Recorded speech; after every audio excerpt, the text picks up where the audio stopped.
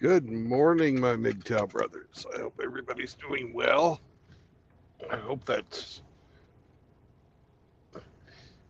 eh, everybody slept, was well rested, because it's time for a tug test. First we go back, and then we go forwards, and tug test is complete.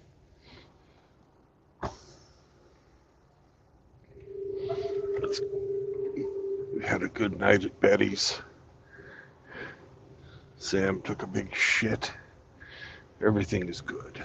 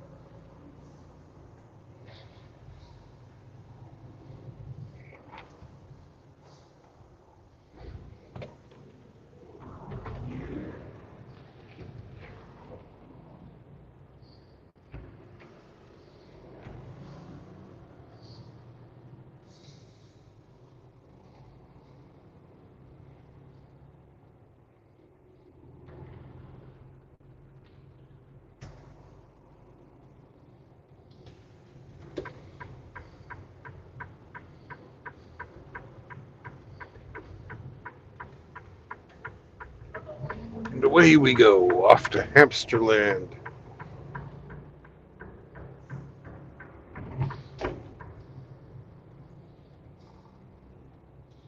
Be there in about 3 hours. Make our delivery. Justify our paycheck.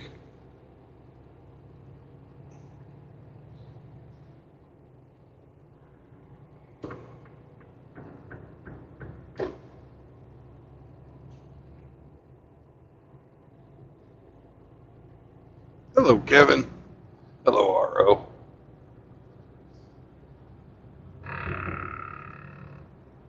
Hello, Spearman.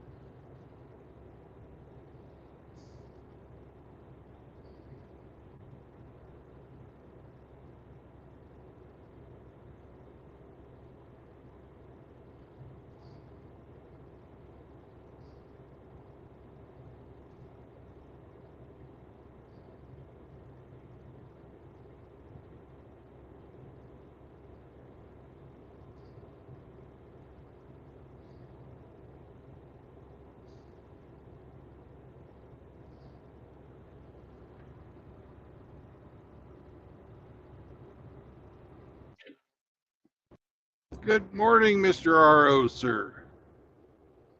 Woof woof. Woof, woof. I see you feel How you doing, dirty. brother? Yeah, I do.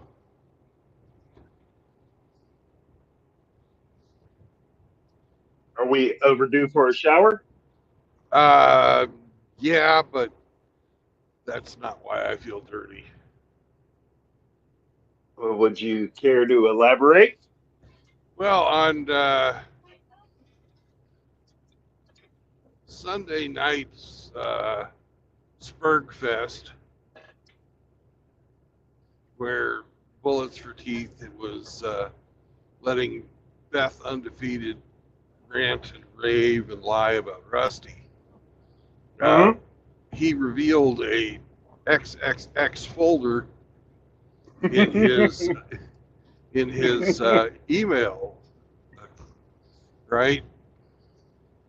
And did you look at today's thumbnail? No, let me check it out.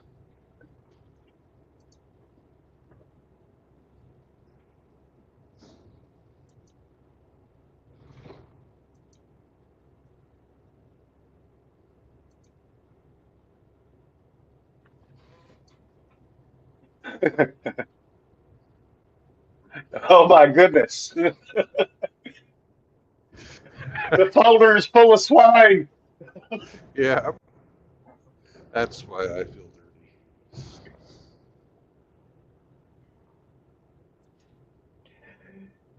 You know, the funny thing is, I had no interest in watching that stream when it broadcast, and I didn't. I went to bed. Right. And the following day, I was working and driving the truck and tuning into the world tour as I do, and just listening in. And you guys were discussing some of the happenings during that stream, cracking me the fuck up, including Hemi chiming in. Can I see what's in the XXX folder? Yeah. So I gave in. I gave in, and I went back and I watched the replay. And I found the humor in all the ridiculous. I mean, it was a shit show, and it just is what it is. I just sit on the sidelines and I'm entertained, Yeah. and I have actually offered access to my own XXX folder to anybody that wants to subscribe, $4.99 a month, Oh, okay. but I've had no takers. Morning, Char. Guten Tag.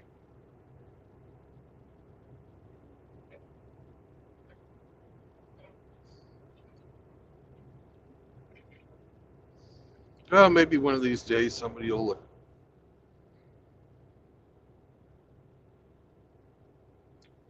Maybe. But if I was you, I'd wait until Jace is out of high school first, because it's going to get found. People are going to see. Well, just between you and me, don't tell nobody. I'd have to actually create the folder and load it with some content Oh, if I get any takers.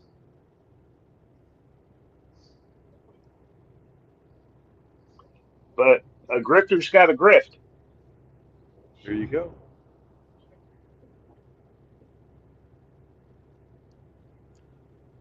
You're a man whore. So, did I hear you say you're 3 hours from your destination? You're going to Hamsterland? Yeah, Is that to deliver or pick up? deliver Okay. and hopefully pick up too. Did you play the game? We have not played the game. Oh, shit. I wonder if we can get some contestants in the early morning hour. Hey, Char, hop on. Yeah, Char. Hop on. Also got Kevin Killjoy and Spearman in the chat. Yeah, you guys hop on too. Yeah. Fuck in here.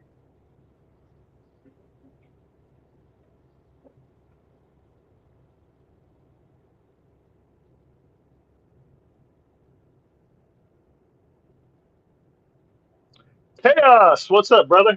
Going to bed. Morning, Chaos. Good morning and good night.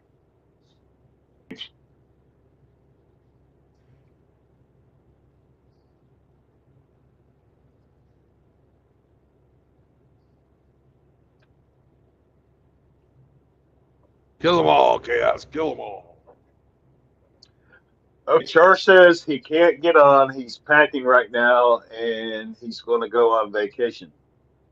Oh, Ooh. congratulations. Hope you have Kevin a good Kill time. Kevin Killjoy says getting sleepy myself. Yeah, he worked all night. Yeah. Hey, like Stone Cold Steve Austin used to say, swig a beer for the working man.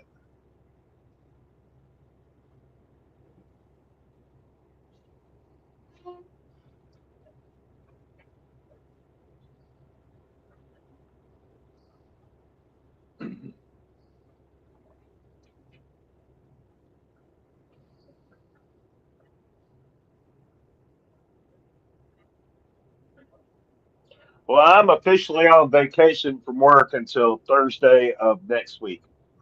Oh, congratulations. Yeah. And I know you've got the water park planned. Anything else? We're going to do indoor shooting range. We're going to go fire some pew pews. Pew pew. I'm thinking about taking him truck shopping with me now that I have some free time to look around, see if there are any low mileage used trucks in the area for sale that I might be interested in. Thought about taking him with me on that. But we're going to hit a few restaurants, eat some good food, uh, do some activities.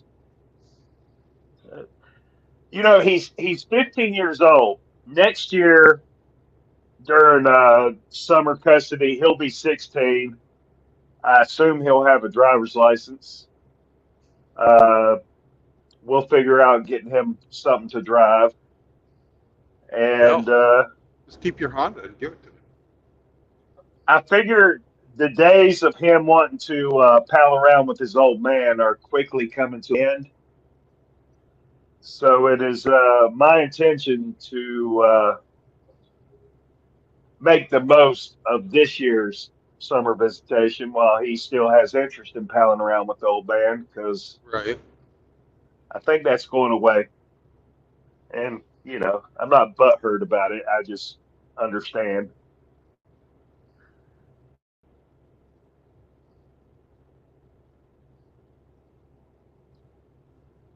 So yeah, it's going to be a good week. Good weekend, good week. We're just going to get out of the house and go just do whatever. Yeah.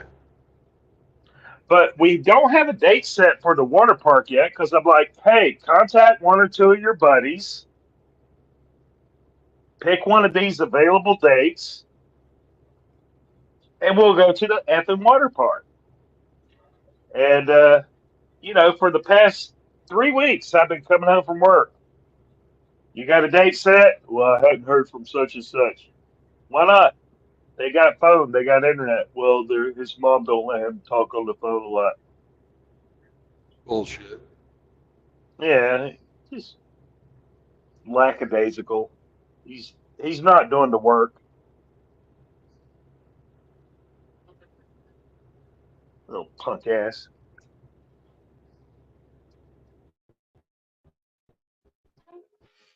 Chaos says my first car was an '89 Sierra Cutlass or Cutlass Sierra.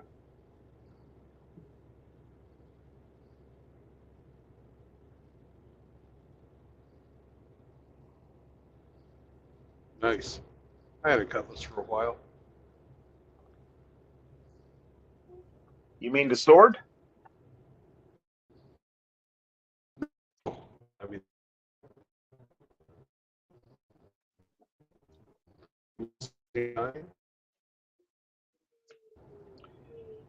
You're roboting a little bit, brother. I didn't catch any of that. It was in 1979. Oh, I got you now. 79 Cutlass.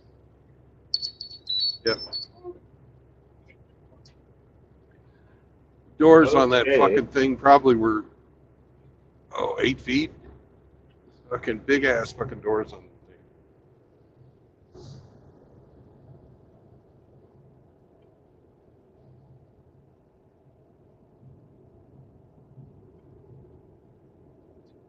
My first car was a 1980 Chevrolet Chevette with over 100,000 miles on it.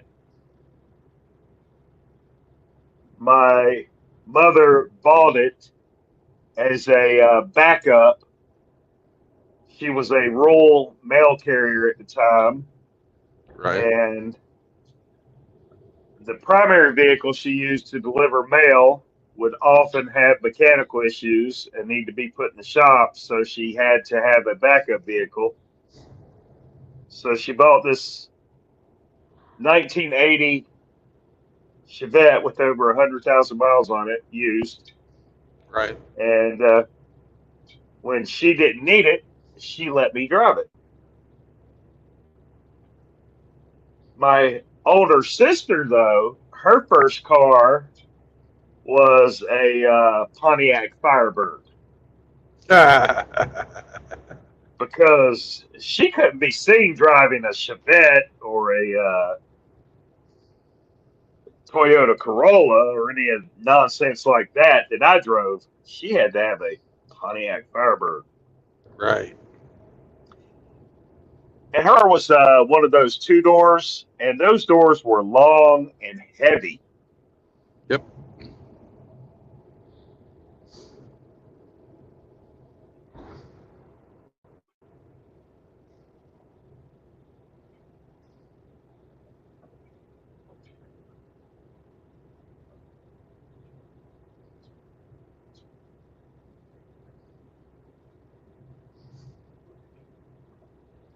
I sold my Cutlass when I went into the Navy to this Yeah. guy. I sold it to him. I went into the Navy right before Thanksgiving. I sold it like the week before I went in. And that happened to be a really fucking cold winter. And he didn't understand. He was not from Kansas. He didn't understand that you start your car and you let it sit for 15 minutes or so until the heater starts blowing out hot air. Then you know that your fucking oil is not frozen. Mm-hmm. Well, he got in, Yeah. he started it up, he drove it down the road, and all of a sudden, boom! Blew the fucking engine up on it.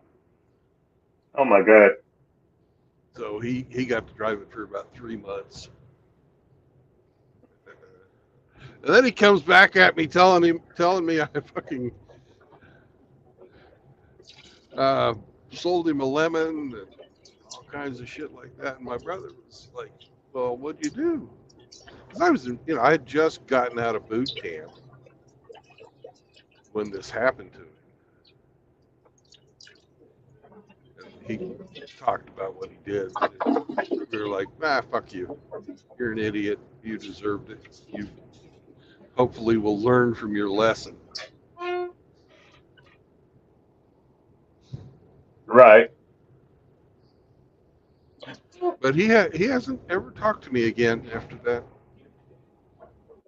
The Well, guy you sold it to? yeah.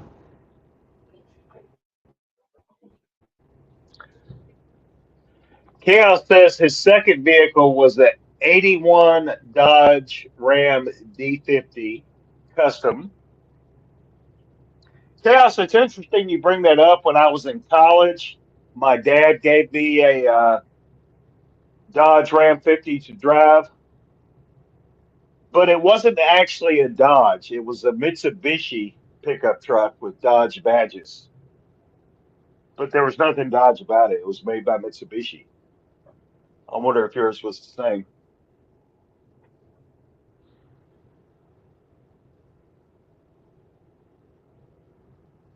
little pickup though.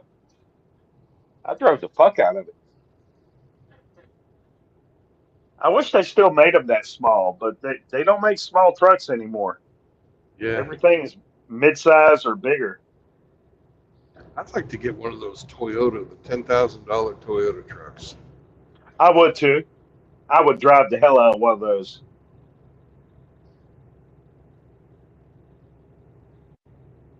But the powers that be said no, not for you Americans.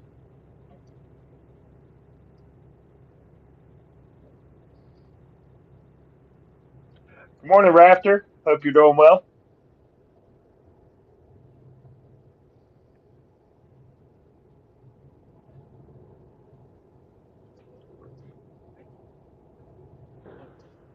Morning, Raptor.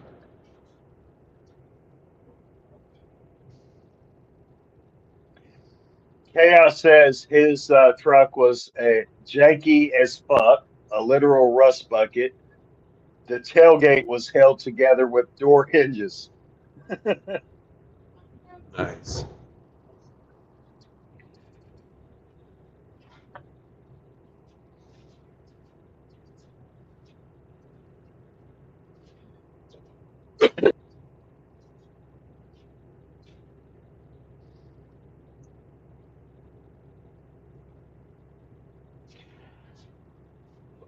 Another truck I owned and drove for several years was a Mazda B4000, but it wasn't manufactured by Mazda. It was actually a Ford Ranger with Mazda badges. Yeah.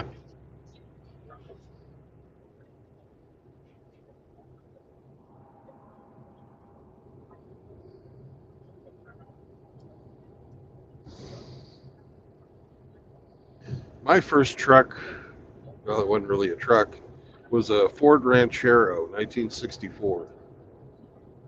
I bought it from the junkyard. Oh man, I hadn't heard of a Ranchero in years. Yeah.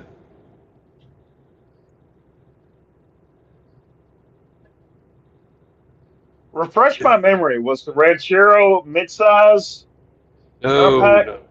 no. It's a fucking Ford version of an El Camino. Oh,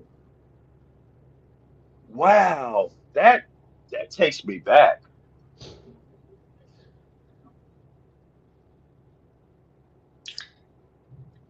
And I was so fucking stupid with that thing. I took it fucking four-wheeling in the Ranchero. Jeez, what a fucking idiot I was. Was the Ranchero four-wheel drive? All-wheel No. drive? No. No, it was not. What the hell did you do? Fucking, it's a unibody, and I put too much fucking stress on it. Bent the hell out of the frame, or not. It doesn't have a frame really. Fucked up the transmission. Ooh.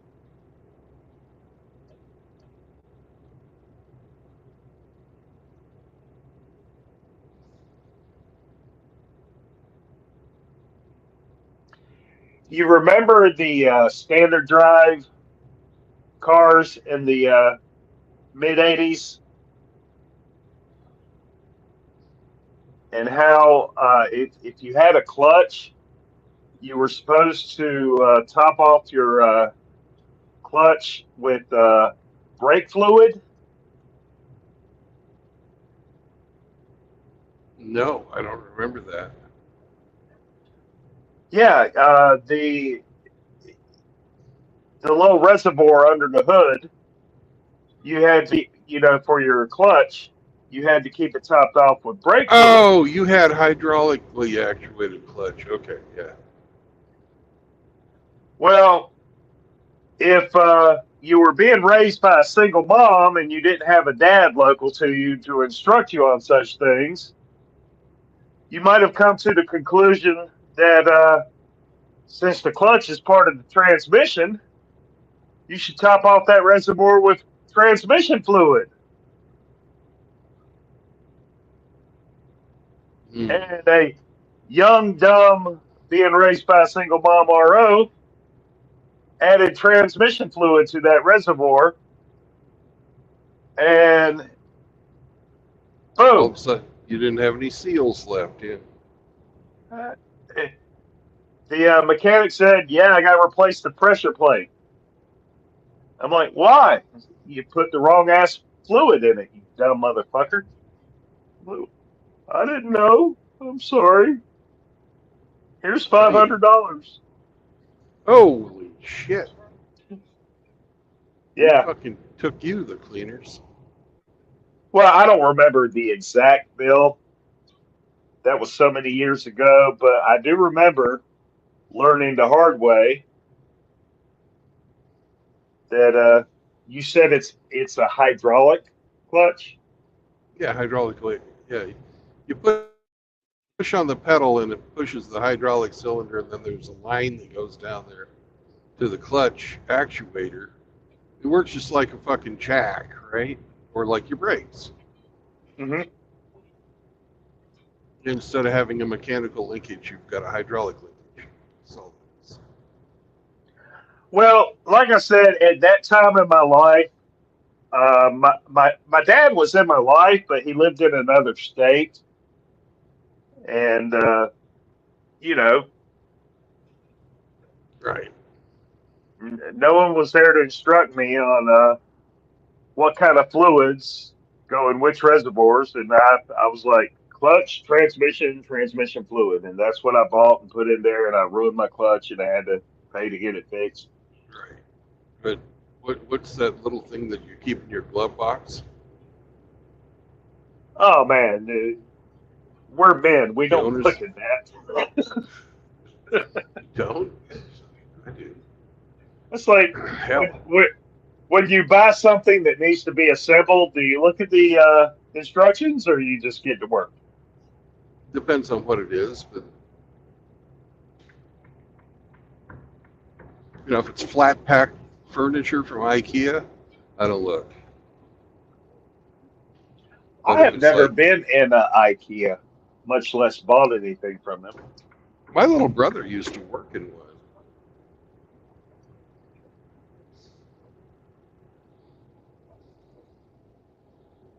Those little displays they have that show everything they sell. Well, you don't know because you've never been in one.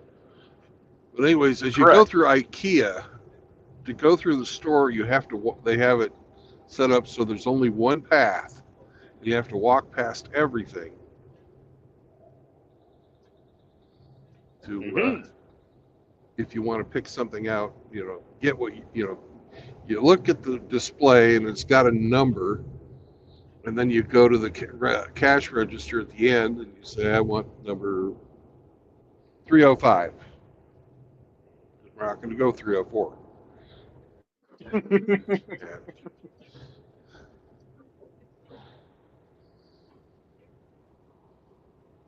And you say, all right, I heard this I heard they'll pay your feed you stuff. meatballs. They have, because after you pay, you wait for the guy to bring you your stuff because everything's all out in the warehouse, right? Right. He goes, they fetch 305. You're waiting there. What are you going to do? Oh, well, you can have some meatballs or whatever.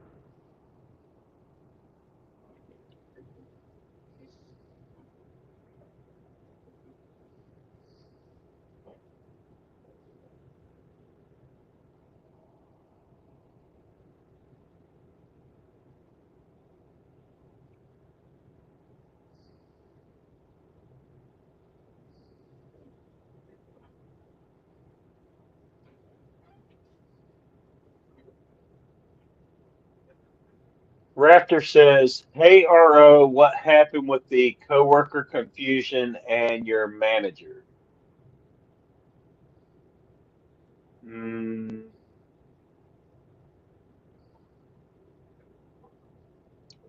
I'm not entirely certain what incident He's talking I about may the have mentioned. manager bitching you out for being a misogynist, picking on a poor, innocent, helpless young woman who was just trying to do her work, but there was this mean old bastard that fucking was on her ass all the time and making fun of her, creating a hostile work environment.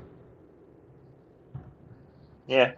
No, what happened with that? I had a one-on-one conversation with my manager, and I just said, "Hey, there was an incident where I observed somebody had done something extremely stupid, and I expressed my thoughts out loud that whoever did this was stupid. Don't do it in the future." And it turned out to be her, and she took great offense to me criticizing her stupidity. And at the time, I didn't know who did it. I didn't care. I was just like, "Hey, what you did there was stupid. Don't do it in the future." And I was done. But because she was the one that did something stupid, she took offense at being criticized by me, and she said, "I'm still learning. You gotta give me a pass, and you gotta apologize for saying what you said." And I said, "No, I'm not going to apologize." And when a man doesn't do what behave as a woman expects him to behave, they experience rage and they get pissy. And she hounded me for 3 days for an apology, and I just ignored her. I wouldn't even reply. I just keep walking, not reply, not talk to her, because she can complain about me, but she can't accuse me of talking shit to her if I don't talk shit to her. Anyway, uh, Right.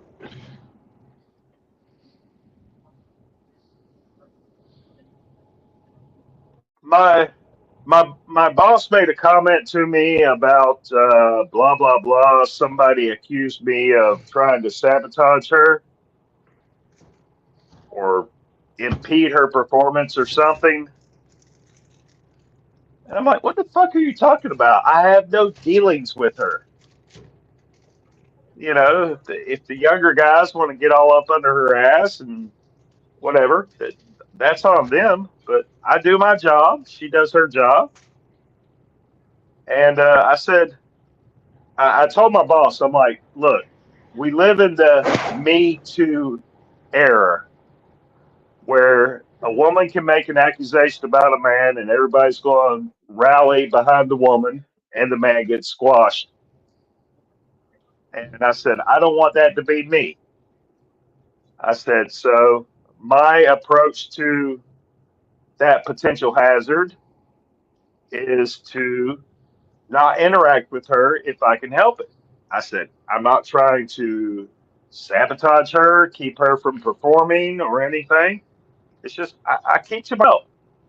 I said, I've been burned before. I don't want to get burned again. I said, you hired her, she's you're the manager, she's your responsibility. She's not mine. I do my job. I do what you asked me to do. And you haven't asked me to do anything with her, and I don't intend to do anything with her. And he understood where I was coming from, but he also tried to say, if she does make a false accusation, we're going to look at all sides of it and not automatically nail you to the wall. And I'm like, dude, I know better. If she goes over your head to your boss or your boss's boss and claims X, Y, and Z about me, I know I'm toast. And he's a younger guy. He doesn't know about the red pill. He doesn't know about the gynocentric society we operate in. When he interviewed her and offered her a job, he was doing it because he was instructed that you can't discriminate against male versus female, even though in the job we do, it's suited toward males. It's not suited very well toward females. And the other guys are doing a lot of the work for her that she should be doing herself, but she doesn't do because she's female. And whatever. I'm just trying to stay off everybody's radar.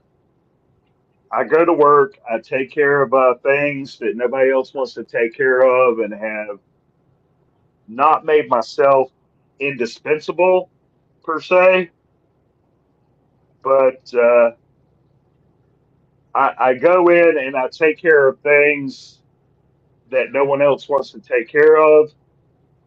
And for that reason, my boss wants to keep me around. In fact, when I got off work last night, he knew I was going to be on vacation for the next week. He's like, "Hey, don't do anything stupid. I need you to come back in one piece." Because he knows he's going to have some extra headaches, hassles, and horseshit to deal with while I'm not there. Because, I take care of some shit around the workplace that no one else wants to take care of. And now for the next week, he's going to have to either do it himself or twist somebody's arm to do it. But that's not my problem. So, yeah, navigating the workplace for a woke company, it's been a challenge, but I haven't fucked up too bad yet.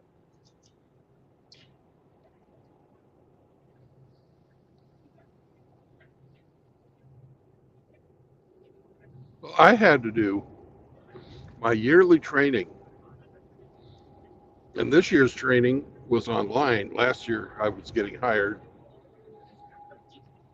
I got to watch the videos, but it was actually a lot worse online as far as like super woke propaganda bullshit. Oh, yeah? Yeah. What was that like? Waste of an hour. It's everything you'd expect. Sexual harassment. I'm in a truck. Who am I going to harass? Right? Workplace violence. Once again, I'm in a truck. Who am I going to, worry about being violent except for fucking road rage guys? And they don't have to take the training.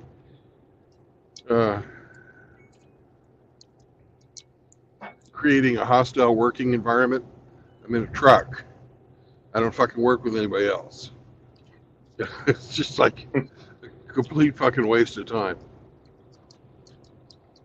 Yeah. I've sat through my share of those training classes on those subjects.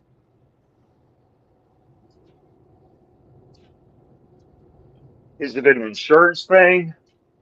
I don't know. If they demonstrate that they provided X, Y, and Z, they get a break on their insurance or some shit? I don't know. I don't either. But this time around, we had a DEI portion. Oh, yeah? Mm-hmm.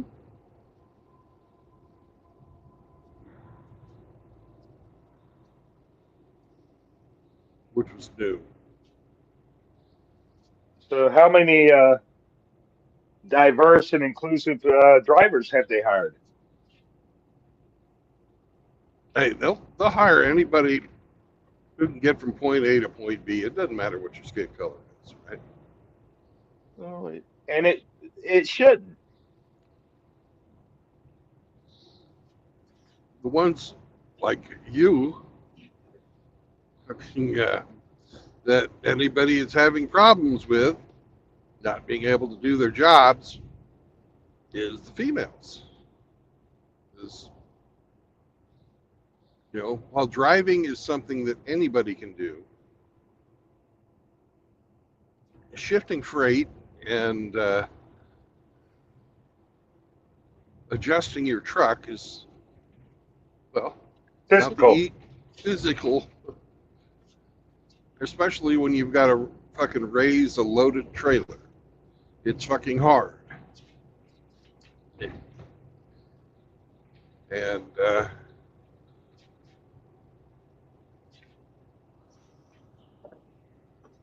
I wouldn't say that some of the people they've hired can do the job. It's not as bad as Sierra England, where I had that one fucking fat bitch asked me to fucking jack her trailer for her, and I'm like, no, your job, you do it. Misogyny.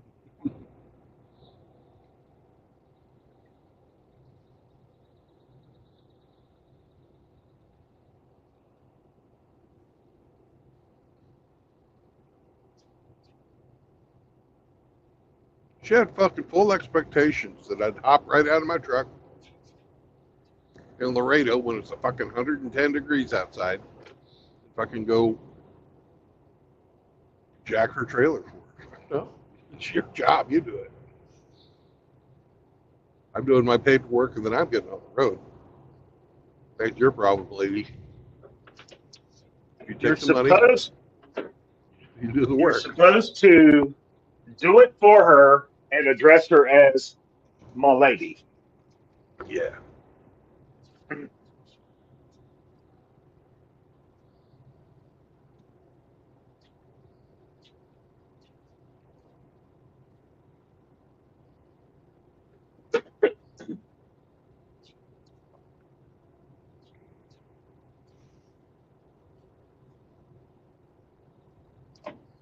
Well, like I said, I don't have any kind of intention or agenda to sabotage her.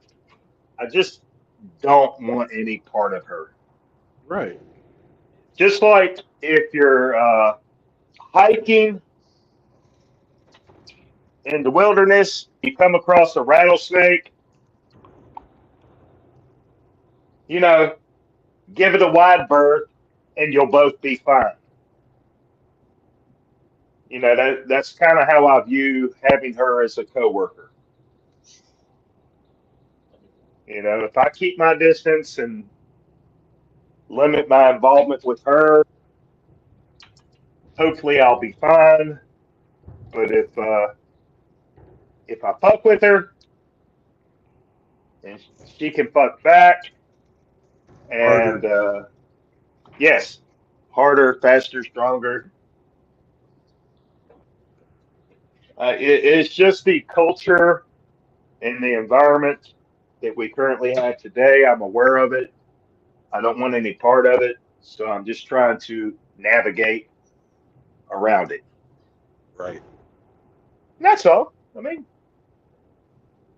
she could be a employee of the year for all I care. Good on her, but leave me out of it.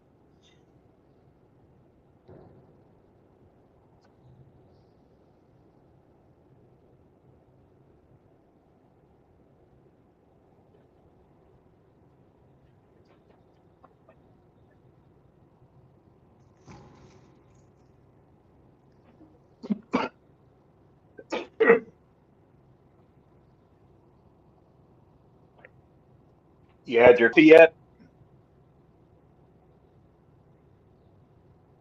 I'm drinking it now.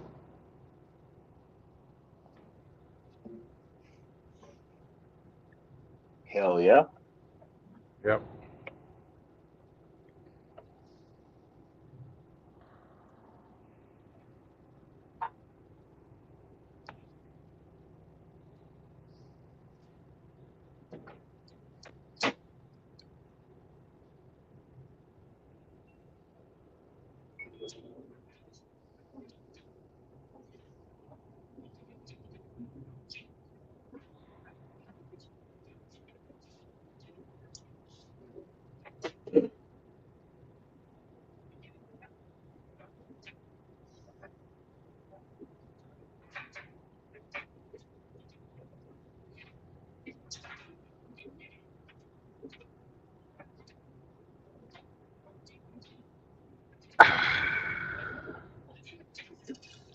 Really kind of a foggy day up here in Missouri.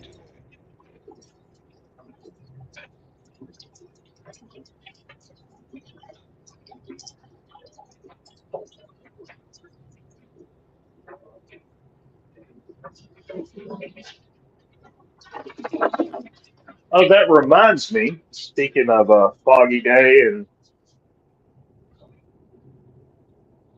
that climate, when I got off work last night, it was just going on 8 p.m. Yeah. The sun was setting. It had rained off and on pretty much the whole day. And as I was driving home, I looked in the skyline to the east, and there was a rainbow. Oh, cool. And the first thing that comes to my mind whenever I see a rainbow is the covenant God made with mankind that is taught in the Bible. Yep. And, He'll never flood the and world again. yeah, and even though the rainbow has been conscripted by the Skittles community, I was just encouraged that when I actually see one, I don't think about Skittles. I think about the covenant God made with mankind.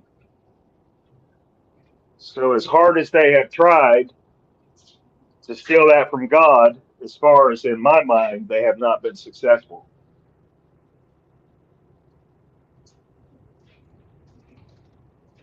That's the way it should be. I agree. Hey, Moki, how you doing, sir?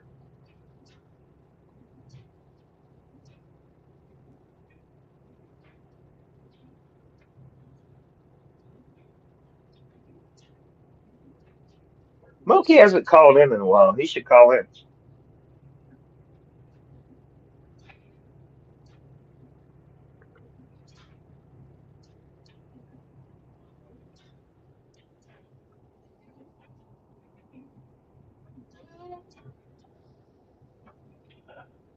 If he's You using his have good microphone, yeah.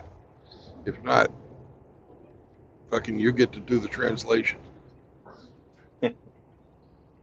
you have a user with the screen name Sigma Rodan TBAS. We have a Sigma Rodan who's in here a lot. I don't know what the last part of it is of his thing, but TBAS. yeah, I Sigma don't. Rodan, would you care Yeah. to enlighten us? What is he asking? He just said sup. Yeah, he's Saying kind of hello. a. Well, hello. Welcome. He is on every once in a while. Okay, well, no shade or anything. I just didn't recognize the screen name, but happy to make a new acquaintance.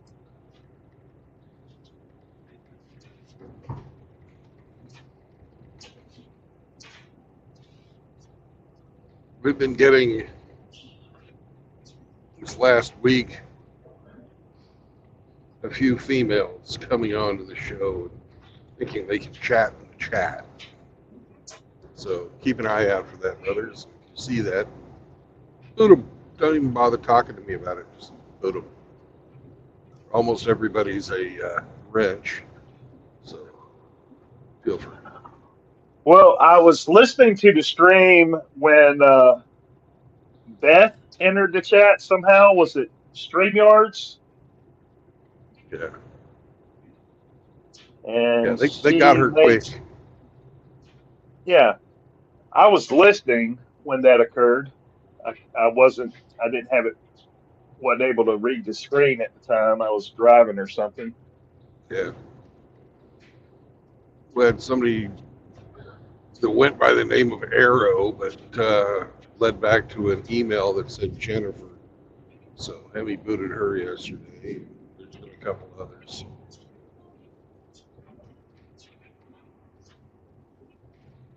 Well, I know they monitor the stream, and some of them actually have like pen and paper and they take notes. Imagine having that little of a life. I know, right? Yeah. You know, they're collecting information for future use. But I don't think Beth was interested in commenting until somebody referred to her as a grandma. Well, that would have been me. Like I said, I was just driving at work and listening at the time, but somebody said, "My God, she looks like somebody's grandma." The fuck were you thinking, Rusty?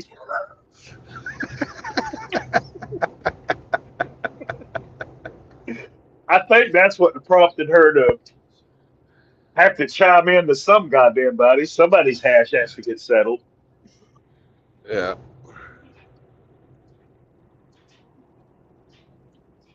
But yeah, fuck them. No women here. That's what that minus W means in the title. Yeah. You know, the communist Chinese made this app for women. It's called TikTok.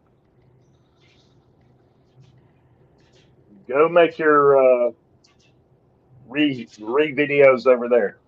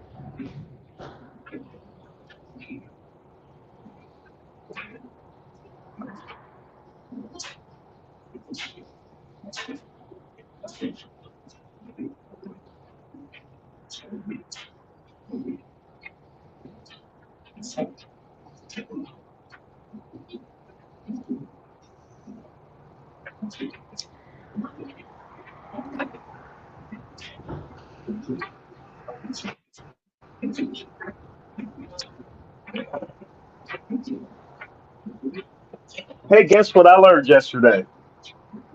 Uh, you're going to be a grandpa. Bite your tongue, you rat bastard.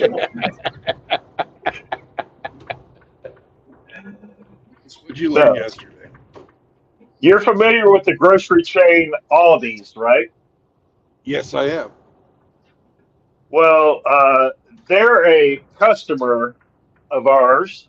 We Right. service a few of their stores, and they're opening a new store in one of the cities that's on my regular route.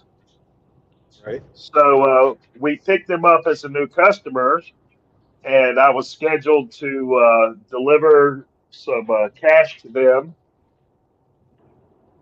yesterday.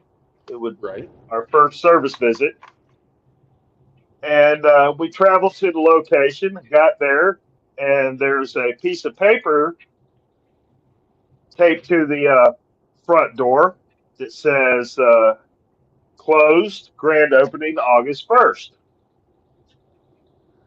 And I'm like, okay, they're closed. We'll have to come back when they open. I took a picture of the notice they put on the door, sent it to my boss, and canceled the stop and went back on my route. Right. Well, they didn't like that. They communicated with my company that they had staff there and they wanted to receive their change order. I'm like, well, how are you going to do that when you got a close sign on the door and the door's locked? They're like, there's a doorbell. Why didn't anybody ring the doorbell? I'm like, Who the fuck looks for a doorbell at the customer entrance of a grocery store?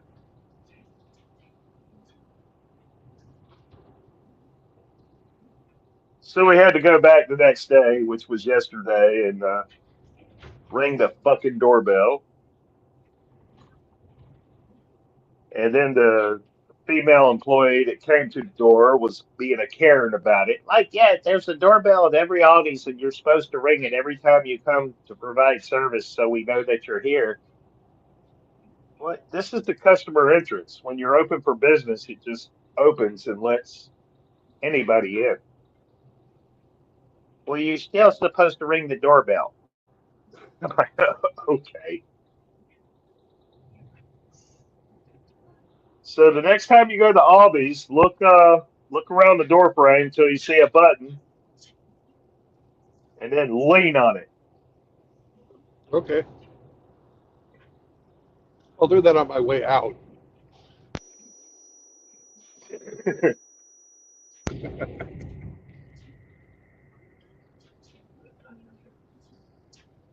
Some of these customers, man, I swear.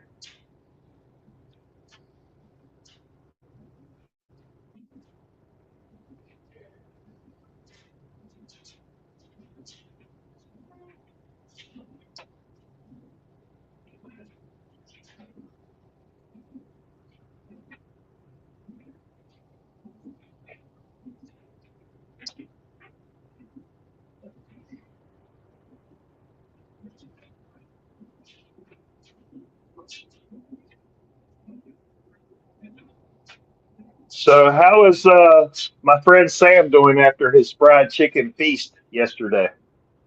Oh, he fucking took a big old dump this morning. Okay. You know, I deboned it first before I gave it to him. Yeah, and that's all fine and good, but every time you feed him that greasy ass people food, you're running a risk. Well, I know you want to treat him good and give him a treat, but no, that wasn't it at all. I bought the chicken on Sunday. I didn't eat it Monday or Tuesday, and it wasn't in a sealed container, and I wasn't going to let it go to waste.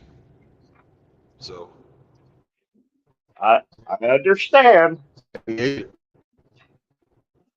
but I can tell you from personal experience that dogs who are fed and overindulged on human food often come down with a condition called HGE, which stands for hemorrhagic gastroenteritis. They're not built to digest the foods that we eat. And overindulgent dog owners often unknowingly, unintentionally inflict great harm on their dog pets by feeding them food that they aren't able to. Don't get me wrong, the dogs enjoy the hell out of it while they're eating it, but their biology doesn't allow them to digest it, and it causes bleeding in the stomach.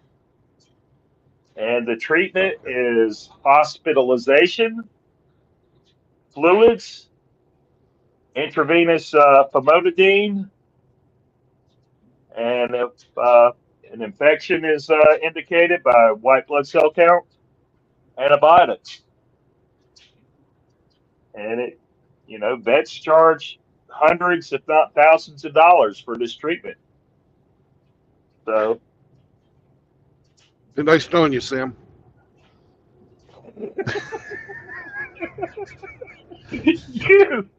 you rat bastard.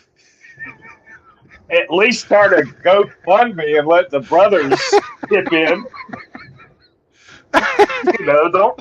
Don't write Sam off that quick.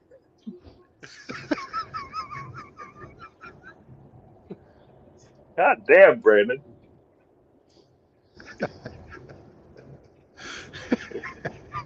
But yeah,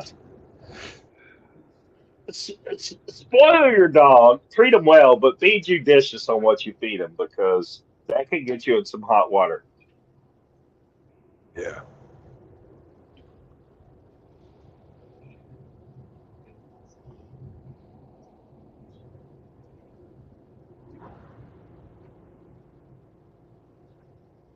And another thing I'll say to dog owners, if your dog gets into some chocolate, he's going to be fine. It takes I a don't eat goodly chocolate. amount it takes a goodly amount of chocolate before the toxicity kicks in. But somewhere along the way, people have been programmed to think that if your dog eats the smallest bit of chocolate, it's going to get sick and die.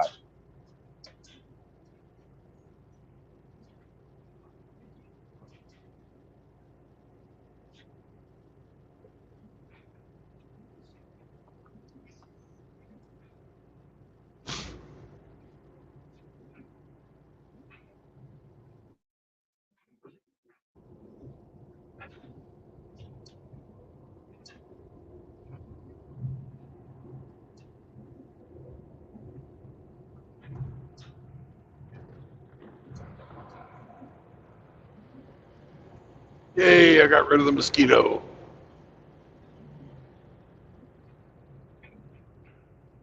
I tricked it into flying out the window. Fuck you, mosquito. Yeah. You know when a fly or a mosquito gets in your cab and you travel several miles from its point of origin and then you finally get rid of it out the window? Where do you think it goes? Outside.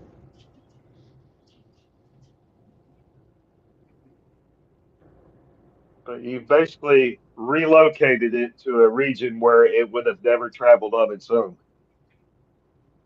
Yeah. Outside.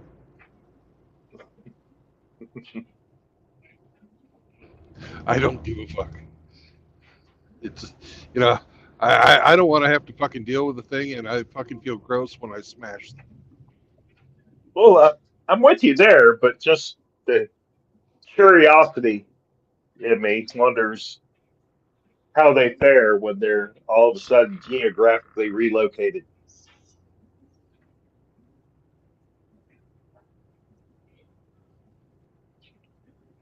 Damn. Well,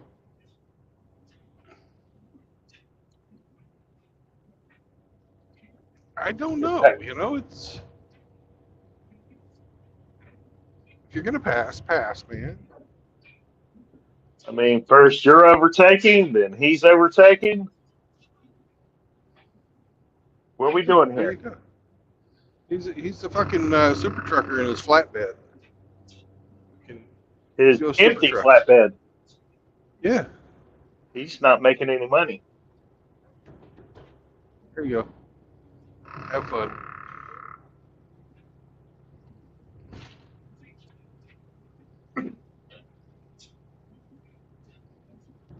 I'm doing Anyway, 65. I've got my fucking. Oh, now you're gonna slow down after you pass me like that, you motherfucker. Oh. oh yeah. Oh. What a dirtbag. But I know that if I fucking go to pass him, he'll speed up and won't let me by.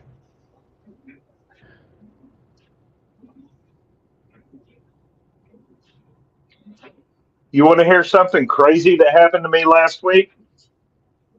What? I think it was like Wednesday or Thursday last week. I got off work. I'm driving home and I'm traveling on the loop to my house. And on the way, there's a side street on the right. And I'm approaching that side street. And this blue Ford Ranger starts to dart out from the side street onto the loop,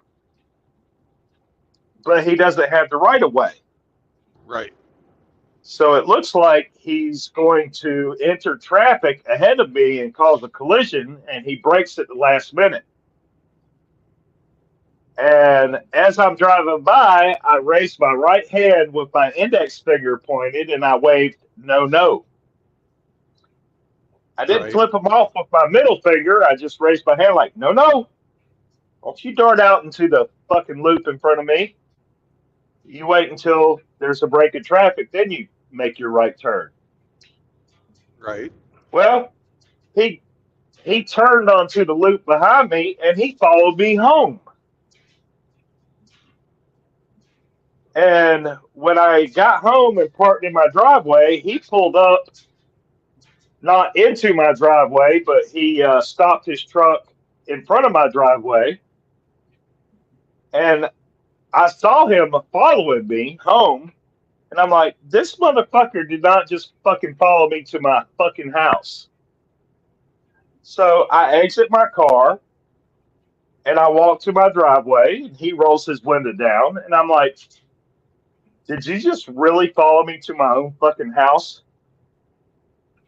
And he starts to talk. He said, yeah, I'm like, no, you don't fucking follow me. You don't even fucking know me to my fucking house. You need to get the fuck out of here right now. You need to keep fucking driving and never come here again. If you come here again, I got something for your ass. And he tried to talk some shit. And I'm like, I don't give a fuck what you have to say. He's like, yeah, well, when you hold you, I didn't even flip you off, you dumb fucker. You tried to pull out in the oncoming traffic, which was me.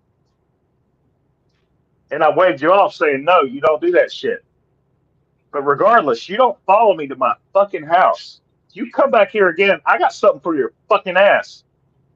And he talked some shit. I talked some shit. He said, he challenged me to step out off my driveway into the street. And I'm like, oh, you want to play that game? Fuck off. Get the fuck out of here. And he talked a little bit of shit and then he drove away. Yeah, he's too big of a fucking pussy to come into your fucking yard. He thought that he would fucking, not have that would not have gone well for him. No, you're armed. So Exactly.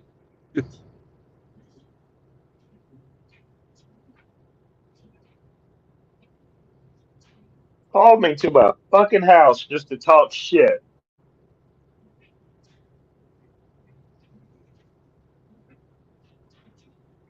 well, did I ever mention the road rage redneck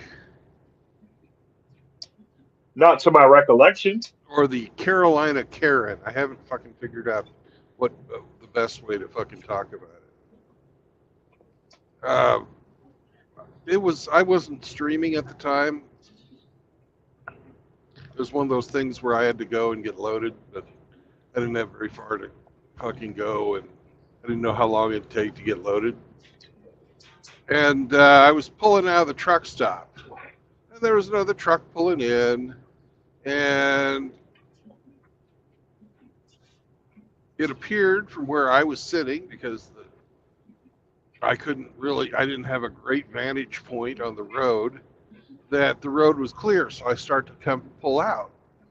But there's this fucking dude in this shitty old pickup, fucking floors it and goes around the truck that was pulling in.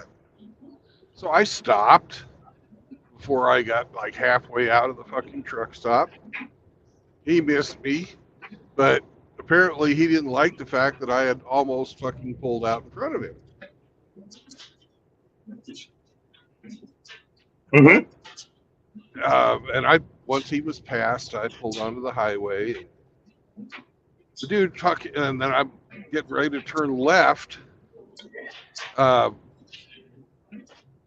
onto the interstate, and he fucking passes me on the left across a double yellow line, pulls in front of me, stops, fucking gets out of the truck with his fucking phone out.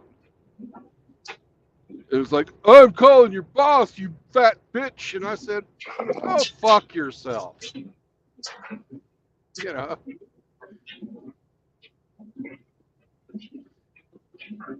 And, you know, because he's fucking blocking traffic. Yeah. And that's all I did. You know, he fucking called me, you know, of course, automatically go to the fucking, you know, shaming language and called me a bitch right off the fucking bat. So, you know, I gave him the proper fuck you salute. Not with my finger, but with my mouth. Yeah. And he fucking gets on the highway and he's being a fucking idiot in front of me. He even went as far as to fucking use his windshield washer and fucking spray the truck with fucking water. Your As truck? he's my truck, as he's in front of me, right? He's got his wife and his fucking kid in there, and they're watching. You know, I'm sure they were just fucking put their head in their hands, thinking, "Oh man, Daddy's fucking lost his marbles."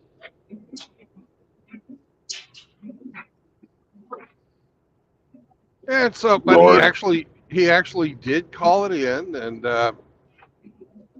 our safety department reviewed the video, and they found that I did nothing fucking wrong. And I got the truck stopped well before it was fucking any danger to anybody. I wasn't impeding traffic, and blah blah blah blah blah. And they got the whole verbal altercation on.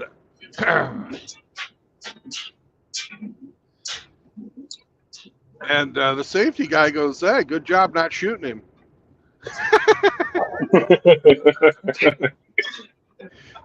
Well, I'm glad they backed you up in that situation instead of Yeah. Lord.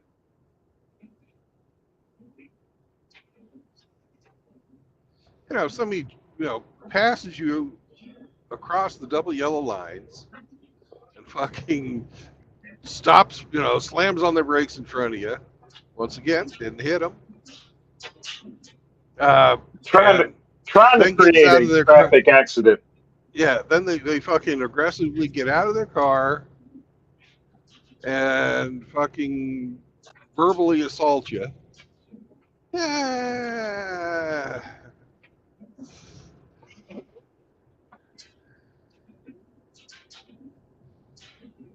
You know, it's a shame you don't have any pew pews in the cab in case Yeah, it is. It's a shame.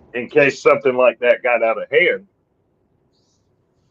What I have been thinking about getting is they sell these pistols that fire pepper balls. Oh yeah, Have you seen those? I I'm have. thinking I'm thinking about carrying one of those in the door of my truck because To the best of my I would not have hesitated to use that. To the best of my knowledge, those don't require any kind of license or certification, and no No, they don't. prohibition on carrying.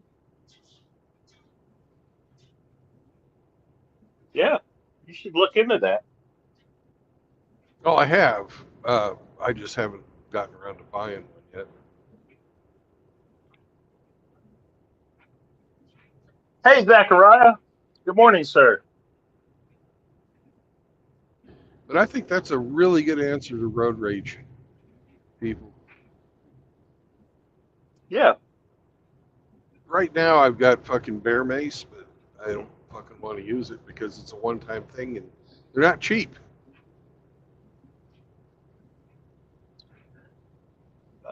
Well, if you got to use it, use it. Yeah, They make more. yeah.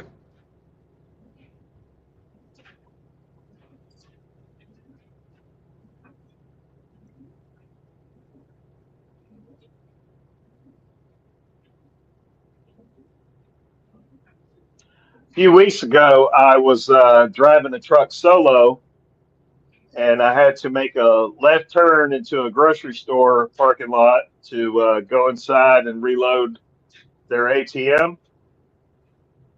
Well, You talking about apparently, the old guy that followed you into the store and bitched you out?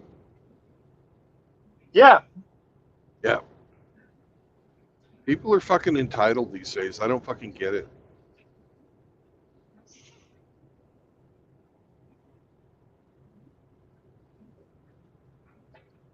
I don't fucking get it.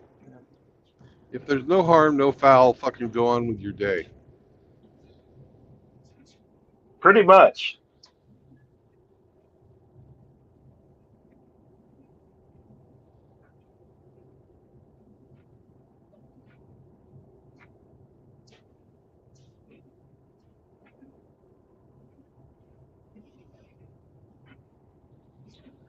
But since that incident last week, I have been on the lookout for a certain blue Ford Ranger to make sure a certain individual doesn't return to my place of residence with compatriots, Yeah. because I won't be coming to the door with a sidearm. It'll be a 12 gauge. Oh, that's a good choice. And I hope Abby carries these days too. She doesn't. She's too skittish.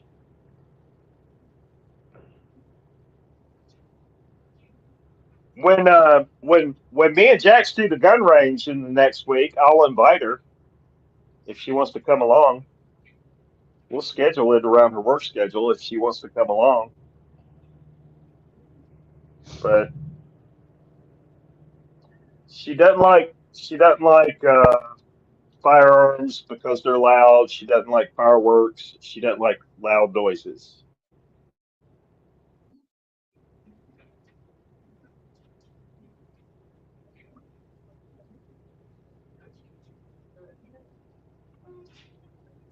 So if she wants to learn, I'll teach her, but I can't force that on her.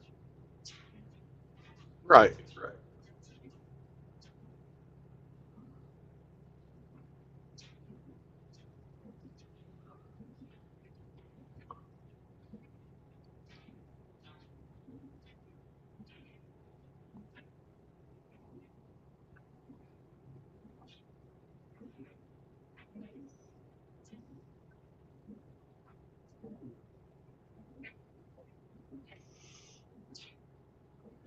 Recently, I started calling one of my coworkers Kamala voter.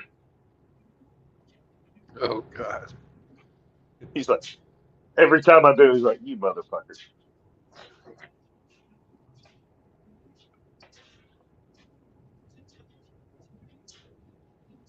Oh, and somebody I was watching yesterday brought up a really good point.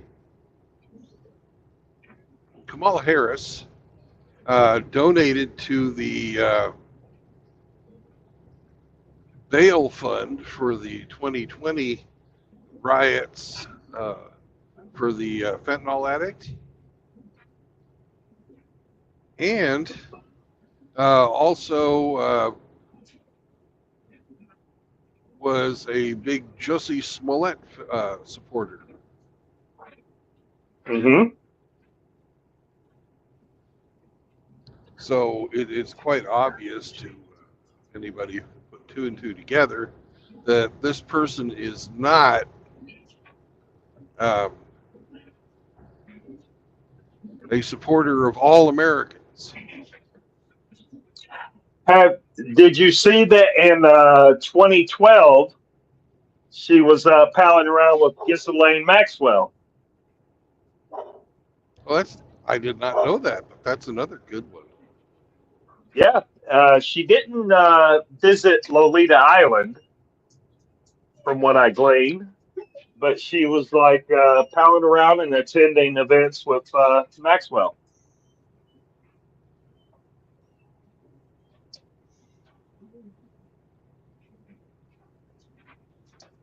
Well, at least she had the common sense not to go out there. Well, she was too old. She had aged out.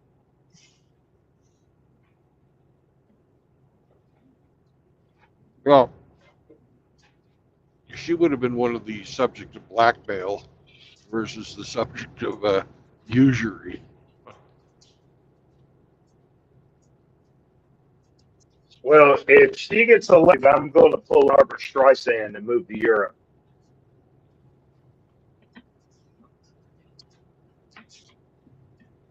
There's quite a few women on that list.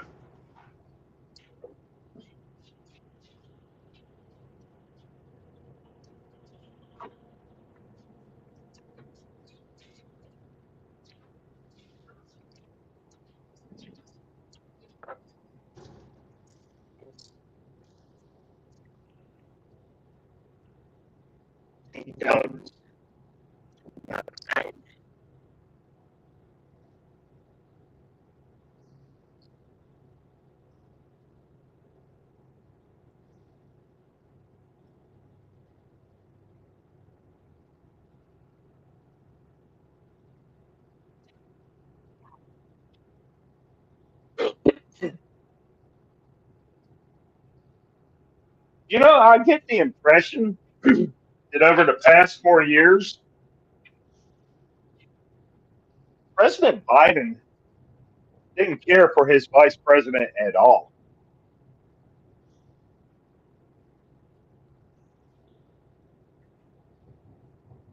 Why do you say that? What did they ever do together? Nothing.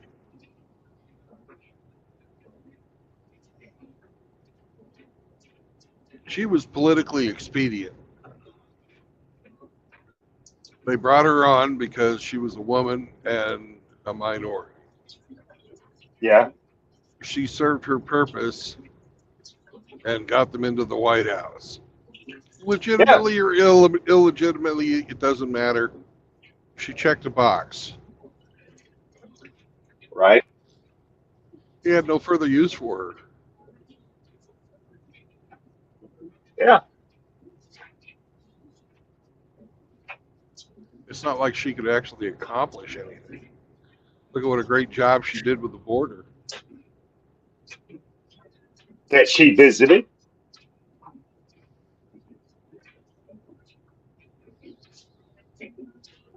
or did she?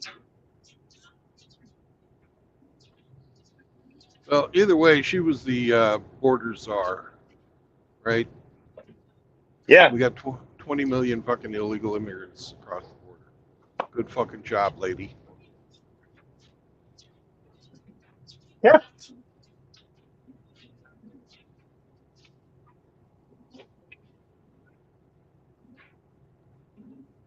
And every murder they commit gets about 5 minutes of media attention, and then it's back to business as usual.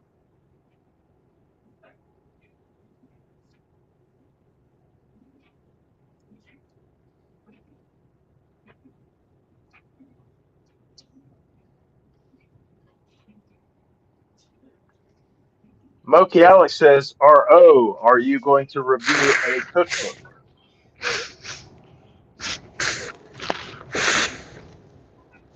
I tell you what, Moki, contact me by DM and Discord, and I will give you my mailing address. You can send me the cookbook, and I'll review it. Oh my God, Moki, you got to take her. Jesus. You just got to put the cookbook in my hands.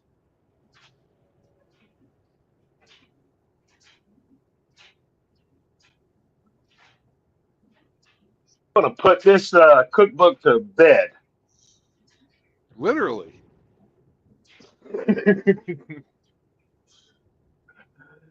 I better buy some zinc supplements. Yes, sir.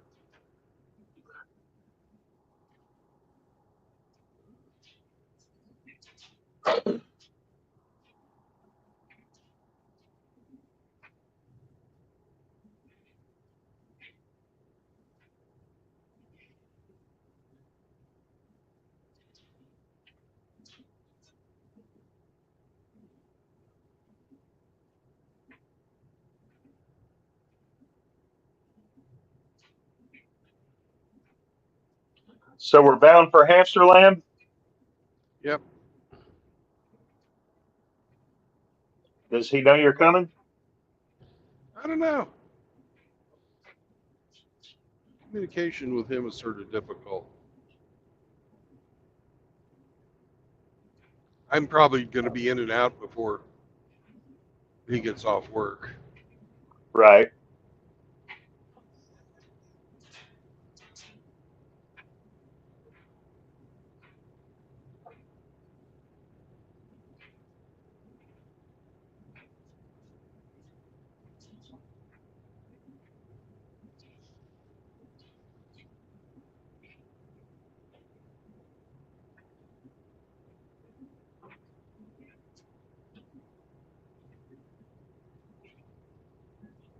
At least I hope I am.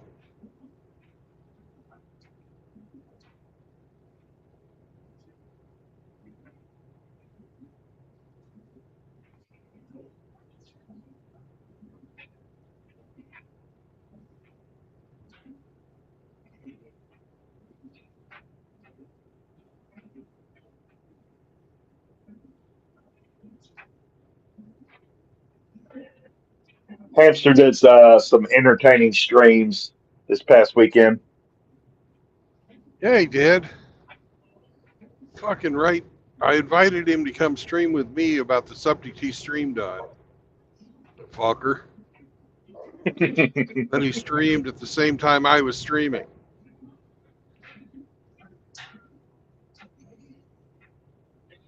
Which I firmly believe that he doesn't read his fuck. So.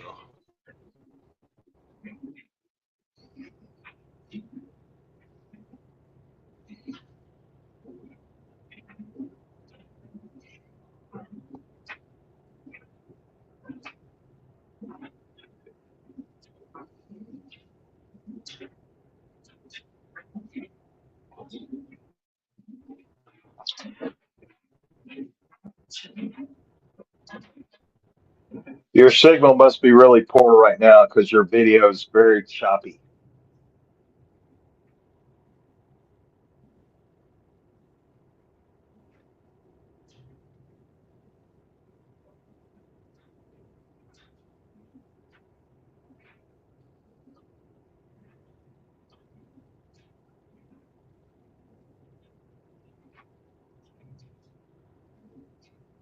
Hey, we're going to cross the Missouri River.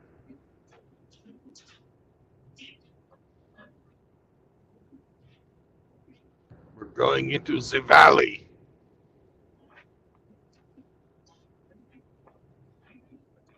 Valley? Across the mighty Mo. Yeah.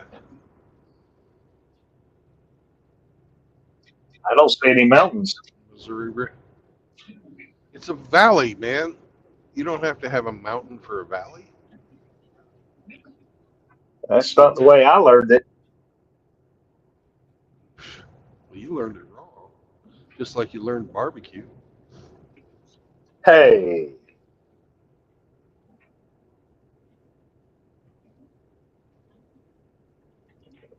RO knows his barbecue. I'm a barbecue purist.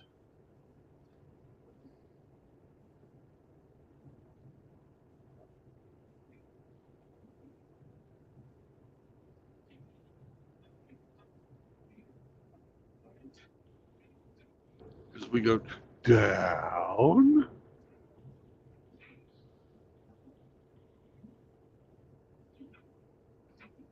For about a mile. Not a mile down, but a mile distance.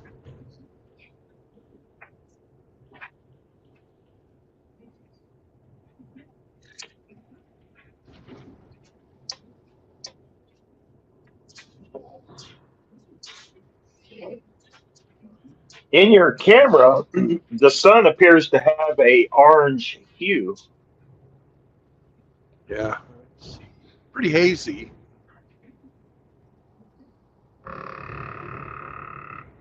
Now we go up. Up, up, up, up, up. And it's right in my eyes. That's the part I don't like.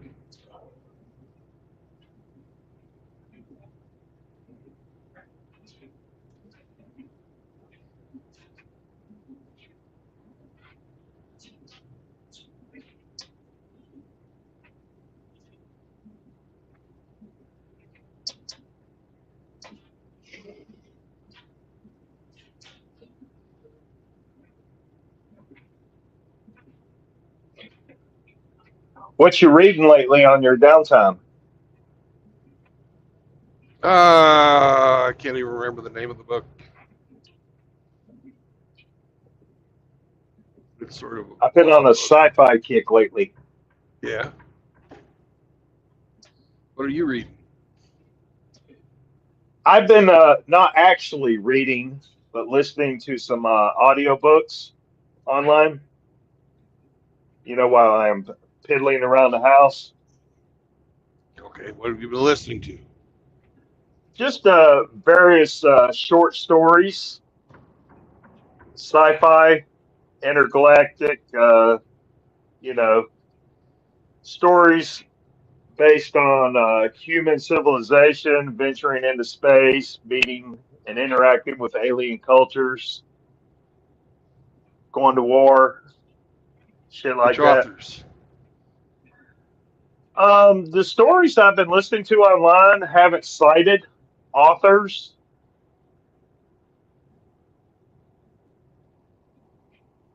which is wrong. The authors should get credit because some of them are really interesting, entertaining stories. Yeah. But Stone Reaper actually got me hooked on listening to these stories. He linked some in the Discord server. Uh-huh. But yeah, you're just in the kitchen washing some dishes. You got your earbuds in. You're listening to a sci-fi story, that kind of thing.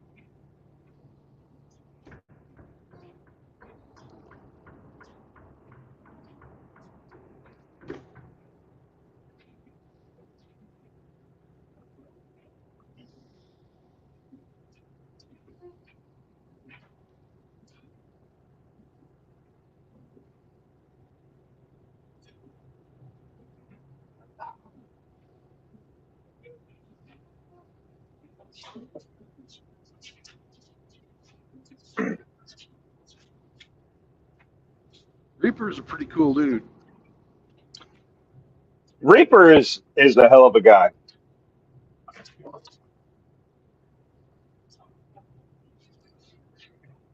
He is when I found MGTOW in the Manosphere, he is one of the first characters that I personally interacted with and just had some conversations with, and he's just a down to earth, genuine guy.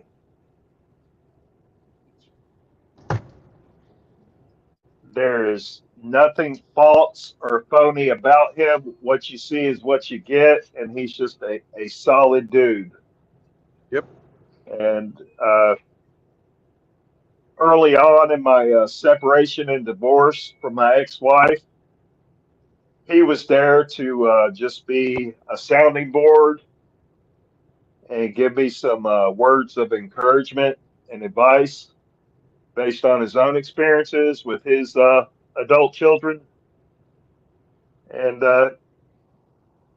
he helped give me a thread of hope to hang on to when I was at some of my lowest points. And I'll be eternally grateful to him for just being a good brother and being there. And his Absolutely.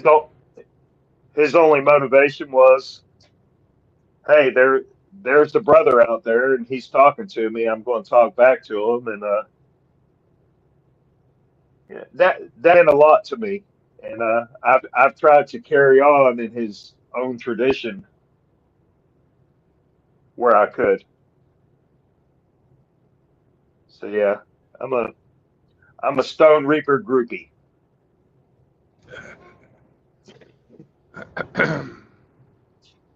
Yeah, he's a solid guy. That's for sure. He really is.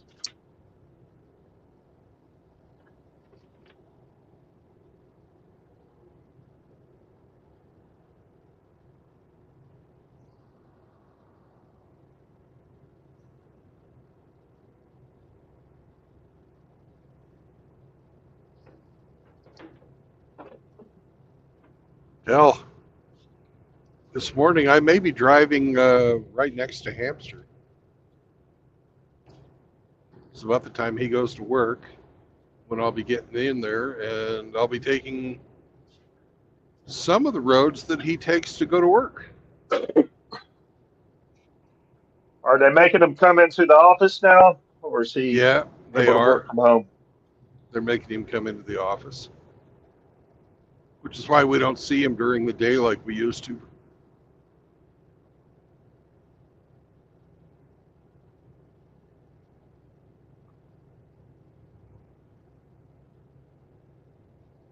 Well, that's probably the best for his liver. Yeah. Although he fucking didn't drink until he was done working.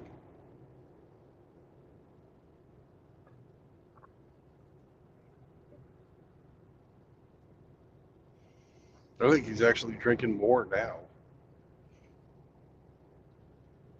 Because he never used to actually, he didn't drink during the week.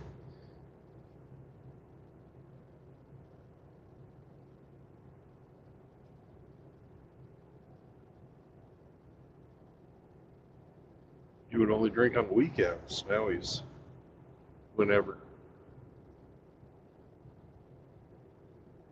Yeah.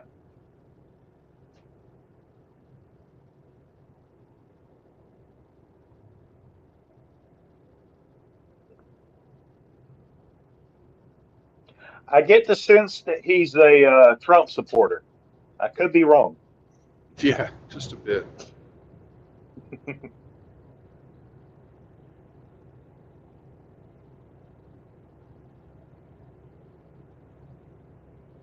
Well, that Cheeto chick is out the door.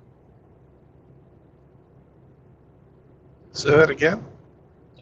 That head of the Secret Service, I think her Oh, last yeah, name yeah. She quit Cheadle. yesterday. She got grilled by Congress and folded.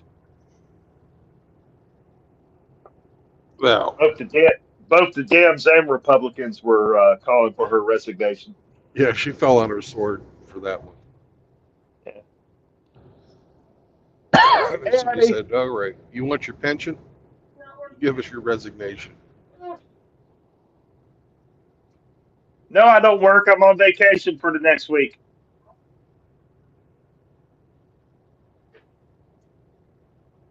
Inquiring minds?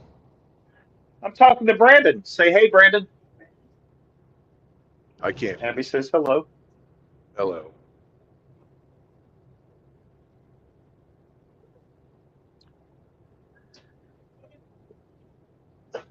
But yeah, she's out. We'll see who takes her place and whether or not they get things back in order.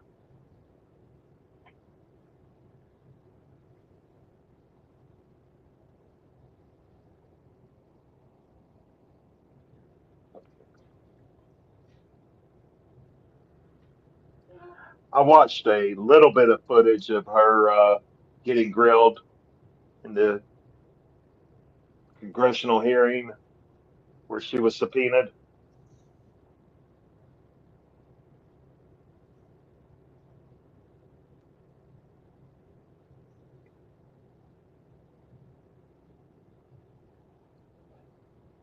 Her privilege was thrown out the window.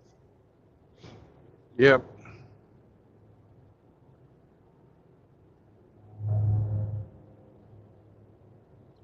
Well, her incompetence was on full display. And that whole thing with the sloped roof, oh my God.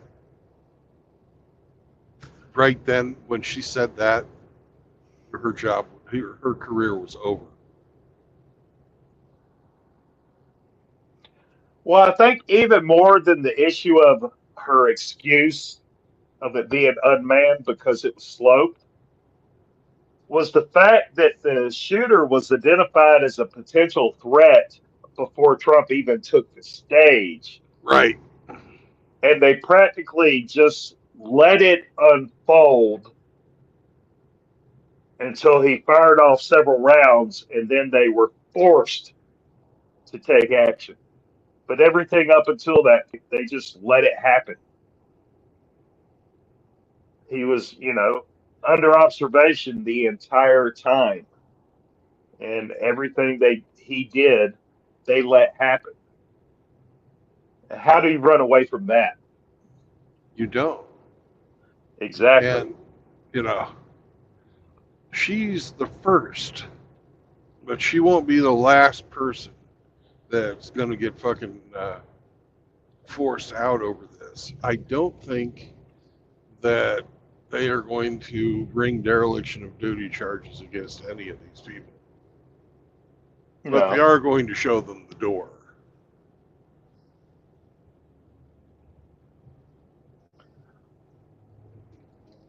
Well, I hope they show the door to that lunch lady, female agent.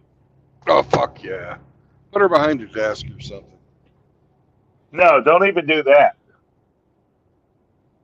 Put her in charge of fucking making coffee? No, dismiss her. No. Well, who's going to get the sloppy joes? Extra sloppy!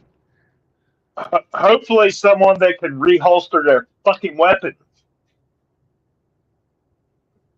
Have you seen that picture of her, one of her vacation shots of her in a fucking one piece fucking bathing suit? Oh my God, no. And I'm not going to look. That's Fuck not the out of here. fucking arm. That's not the body armor that makes her look fat. It's the fat that makes her look fat.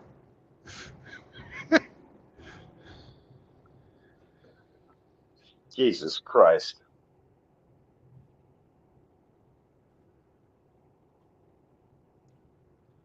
And I hadn't forgot about those other two chicks standing outside the vehicle after they loaded him up before they drove away. What do we do? What do we do? Well, Fupa Lady was hiding when the shots were being rained. She Yeah. crouched down behind everyone else Oh yeah. in fear.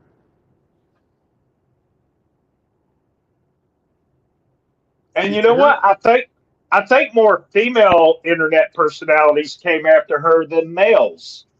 yeah. It was But embarrassing. she got roasted, and deservedly so.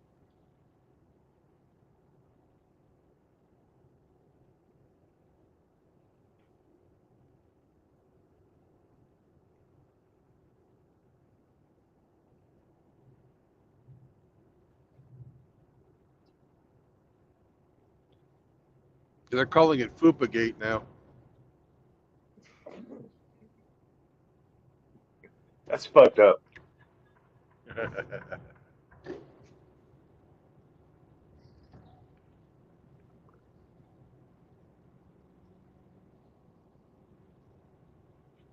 Is that a Jeep pulling a trailer? No, that's a flatbed.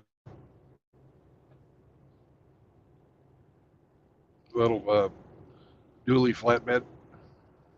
Okay.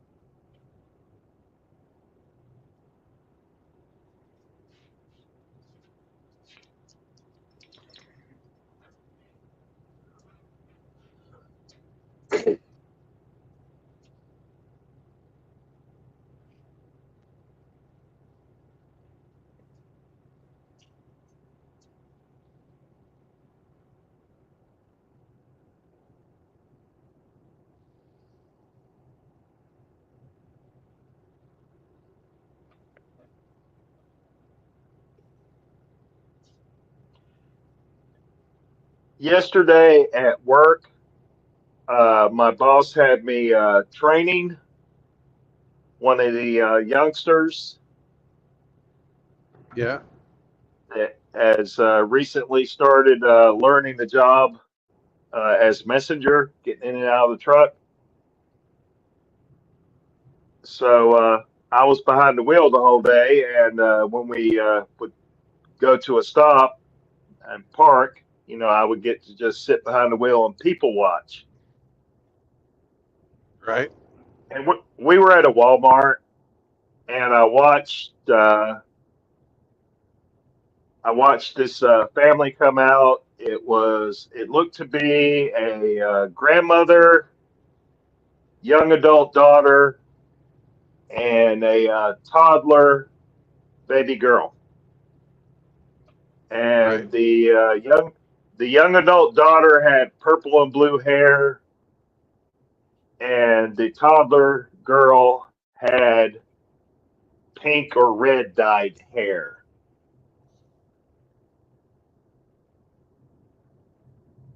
Train them young. And I just exactly. And I thought, well, this is a catastrophe in the fucking making.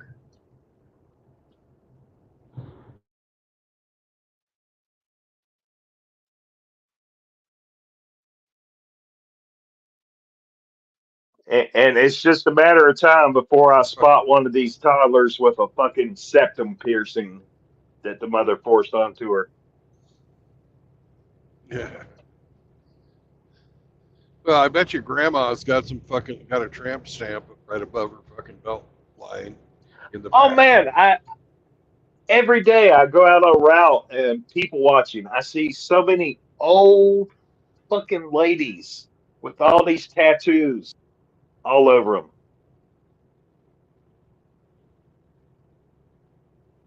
And it used to not be like that. No. But you can't find a bitch that ain't all inked up anymore. Oh yeah. That ain't no lie.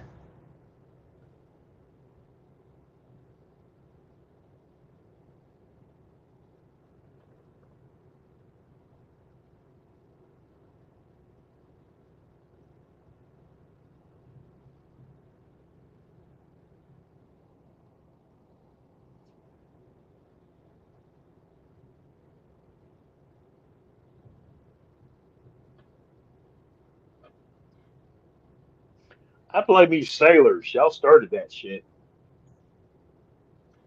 Hey, we kept it to ourselves. The chicks did it on their own. Hmm. They just knew we were cool and wanted to be like us.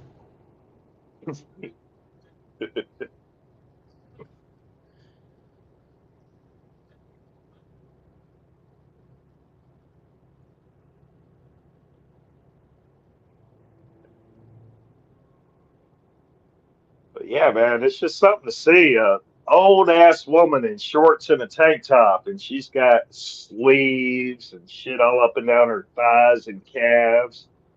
Older than fuck. Yeah.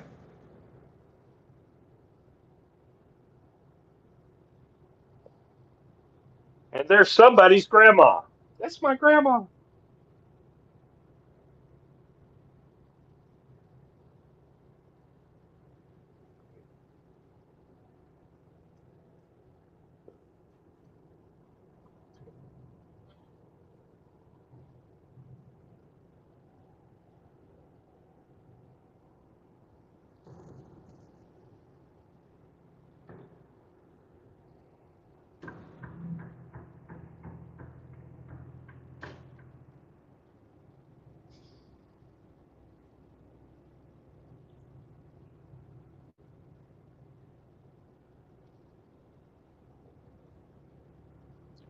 Did you eat breakfast this morning, or are you waiting for dinner?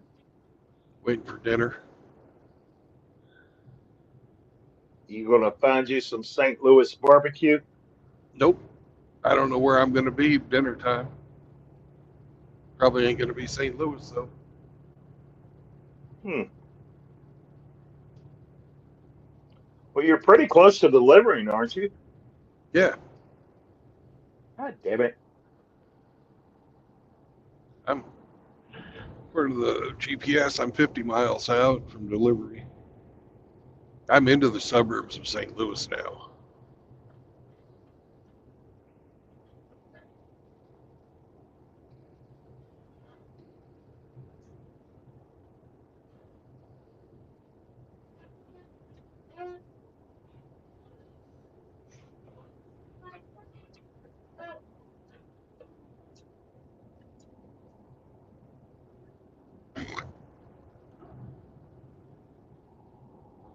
Pardon me.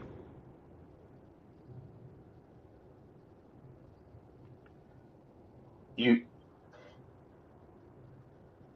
Raptor says, "What did you have for dinner last night? Did you have one of the cream pies that is to No, die for?" no, I didn't have any of their green pies. Sorry, Moki. I No, had. no, that was Raptor. Oh, okay. But Moki was the one that really wanted me to have a green pie. Yeah. I had chicken fried steak in brown Mm. gravy with mashed potatoes and gravy and Wait green a minute. beans and a salad. Brown gravy? Brown gravy. No, chicken fried steak is served with white gravy, sir. Only from inbreds.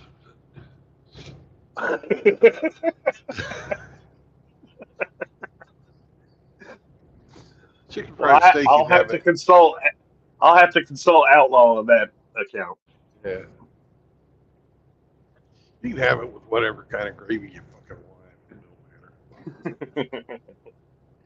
Most of the time, I don't even get gravy on my chicken fried steak. I put mustard on there. Mustard, Yeah. man. You and I need to have a conversation about mustard.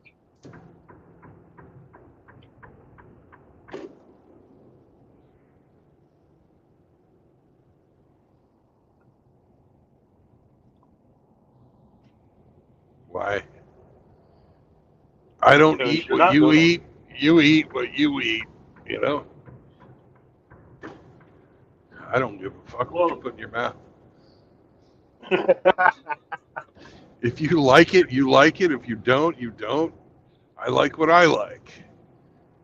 It shouldn't make a good goddamn to anybody what the fuck I like and what they like. Eat what Well, you like. to be fair, that's pretty much my attitude as well. But where's the Yeah, fun in that if I don't get to pick on you about it? yeah.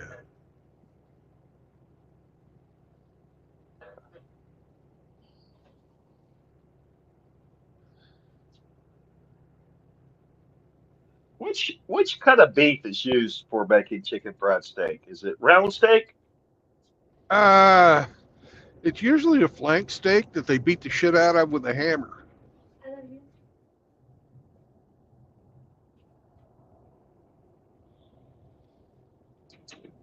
Have a good day, Abby.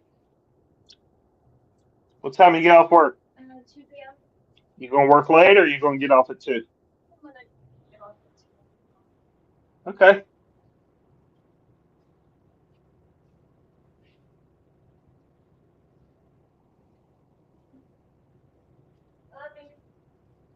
I love you too. Have a good day.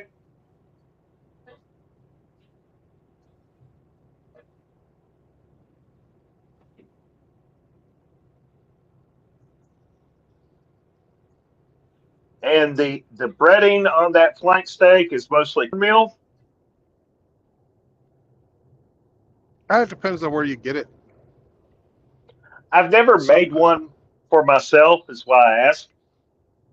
a lot of time, it's the same as fried chicken breading. Usually, that's why they call it chicken fried steak. But,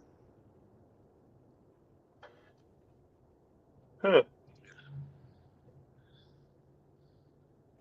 which is just flour, salt, and pepper. Sometimes with extra herbs, sometimes not. Although I had my first ex-wife fucking try and make it using potato chips. Oh my god.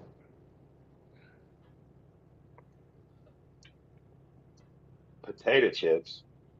Yeah, she crunched up fucking potato chips and fucking Mhm. used that in the fucking breading. It was like, it was horrible. Yeah. Raptor says, Brandon and RO, what's your favorite way to cook pork chops? Grilled? Ooh, it depends. I like a grilled chop, but it's got to be really thick so it I doesn't like get dried out. I like fried in the morning and grilled in the evening.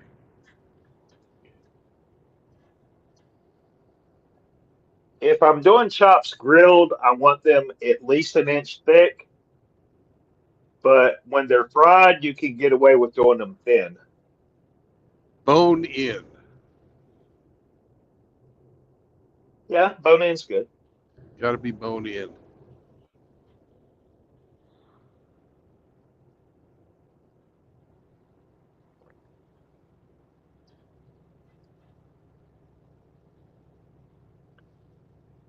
If you ever go to a Longhorn Steakhouse and you're just not in the mood for a ribeye or a sirloin, they have pretty good chops on the menu. I've had them a couple times. They were really Well, good. because of my little furry buddy, I try to get, whenever I buy like meat out on town. Something with a bone. Yeah, Hell yeah. because that's really good for their teeth.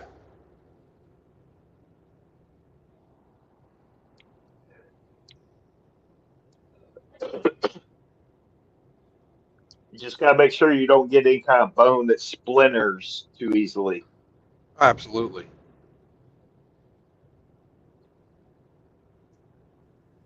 Beef rib bones are really good for dogs because they're practically indestructible. They can gnaw on them for days. Sam will debate you on how long they're indestructible for.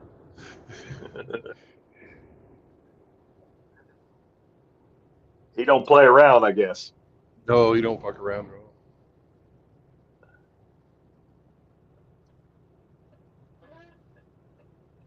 When I first got him, he still had his baby teeth, but his adult teeth had also come in. So he had like Yeah. a double set of teeth. And they were saying, "Oh, Oh you got yeah. to take him to the vet." I'm like, "Nah, I think we're just gonna get him some bones." And that's all it took. Now he's just got a regular set of mouthful of teeth.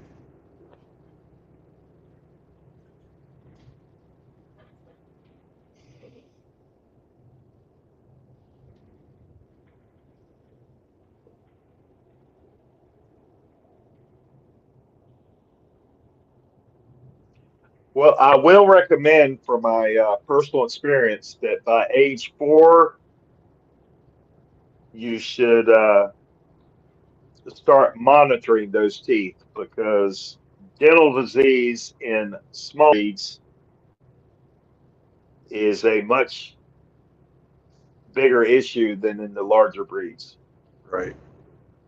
I mean, eventually all of them develop dental disease and they need attention, but the smaller breeds, the onset is much earlier.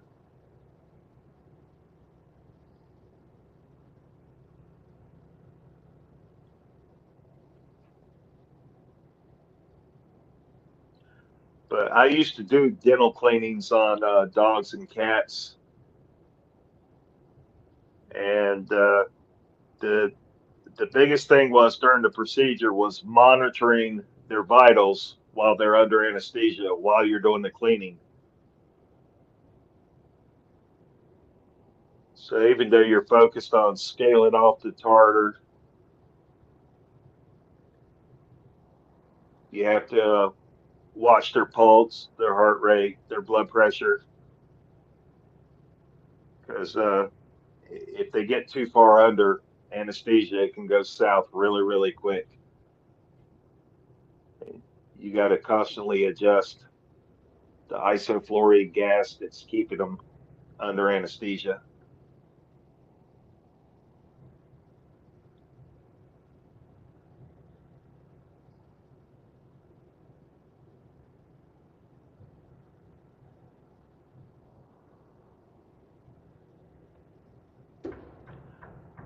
I actually brought my when I she's passed away now, but my Chihuahua mix that I had for several years, I brought her into work and for a dental cleaning, and she actually died on the table.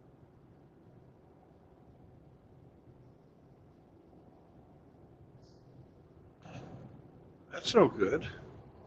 No, I was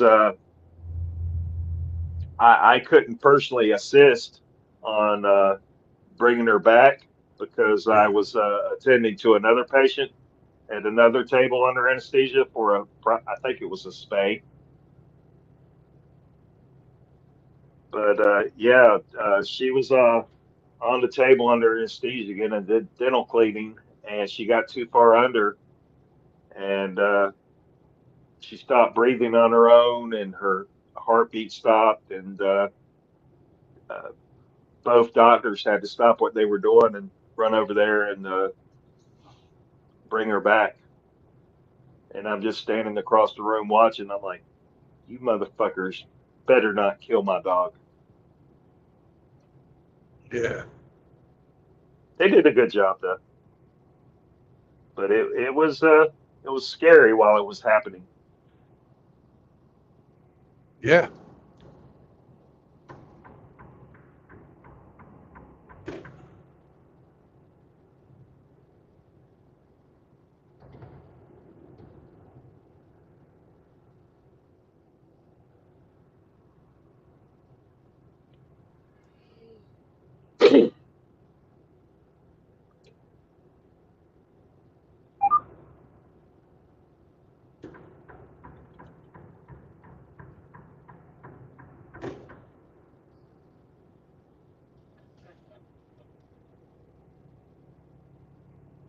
Oh, you motherfucker.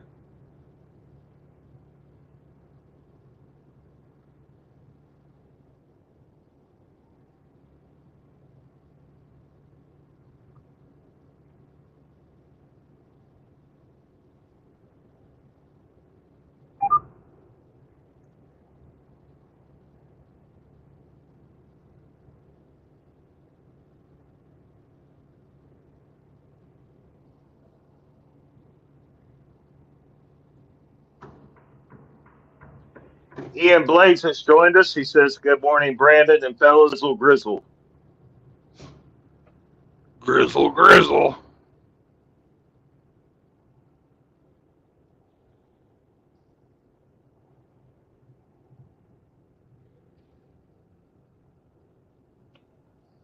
You know, I couldn't help but notice that whole grizzle thing made a lot of female TikTok users shut the fuck up. Yeah.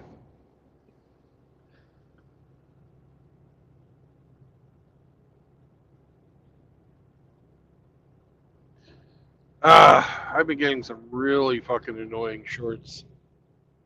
They bring up these cases of these women that have been horribly fucking abused, right? Uh-huh. Um, and they say, and you wonder why we choose a bear over a man.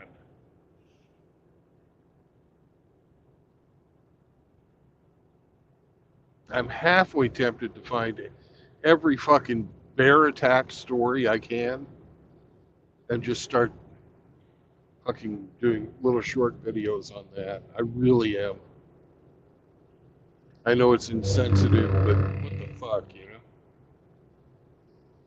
Woman attacked by a bear. I gotta, you know, I just gotta fucking put them out there.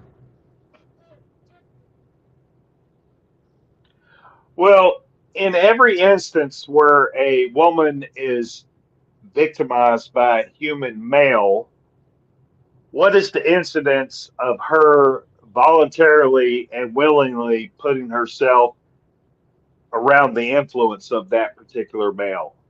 I don't know. It it's a fucking crime. It doesn't need to fucking happen to anyone for any No, reason, for any no. fucking gender. Right? There are horrible fucking people out there. There is evil in this world. Yeah. But to blame the whole fucking gender for fucking some sick bastard fucking doing some crazy shit, that's just fucking wrong. Agree. I didn't fucking do that. Just because a guy did it doesn't mean that all guys would do it.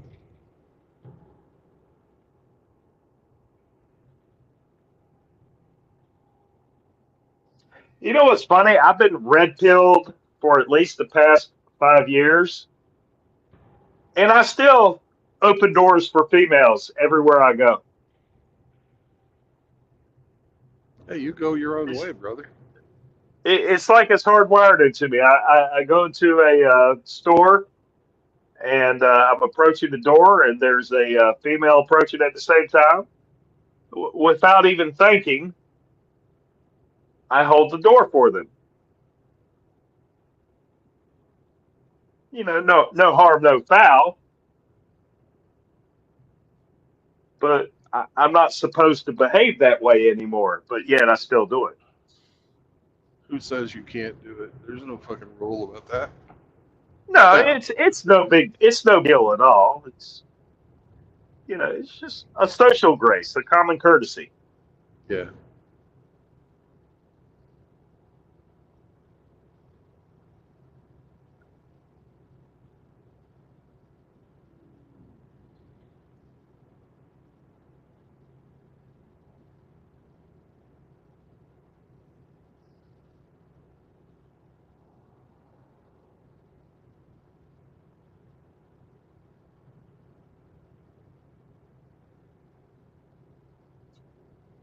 Hell, I hold the door. I usually do it behind me if somebody's coming through, following behind me. I'll hold Hmm. the door open for them to come in and not have it slam in their face. Yeah. It doesn't matter what fucking gender they are.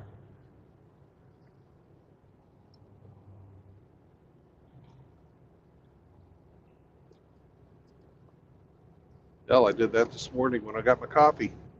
It turned out it was the fucking replacement clerk, and she let me have my coffee for free. So, eh. Hell yeah.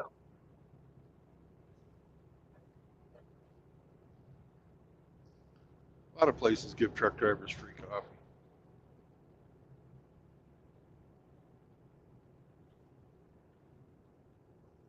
which I don't mind one bit.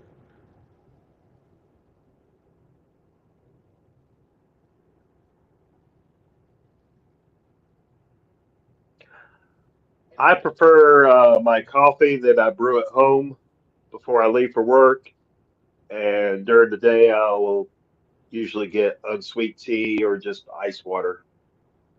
Yeah.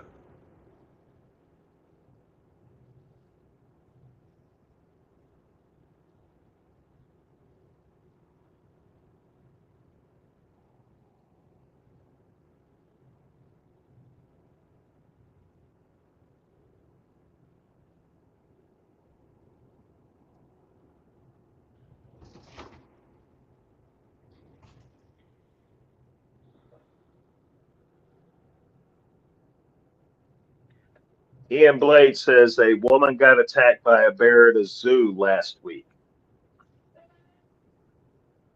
Cool.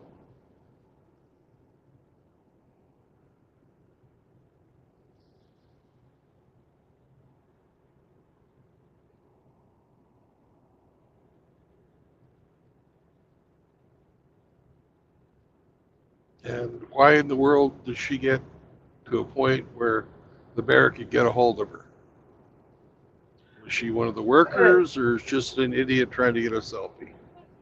I was thinking she probably hopped the barrier, tried to get a selfie. Typically their MO.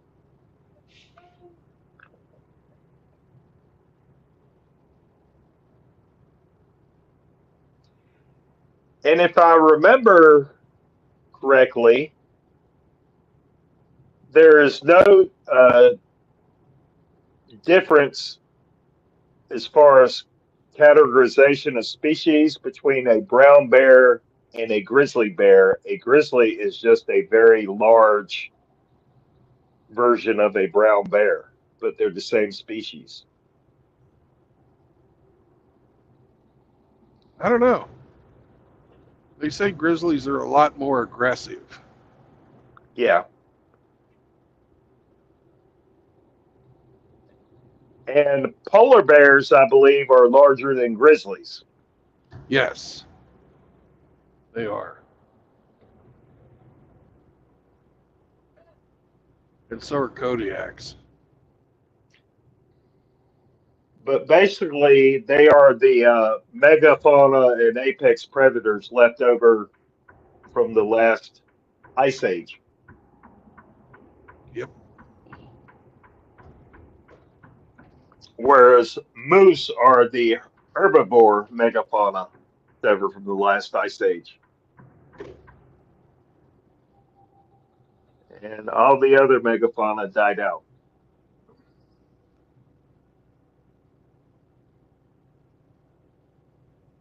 Yeah, but moose, they hang out with squirrels, Squirrel. flying squirrels.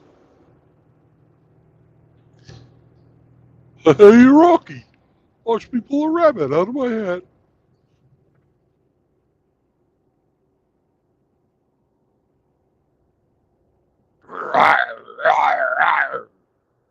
Oh, Bullwinkle.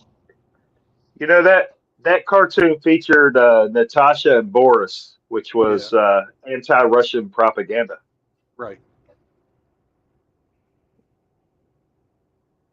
They taught us from an early age that Russians were bad. Yeah.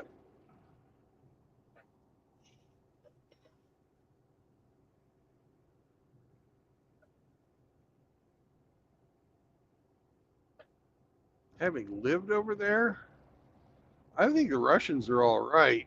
It's the fucking Muscovites and people from St. Petersburg that are assholes. Yeah, just like the Beltway here in D.C. Yeah. You know, for the most part, our citizenry are good, solid folks. Our government is dog shit. Speaking of dog shit, look at this little piece of crap. Fucking Nissan What is, Murano convertible. Of course, driven by a bitch, like an idiot, too. Couldn't speed up to highway speed before she had to merge. Fucking challenged the truck without even fucking looking at me once. Didn't even fucking look.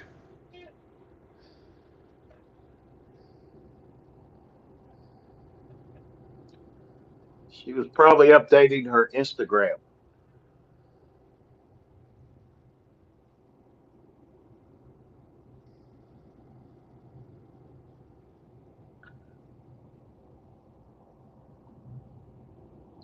Welcome back, Char. Grizzle to you.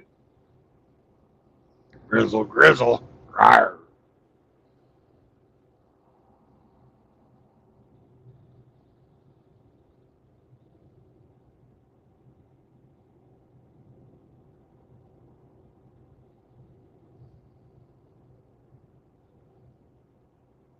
What's your speed?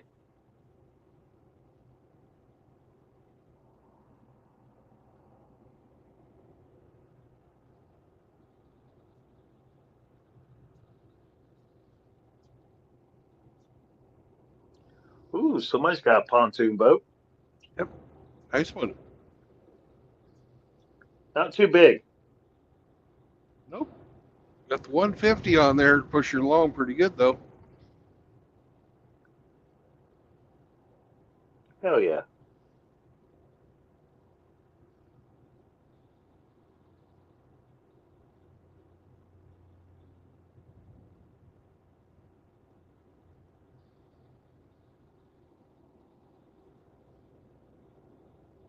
It's a triple hull, triple pontoon.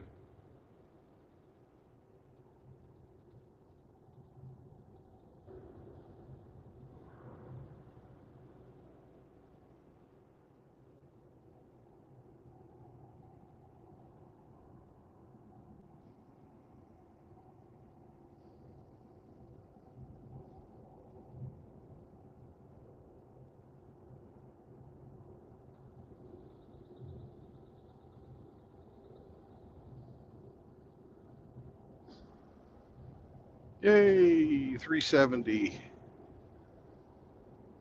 That's what we're looking for.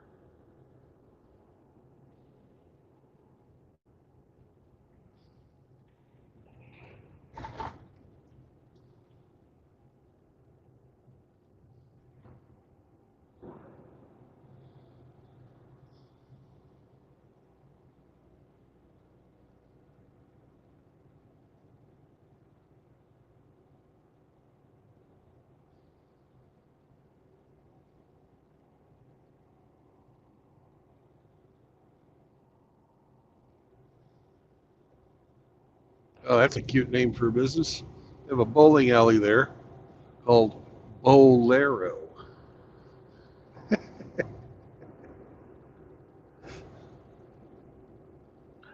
I've heard the word bolero before, but I don't know what it means.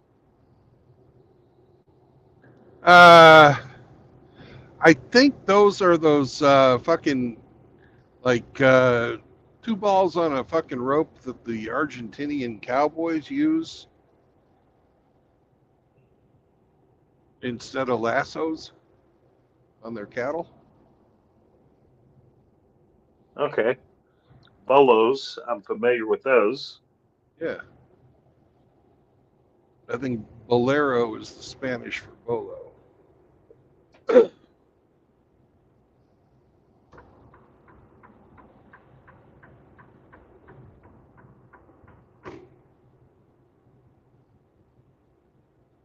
But bolos were meant to stun your target, right?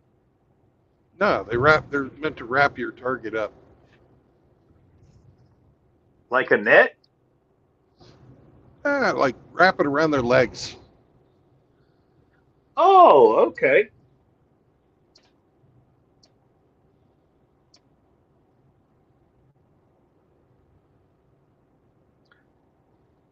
Raptor says, RO, do you have big plans for your week of vacation? Uh, Not big plans, Raptor, just some activities with the boy. He's 15 and he's coming to that age where he's going to have interest in doing things not with his old man. So while he's still down to hang out with me, we're just going to go get into what we can get into. Got a water park day planned, got a gun range day planned, and I think I'm going to take him truck shopping, see if there are any used pickups in the area for a good deal that I might be interested to buy. And we're going to, just go hit a few restaurants, have a few good meals together, just hang out, pal around.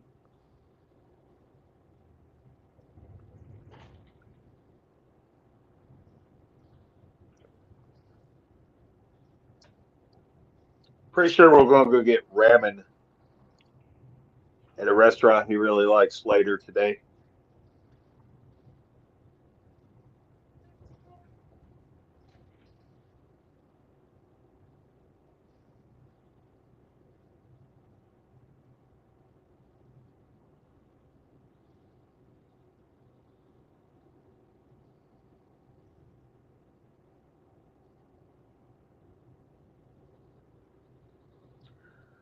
What kind of hole punchers do we have? We got a 22 rifle.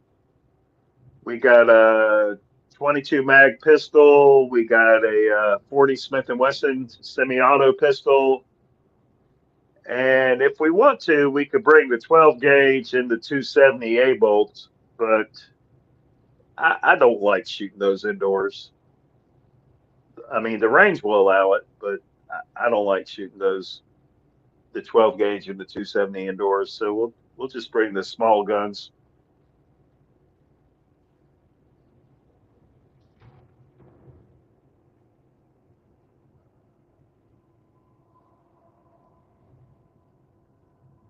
Put some holes in some paper.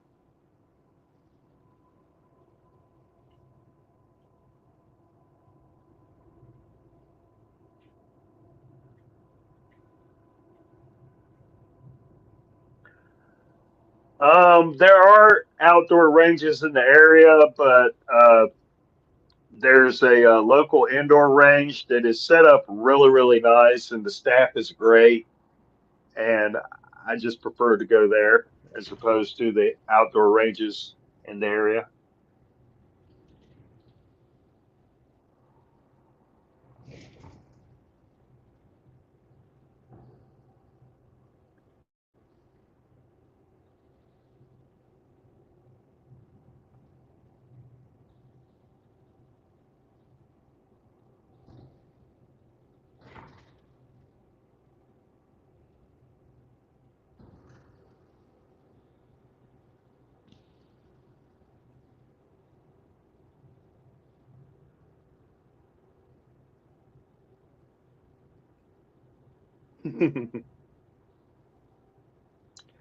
Raptor says, I hate indoor ranges and shooting paper. It's such a buzzkill. Well, I like air conditioning and I like not having bugs buzzing around my head while I'm trying to slide in.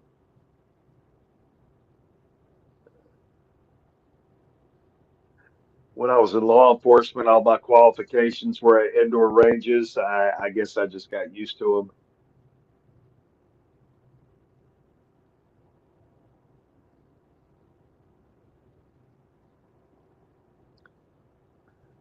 Push the button, your target, it's on the little cable and pulley. Electric motor brings it to you. I like I like steel targets the best. Steel targets are fun. You get to hear it go I like ping. hearing that little ping, ping. Yeah, And if they rotate around, that's fun too. yeah, that's fun.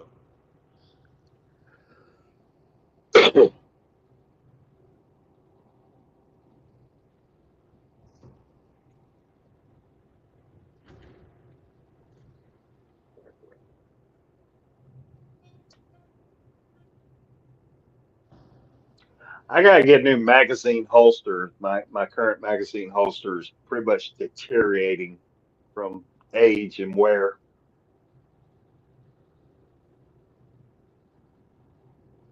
Dog slobber. No, You don't lick them? I thought you licked them. no, no saliva on the firearms.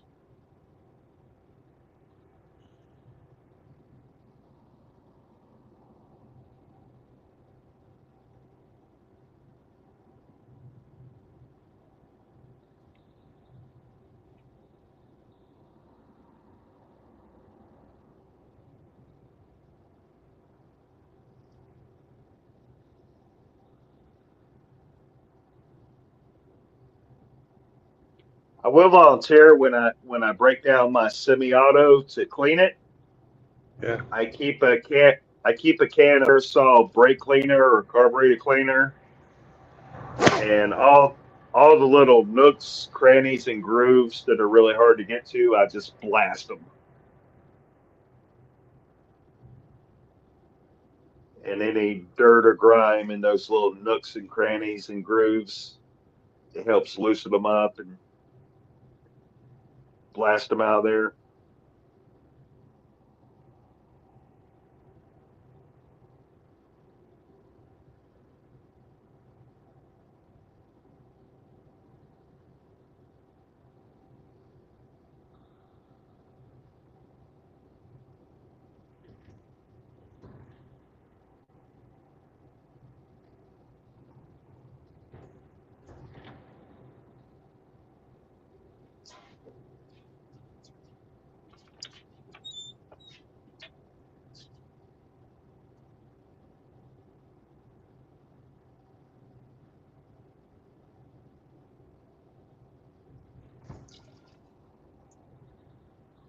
So, question for you, True Blood. Yo, On the road, how often do you have to do laundry? every 2 weeks. I've got about 3 weeks worth of clothes, but I try to do it every week, but I cannot stand my fucking sheets because I've got 4 pairs of sheets, right? Mm-hmm. And I can go about 3 or 4 days without changing them. Then we have to change them out because I sleep with a little furry fucker. And we can go about 2 weeks before I fucking have to wash my sheets. I need to get more sheets. Or you need to get shaved, you little bastard.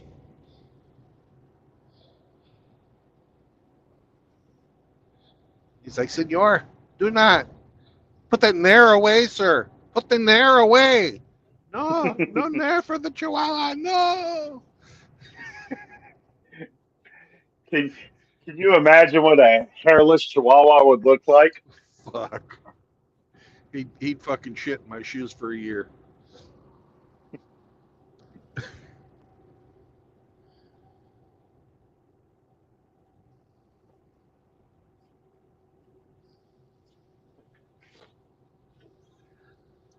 That reminds me, I'm overdue to wash my bed sheets. I should probably take care of that today.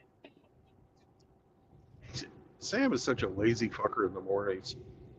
I get up, he stays in bed, pulls the blankets all around himself. Fucking, he just lays in there. I'm, I'm comfortable. I'm in my nest. The Chihuahua is in a cocoon. He's like, go fetch me a roller dog, fat man. I'll be right here. Yeah.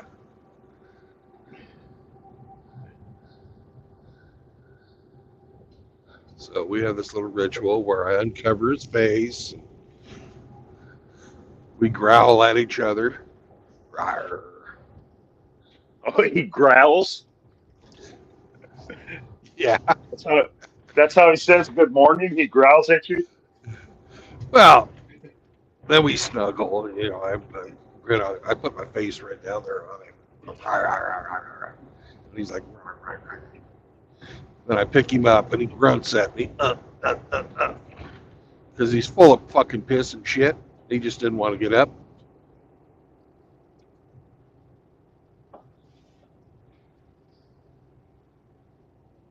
That's adorable. Yeah, it kind of is. Uh, One of my dogs looking at me like, "Where the fuck is breakfast?"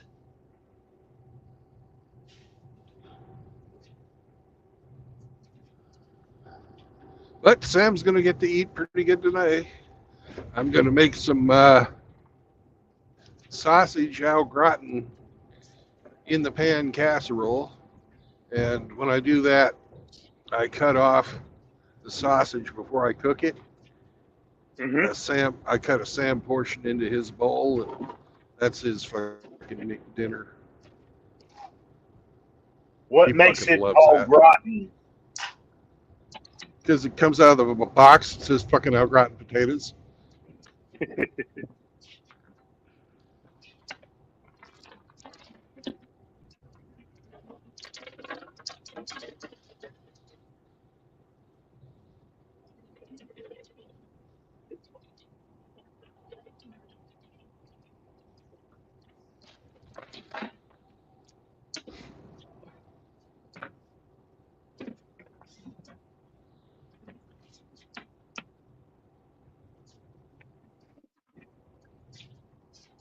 Nona, wanna go outside?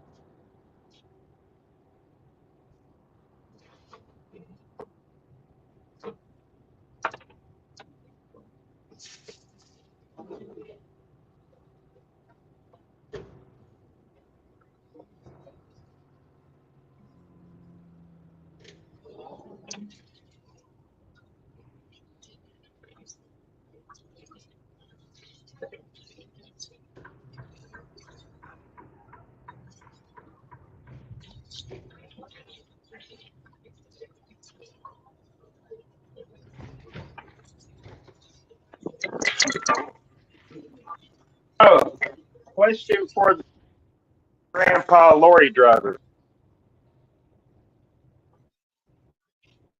I'm not a grandpa yet. I understand that. My question is, when do you project you will be traveling overseas? I don't want to jinx it. Okay, I can live with that.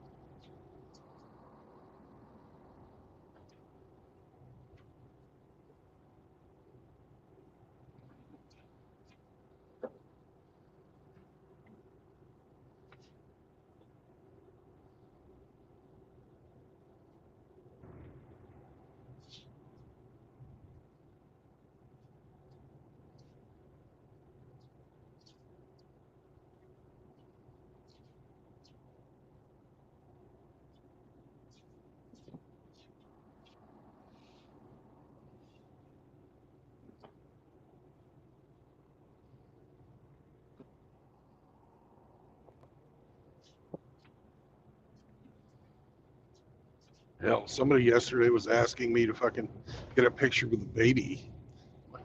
No, that ain't gonna happen. Yeah, I heard that, and I agree with you. That's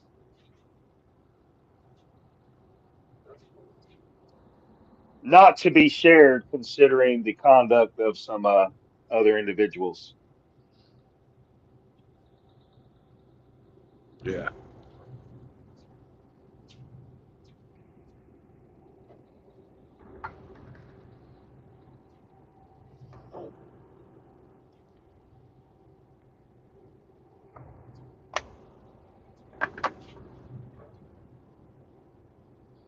Uh, Jerry Springer bullshit, if you ask me. Yeah.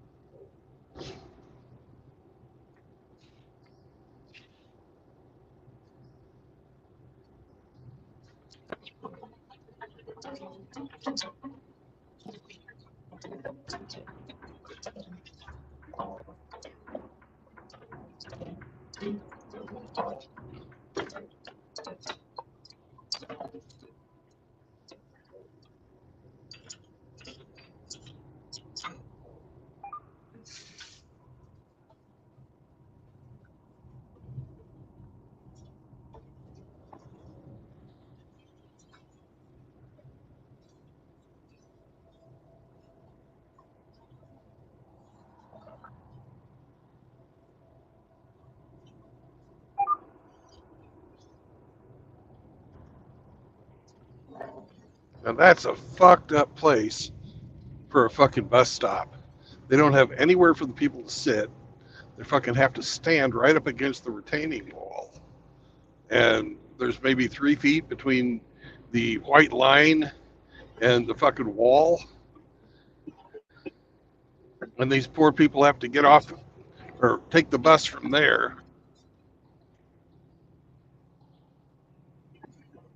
while having people zip by at fucking 45 miles an hour. That's fucking not safe.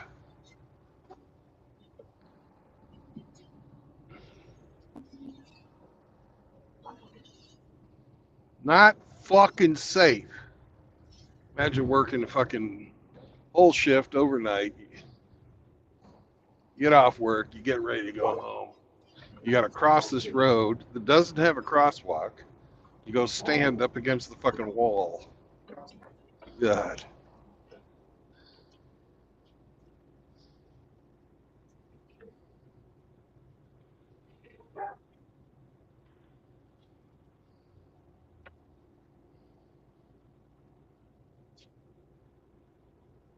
Hey, Frost Avenue.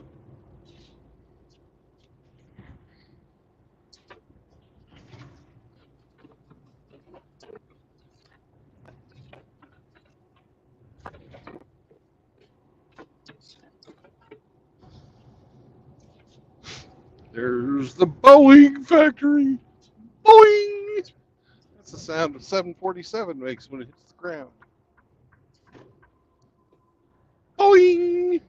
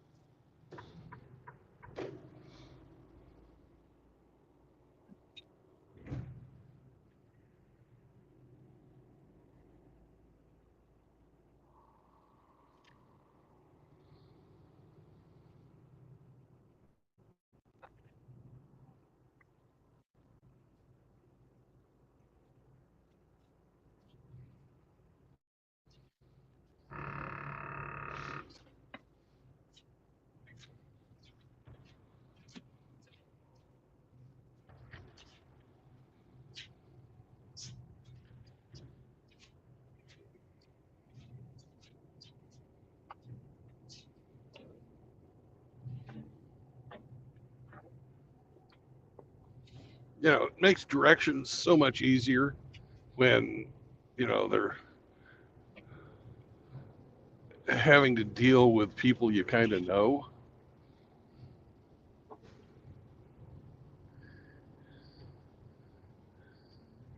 Like the street I'm looking for is Frost, right? Mm-hmm.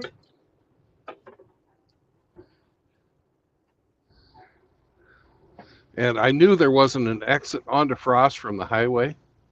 So that's why I said Frost, because luckily St. Louis, they label streets, even if you're going over someplace that it doesn't have an exit. So it's pretty convenient when they do that shit.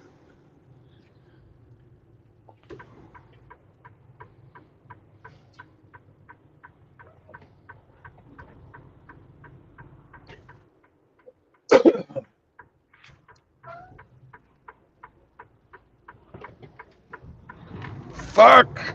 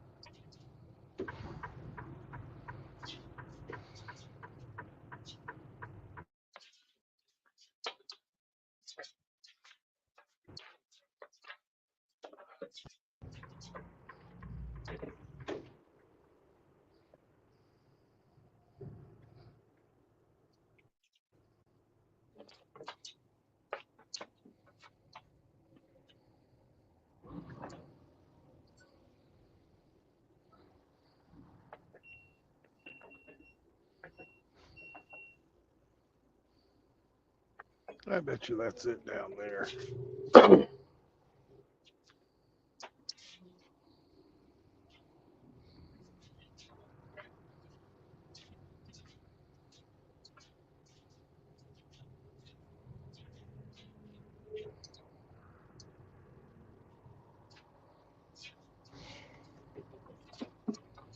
That looks like a truck shipping and receiving entrance.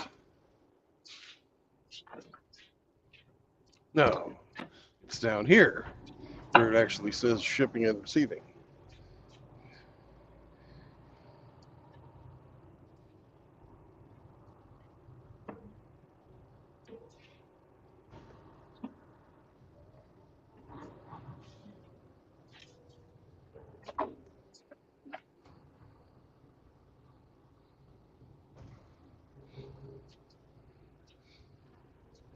All right, I'll be back in just a bit. Sam, make sure that you tell everybody about why Harris and Biden are your choice for voting, even though you don't have thumbs. Biden?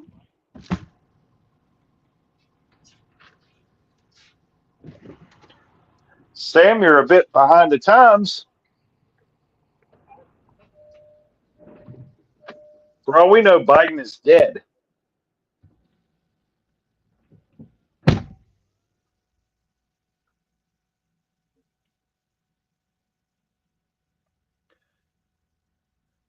Rafter, I have no plans to fry up any potatoes for breakfast. I'm just not hungry this morning. I did fry up potatoes a couple days ago. I had one serving, and my son polished off the rest. And Moki wants to know if you're going to the tool shed.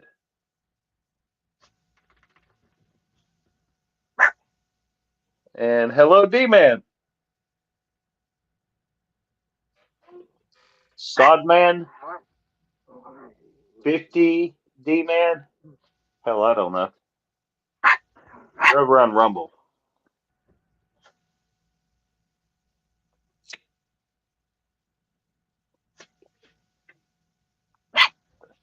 Shut up, Sam. Ain't nobody here voting for Kamala. Heels up, Harris.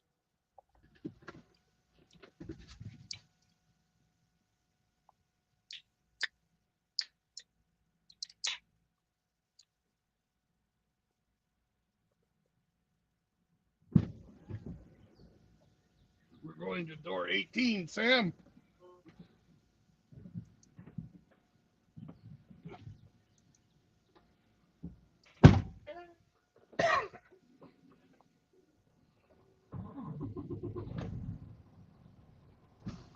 Hey, True Blood.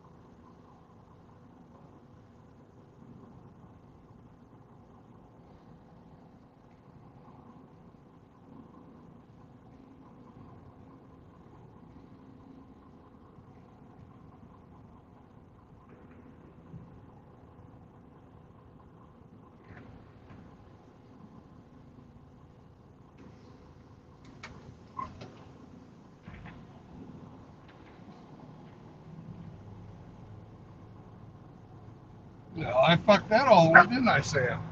That's right, I did.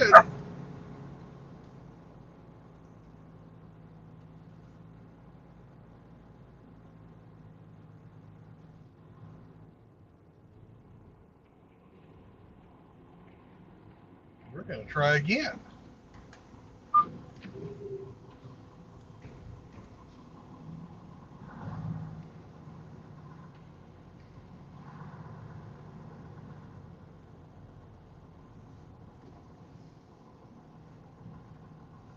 We'll use a different method this time. Just not enough room for the 45, 45, 90. Was there? No, there wasn't.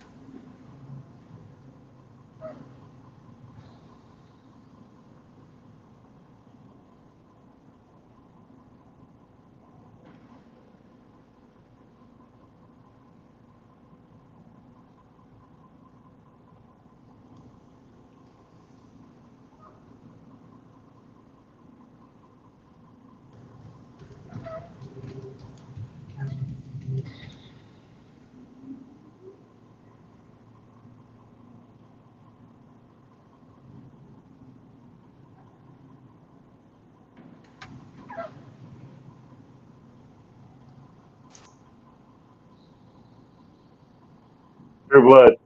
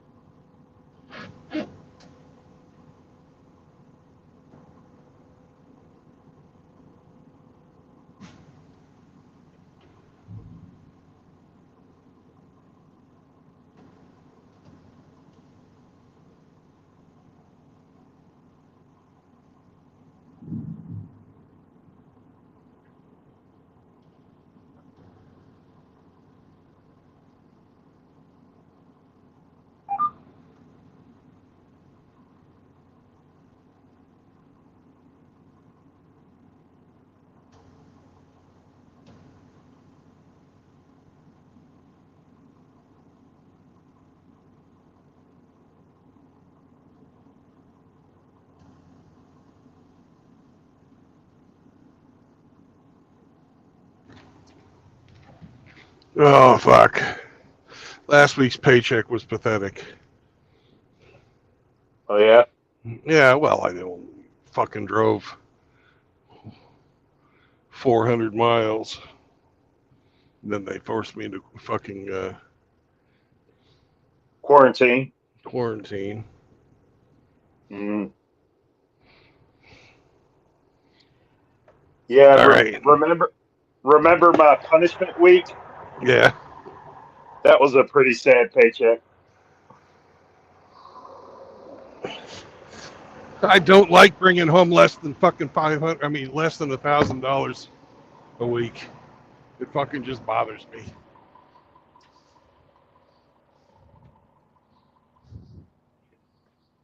So, do you get to tell us what they're unloading since we didn't get to play the game? 1 gallon plastic bottles. For water? No. He's got fucking screw top lids. Big. Can you see? But I'd say fucking like a pickle jar, but who knows? I can say I'm running back to the truck. Yeah. He's a good boy. Like if he stays away from it too long, he'll leave without him. No, he just fucking likes. It's his fucking happy spot. It's his his safe house. space.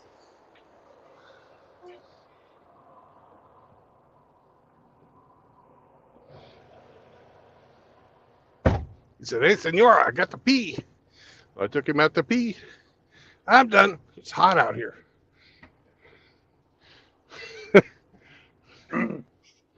What's the temperature in St. Louis this morning? 80 something. Yeah. 89. At fucking 8:45 or whatever time it is. 8:37. Yep, that's summer.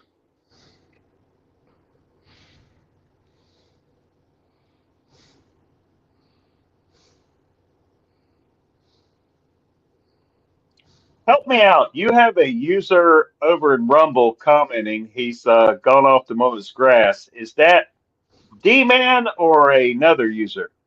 Well, if it says 50 D-Man, it's D-Man 50. But that's the D-Man we know? That's the D-Man we know. He prefers to use Rumble. Okay. I was confused.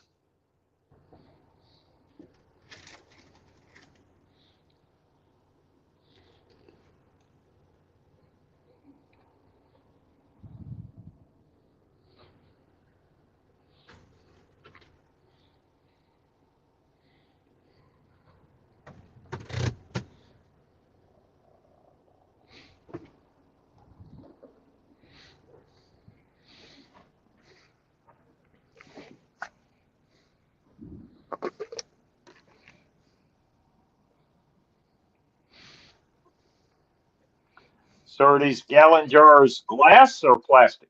Plastic. Truck's completely full. And I had 2,600 pounds. 44 pallets. Hmm. I'd have to say that most of the weight was fucking pallets. Yeah.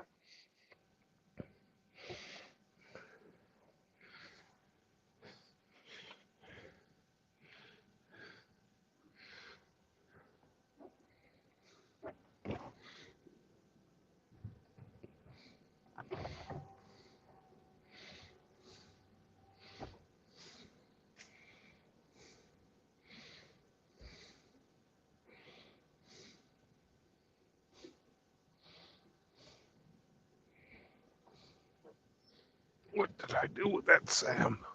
Where did it go?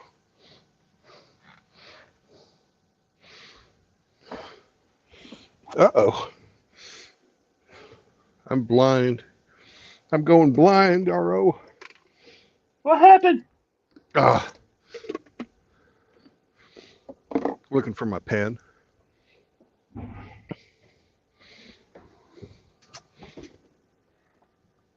But I see the Overall, snake. Overalls have breast pockets. You should keep your pen there. I've done that before, but I tend to wash them. Oh, you're a killer, Sam. You're a killer.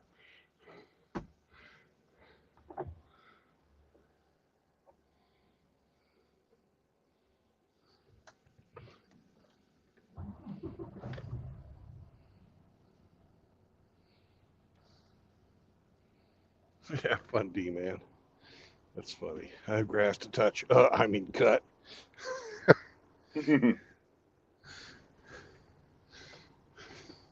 He put a picture out yesterday of a fucking road between two cornfields, and I wrote him back Oh, saying yeah? he was outstanding in his field.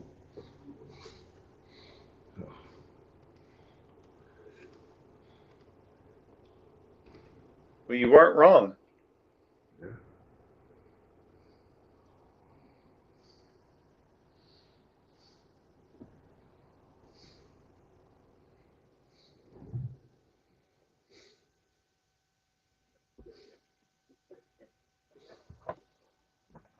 Arr, arr, arr. Oh, you're a killer, Sam. You're a killer. One of these days he'll believe me, and we'll have a real killer on our hands. Arr, ah, arr. Oh, you've unmade the bed. Why did you unmake the bed? The bed was made.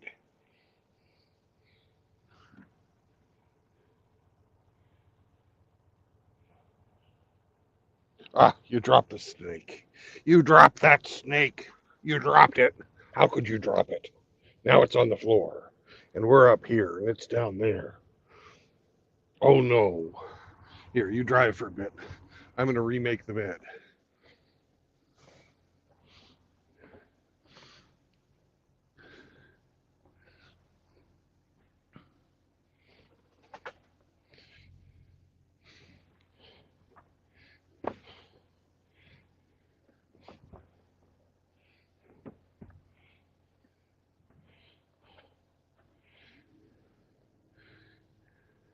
Yes, it's very exciting, isn't it?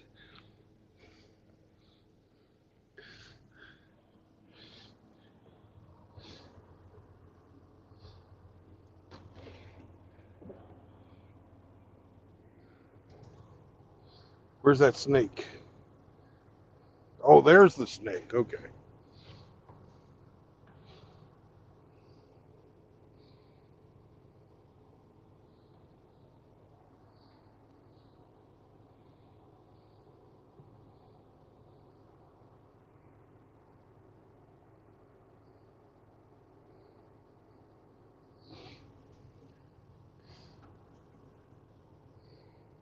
It's really funny. He knows I can't see below me when I'm sitting in this chair. So I just put my hand down to grab the snake. And he brings it up and puts it right in my fucking hand. It's beautiful. It's beautiful. Beautiful. Oh, beautiful.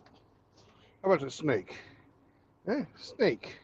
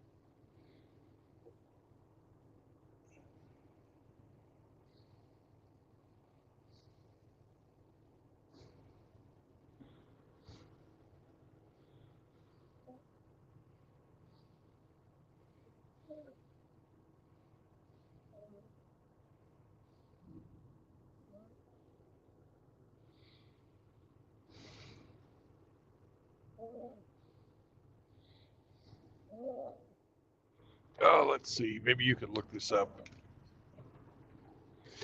Let's see what they do with these jars.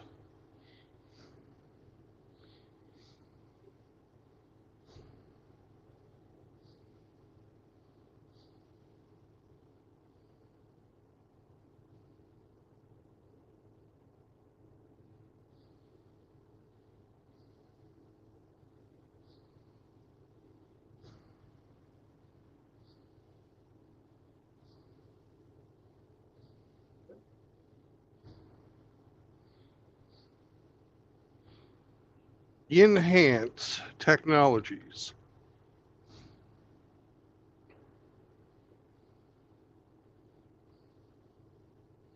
INHANCE.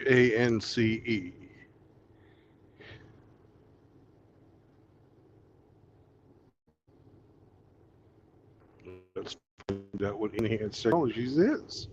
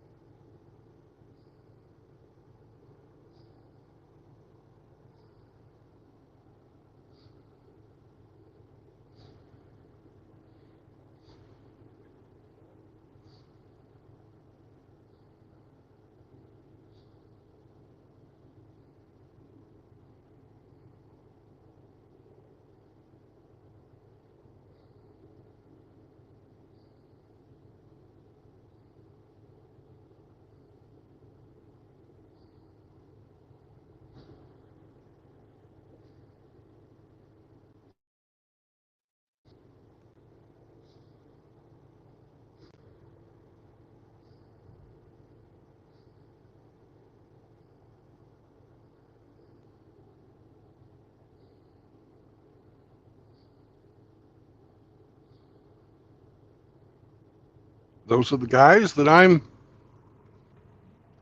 delivering to right now. They have plastic. Go figure. Yes, Sam, they do. Would you like to drive the truck? You want to drive? You're not into driving right now? You just want to come up and be pet, have somebody pet you?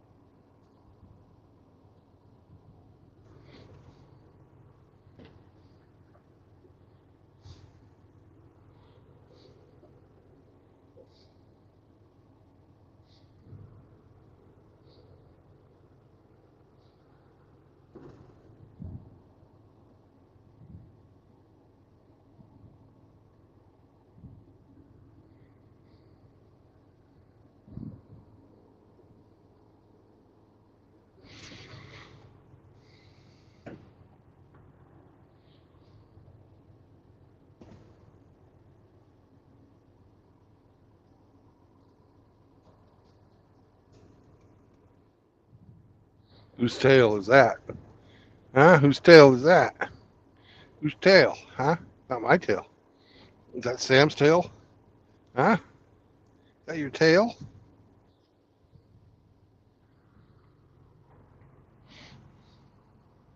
Ooh, Hemi's sending me stuff. Let's see what Hemi's sending me.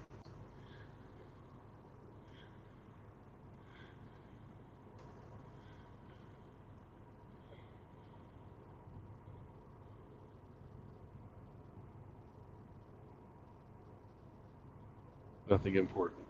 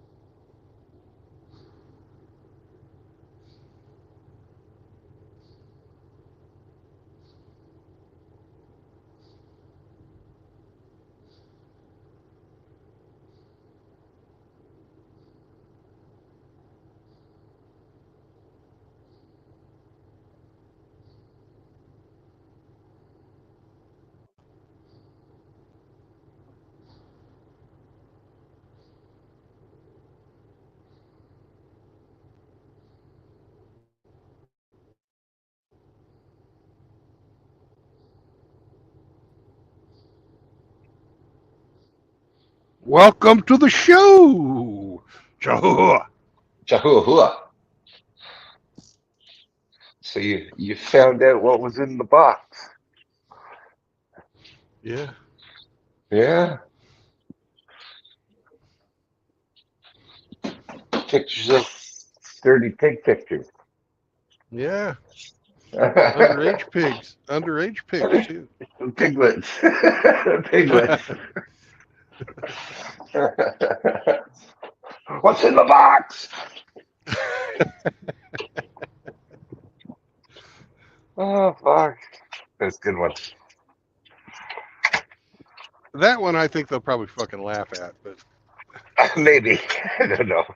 I was surprised that he laughed when I asked. It was like me and Riggs were like kind of took the needle out of the groove. he was all ranting away, and then I hit him with that, and he chuckled a bit.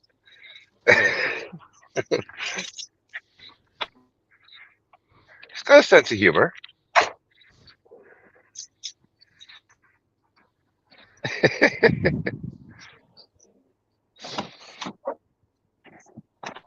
Father Saunders.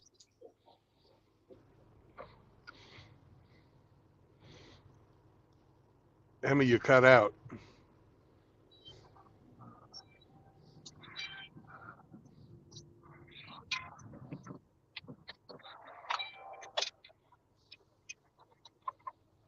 Emma, you cut out.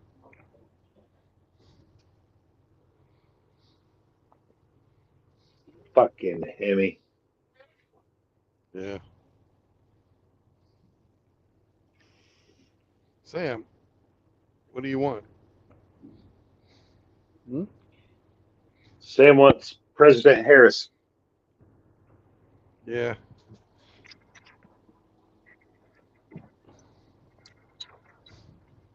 Why you curse me, dog?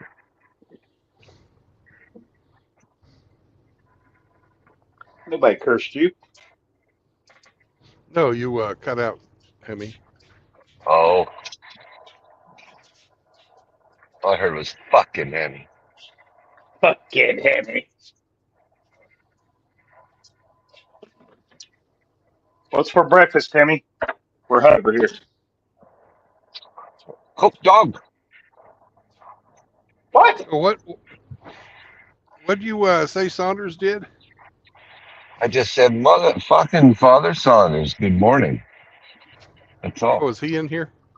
Yeah, just Okay. greeting him. Yay! Ah, Yay! he says you should have this dick for breakfast. That's Oh fucking fuck. disgusting. That's Balls. fucking disgusting. We're doing the small meal plan. I see. Yeah.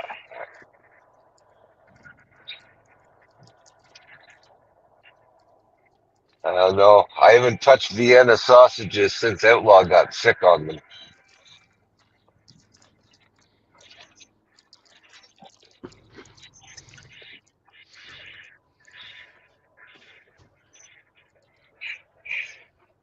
Probably a wise choice. Mm-hmm.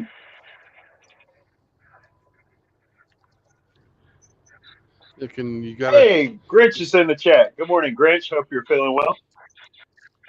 treat those expired chicken barbecued Vienna sausages with respect.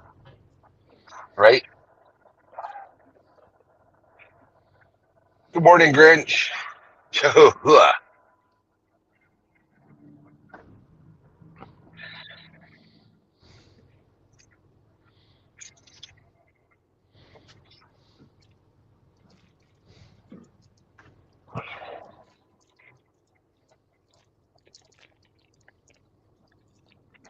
Grinch wants to join. Well, Let him in. If he was in the queue, I would. There he is in Oh, the he's- queue. Let's see. He's in the Okay. back. Chahoua-hua. Jehovah. What a beautiful day, gentlemen. All is well in the world. Woof woof. R.O. What's up, Grinch? RO's on vacation. Oh, that's great. Did he get suspended? No, this one was planned. That's kind of fucked up.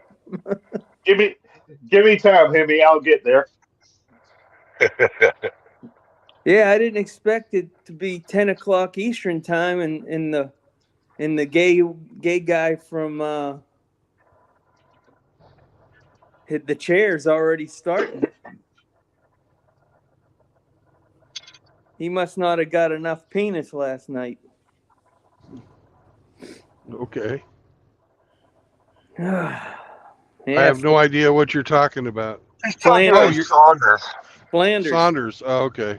Yeah, he's about 8 hours early.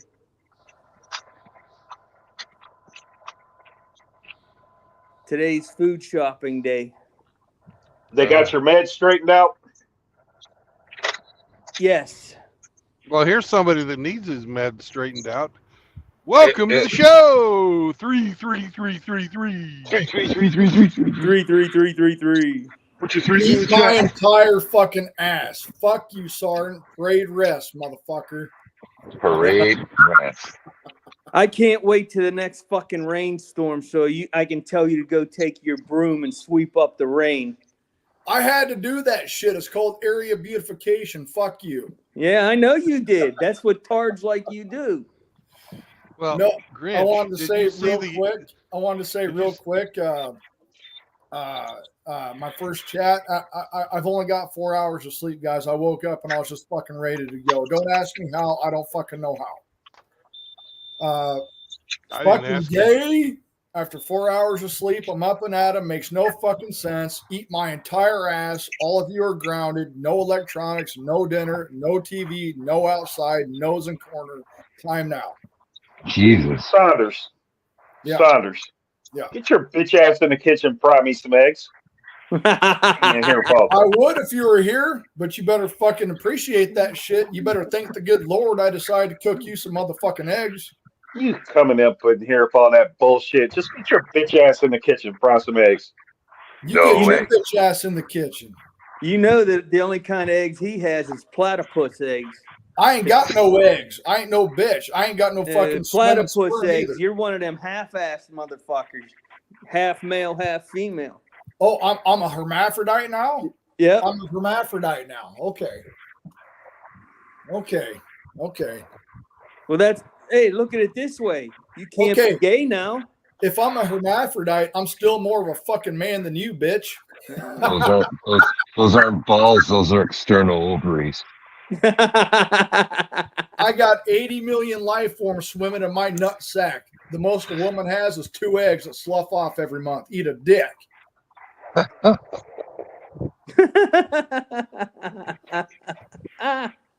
Boy, you are in rare form this morning. I'm in a rare form. I'm raring to fucking go, man. I'm all about this shit. I already got the fucking True Blood. I've talked with you about it. I said it live on my stream the other day with Mom Saunders surgery coming up. Everything's booked. Everything's good to go. Motels are booked. Hospital rates are booked. Everything's good to go. Everything that I can do that I have control over is taken care of.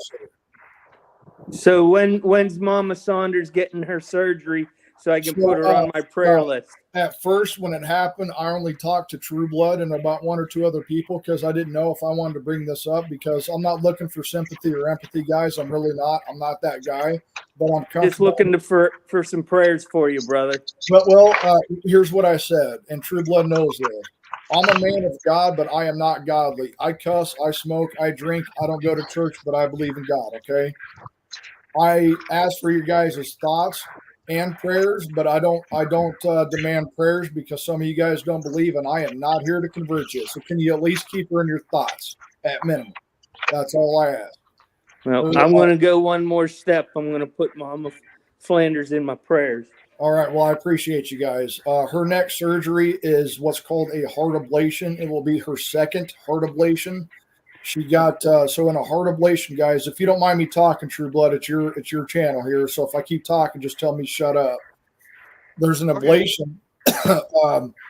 They burn certain nerve endings in your heart because your heart, if you guys don't know, this is like an electrical current. It's got to fire correctly, just like your engine. Mm-hmm. Your fucking shit's got to fire correctly, like your spark plugs, like the old days, right? If something's not firing correctly, your car's not going to have a good time.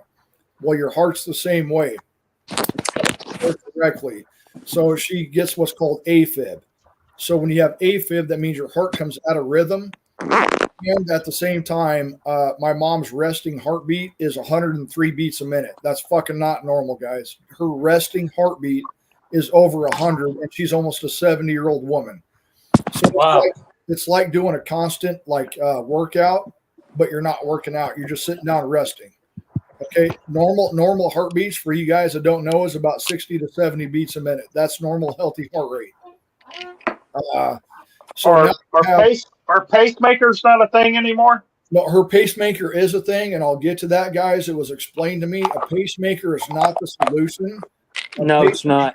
A pacemaker is there to – all right, you know what? I'm not even going to go there because I'm not a doctor. He explained it to me. I really love the doctor that's working on my mother because he wrote in a diagram with pictures that he drew personally, pulled me aside and my mother aside, and explained to me for 45 fucking minutes what the surgery was. I could not be happier with my mom's doctor.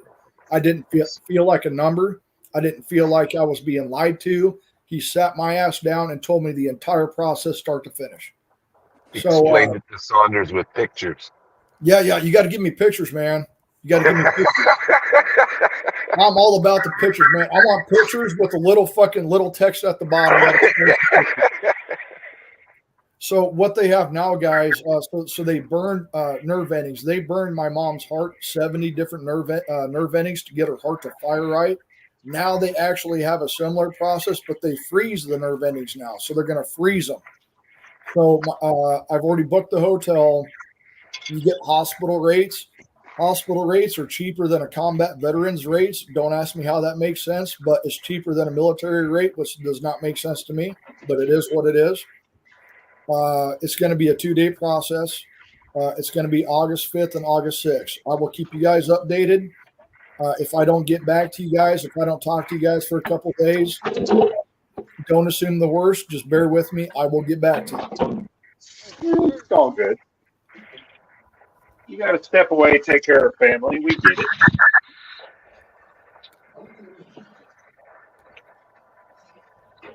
But I saw you guys on. I had to talk shit already. I know it's early to talk shit, but here I am. Do you say you had to pack shit? No. Riggs is the one. No. Hold on, True Blood. I would have believed that you were packing shit this early. You know. I know you would. But in this case, Riggs is the one who loves getting his shit pushed in. It's not Saunders. Riggs and Sergeant Grinch, you love getting your shit pushed in, don't you? You fucking weirdos. In your hotel room, are they going to have a cherry substitute for you to use? Oh yeah, man, there's a I'll cuck make chair in every hotel room. The cuck chair. Yeah, he'll be in the cup chair. I'll make a special exception for you guys. I will fucking get a dual suite just so you guys can experience Saunders. Oh shit. What Hey, a dual suite. I'm paying for it, so you better take it.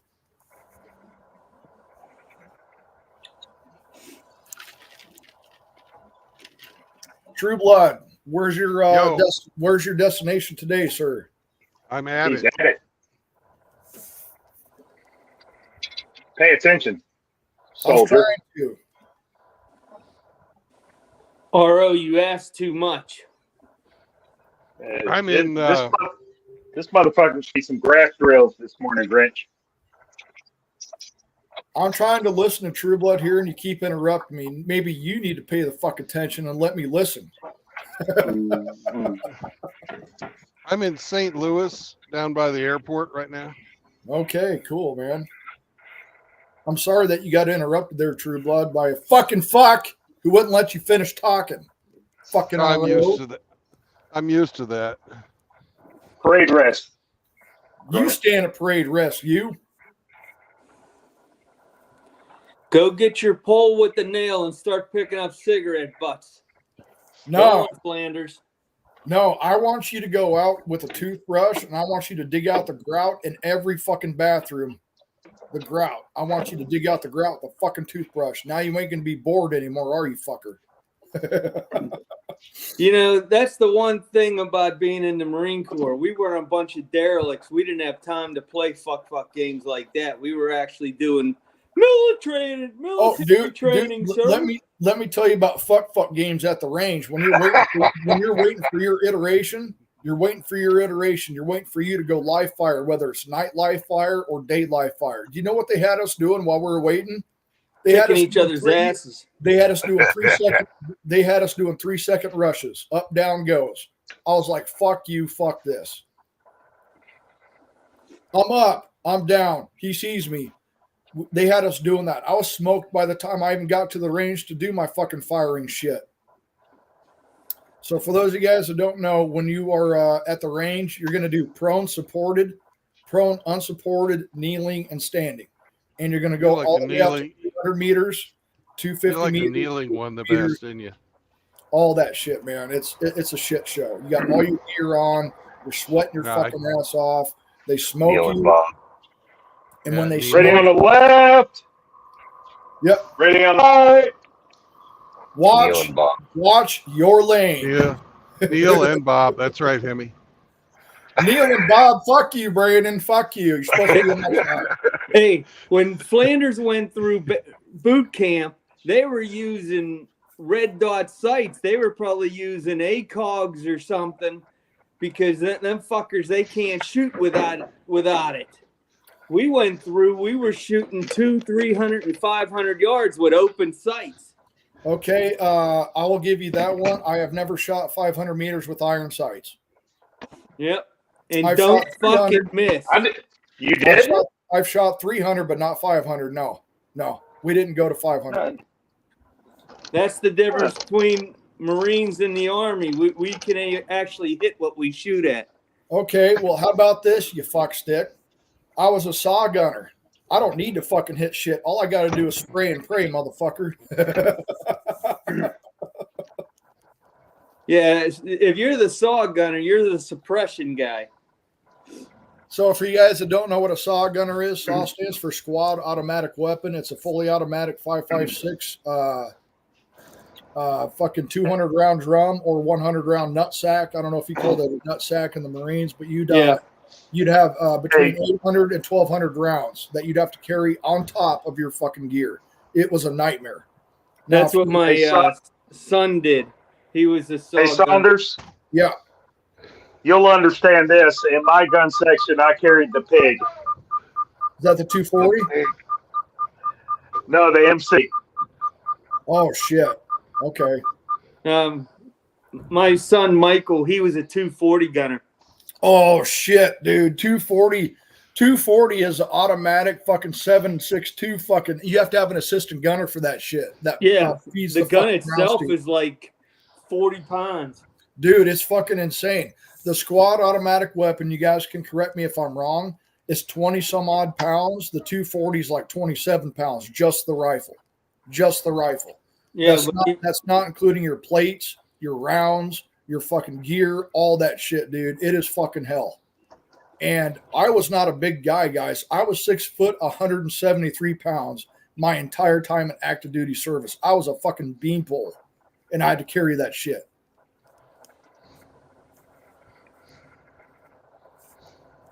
But I'll tell you guys right now, in my opinion, and you guys can correct me if I'm wrong, a faster soldier is a better soldier. If you're weighted down with gear, you are a fucking slower soldier. You are a worse soldier. yes. Every pound counts. Every fucking pound counts. Did y'all have to do range cards? Yes. Yeah. Is that why the enemies run around with pajamas? They're nice and light. Do you know what sucked the worst, guys? Do you know what sucked the worst? Is I had to do the. You did. I had to do the. No, that would be the hardest. I had to do the fucking gas chamber. I had to do the gas chamber more than once. Fuck you. That shit sucks. Is that Dutch oven Dude, with the gas rings? chamber's fucking hell, dude. It fucking sucks. You can't control it, guys. Snot's coming out of your nose. You're drooling. You're crying. Your fucking skin's on fire. Dude, it fucking sucks. It's horrible. You want some water? But on the Then there- upside, if you had a head cold or any allergies, it cleared it right up. Well, here's what sucked, man. I think I've told Brandon this story. You did. Brandon, I had there was a private that was in my fucking platoon that charged the fucking drill sergeant because he freaked out in the gas chamber. All of us had to sit there still breathing in a new charcoal fucking tab of fucking CS gas. And this guy he tried to fucking spear the drill sergeant. We had to sit there and wait for him to get fucking controlled before we got out of there. It was fucking hell. Dude, the drill sergeants they plastered that motherfucker, but we had to sit there with our eyes open, our skin all fucking sweating, burning. I'm like, get that mother. I was about ready to leave my fucking post against the wall and tackle him myself. We need to get the fuck out of here. Oh, it was hell, guys. You remember MOP gear? What does MOP stand for? MOPP? I can't remember. It's called MOP gear. You guys know that. You're in MOP gear. You have to take your mask off. Oriented protective posture. Yeah, you got to take your fucking shit off. State your fucking social security number, your name, this, that. Keep your eyes open. Look at me. Breathe in. You're not going to die private, I promise. But you guys feel like you're going to die because you can't get no breath. The shit fucking sucks. It's horrible. We had to fucking recite our general orders. There you go. General order. What's your general order? And I'm just like, I don't even know what the fuck I'm doing here. How the fuck do I know what an order is? Something about your post and not leaving it until properly relieved. Yeah, man. I don't remember that shit. You had the infantryman's creed. You had the soldier's creed. You had all that shit they make you recite every fucking day. Oh, dude, it was hell. And another cool story. I've got a lot of them, but when I was in basic, we had 4 platoons, right? So your brigade, if you will, we had 4 platoons. We all formed up in the same formation area. I was older than my fucking drill sergeants, for fuck's sake. I turned 30 in basic. There was one who was older than me who also happened to be a gold glove boxer, man. This guy was fucking hardcore. Drill Sergeant Lanford. He was a badass and a gold glove boxer. He actually showed us his bouts. He was 8-1. He only lost 1 time. And there was someone that fucked off to my left in the platoon. And here's where I got this. And I got in trouble because I couldn't stop laughing, guys. I'm sorry. You know, in basic training, you're not supposed to fucking laugh. All right. They're going to try to make you laugh and fuck up so they can fuck you up. Someone fucked up. And this drill sergeant said, "Hey, what are you doing, weirdo?" And I just started fucking busting up laughing, dude. It was the funniest fucking shit I ever heard. I had to laugh. "Hey, weirdo, what are you doing?" I'm like, dude, I got fucked up. Yeah, I got fucked up. one of my drill sergeants were from America, the Dominican Republic, and fucking Thailand. And the one that was from Thailand walked up to me and said, Saunders, your nose hair are so long, I could fucking repel off those fuckers. And I fucking laughed because it was funny, and he pulled my fucking nose hair. I'm like, oh, you son of a bitch. You guys know how much it hurts to get your nose hair pulled out of your fucking nose? At A school, if you were fucking if you were feeling sleepy, they told us to go to the back of the class, stand up. Yep. And if you were still feeling sleepy, you were supposed to fucking pull nose hairs so you woke up. Oh, Jesus, tits. That'll wake your ass up real quick. Yeah. There's one thing, guys, in the military. I don't care what it is. Please, never, ever, ever say you're fucking bored. Because if you say you're bored, Oh God, no. You will not be bored again. I promise you. No, they will find something for you to do. Oh, and it's not going to be fun. It's not Hey, gonna Saunders, Do that to my kids. remember correctly, you were in your late 20s when you enlisted, correct? Yes, I turned 30. He in turned basic. 30 in boot camp. Yeah. Well, let me Pay tell attention, dog. you, Wolf, when I enlisted, I was 19, 20 years old. I was 20. I turned 21 at basic training. But we were assembled in infantry. They call it a company. In the artillery, they call it a battery. Okay. But four platoons of approximately 30 soldiers per platoon. Is that because they And- exchanged baby batter? No, sir. But I was in Alpha Battery, 1st Platoon. 3rd or 4th Platoon had this soldier named Trader. And he was like, in the civilian world, he was a school teacher. And all the other soldiers were like 19, 18, 20 years old. And he stood out like a sore fucking thumb. And he got that platoon in so much fucking trouble day in and day out. All 3rd Platoon did was grass drills on every. If we weren't training, they were doing fucking grass drills because fucking 28, 29-year-old old ass Trader could not get his shit together. And finally, 3rd Platoon had so much of his shit that in the middle of the night, they had a blanket party and You gave beat him a his soap- ass. You gave him a soap party? No, he wasn't in my platoon. He was in 3rd Platoon. Okay. They beat his ass bloody. MPs came out and investigated, and for his own safety, they transferred him to my platoon.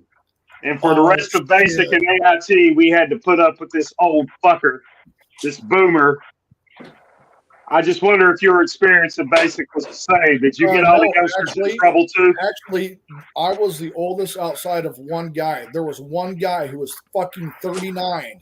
He was from Poland. He was in the Polish army. He came to the United States and did basic again at fucking 39 years old, and he made it through. I have a guy that was from Canada. He was on his 3rd deployment. So when I went to Iraq, that was his 3rd deployment, and he was still fighting to get U.S. citizenship. Ain't that some shit? Ain't that some shit? You got people Yep. coming over, ain't done shit. This guy's on his 3rd deployment. As far as I'm concerned, that's a fucking American in my eyes. Fucking 3rd deployment? Fuck yeah. Fuck yes, you are. He's Canadian. They're Americans anyways. But, you know, I sit there and I think about that shit, man. I'm just like, you know, this is when you look at the shit, man. Okay, how do I explain this? You guys have seen it in the civilian workforce too. Brandon, you've seen it. All you guys that are in the military, you've seen it in the civilian workforce. You do not want to be the hey you guy. You got to be high speed. You got to be motivated. You got to fucking step up. If you step up, this and this and this will happen. Do you know what I saw for everybody that stepped up outside of 2 times? 2 times. I got to see this kid that always stepped up, get out of doing something. Nope, you're good to go. You go away, everybody else is going to stay. You already stepped up, go away. So I respected that. However, compared to those 2 times, do you guys know how many times someone like myself went above and beyond? You become the hate you guy. Now you're the hate you guy because now I'm what's called a fire and forget soldier. Because if you give me an order, you know it's going to be done. Well, guess what that got me? That got me more fucking work. That's what it got me. Hey, remember the fucking saying, no good deed goes unpunished. Exactly. And I was all about it, Brandon. Do you know how much it fucking broke my soul? I was so excited to be a fucking soldier. I'm like, oh my God, I'm 30 and I'm actually doing this. Holy shit. This is a fucking lifestyle change. I went there, and when I saw the process and I became part of the process, I'm like, what the fuck did I sign up for? Fuck. The process is the punishment. Oh, dude, it was horrible. And let me tell you guys, if you're in the military, do not fuck up in the civilian world. Do not do it. If you even get a DUI, not only do you have to deal with the USMJ, the United Code of Military Justice, and articles and fucking wall-to-wall counselings and all that shit, you also have to deal with the civilian side of the law. So you get fucked twice. Do not fuck up in the military. Don't do it. And in the infantry, guys, I don't know how it is now, but if you fail, unless you're a tranny and you betray your country and fucking put all kinds of fucking secrets and shit out there, I could just claim, then you'll get a presidential pardon and a promotion. Well, I don't think if I identified as a woman in 2009, that would have went over very well. I think it would have, because I'm talking about fucking Bradley Manning. Oh, Bradley Manning. I remember. Do you guys remember Bradley Manning? Do you remember that guy? You guys, if you don't remember Bradley Manning, True Blood, you're the historian here. Can you give us a recap? I remember. Can you give us a recap? Bradley Manning. Fucking tranny, closet tranny. Was in charge of all kinds of fucking he was a crypto guy, right? Yep. And he got to see all kinds of fucking secret communications between, well, our spies and the fucking military. So, like a good fucking American citizen that he was, he gave out all the fucking names and fucking locations of our fucking spies. It's estimated that nearly 50 people died because Bradley Manning did that. Well, Bradley Manning, being a U.S. serviceman, sort of, got sent to Leavenworth, where they thought he was going to commit suicide. So President Obama gave Bradley Manning a fucking pardon and bottom surgery.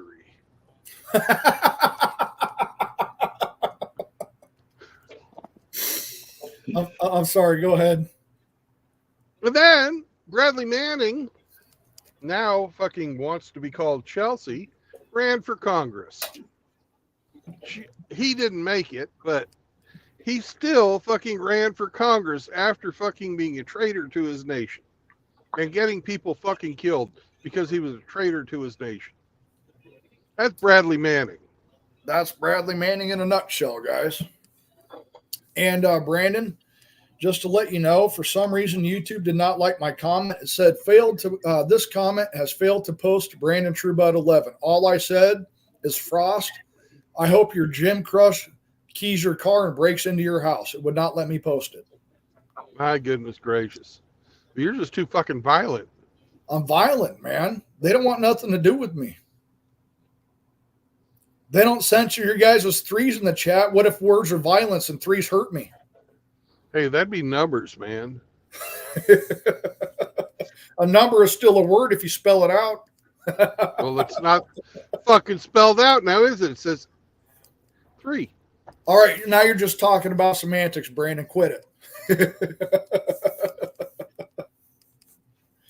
That's Bradley Manning, guys.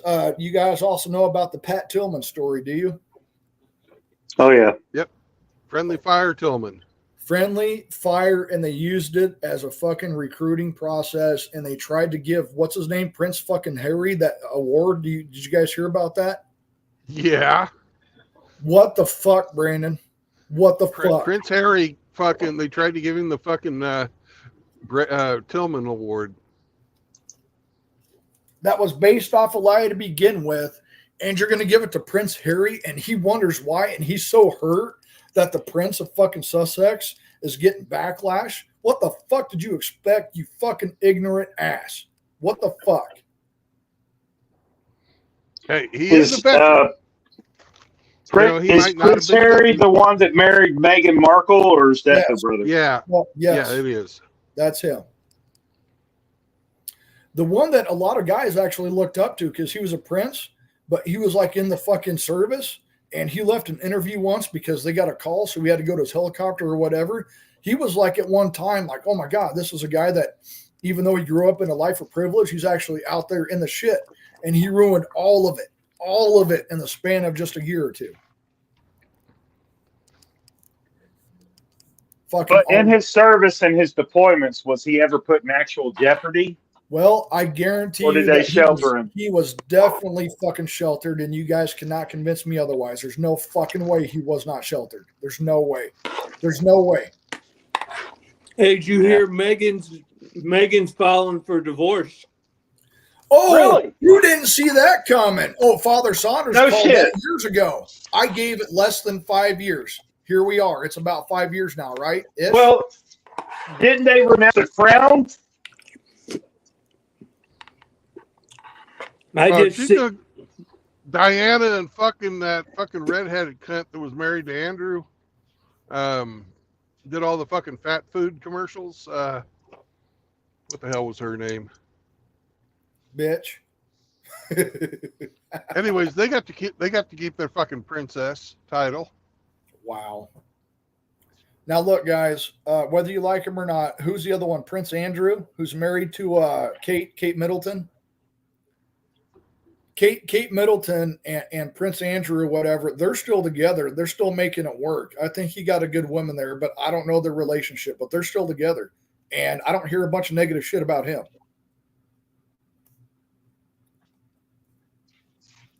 And they got married in what, 2011? Some shit like that? Yeah, but Harry's biological father is Diana's writing instructor, isn't he? Well, I can't argue that. I don't know, but I can't argue it because the similarities are fucking astounding.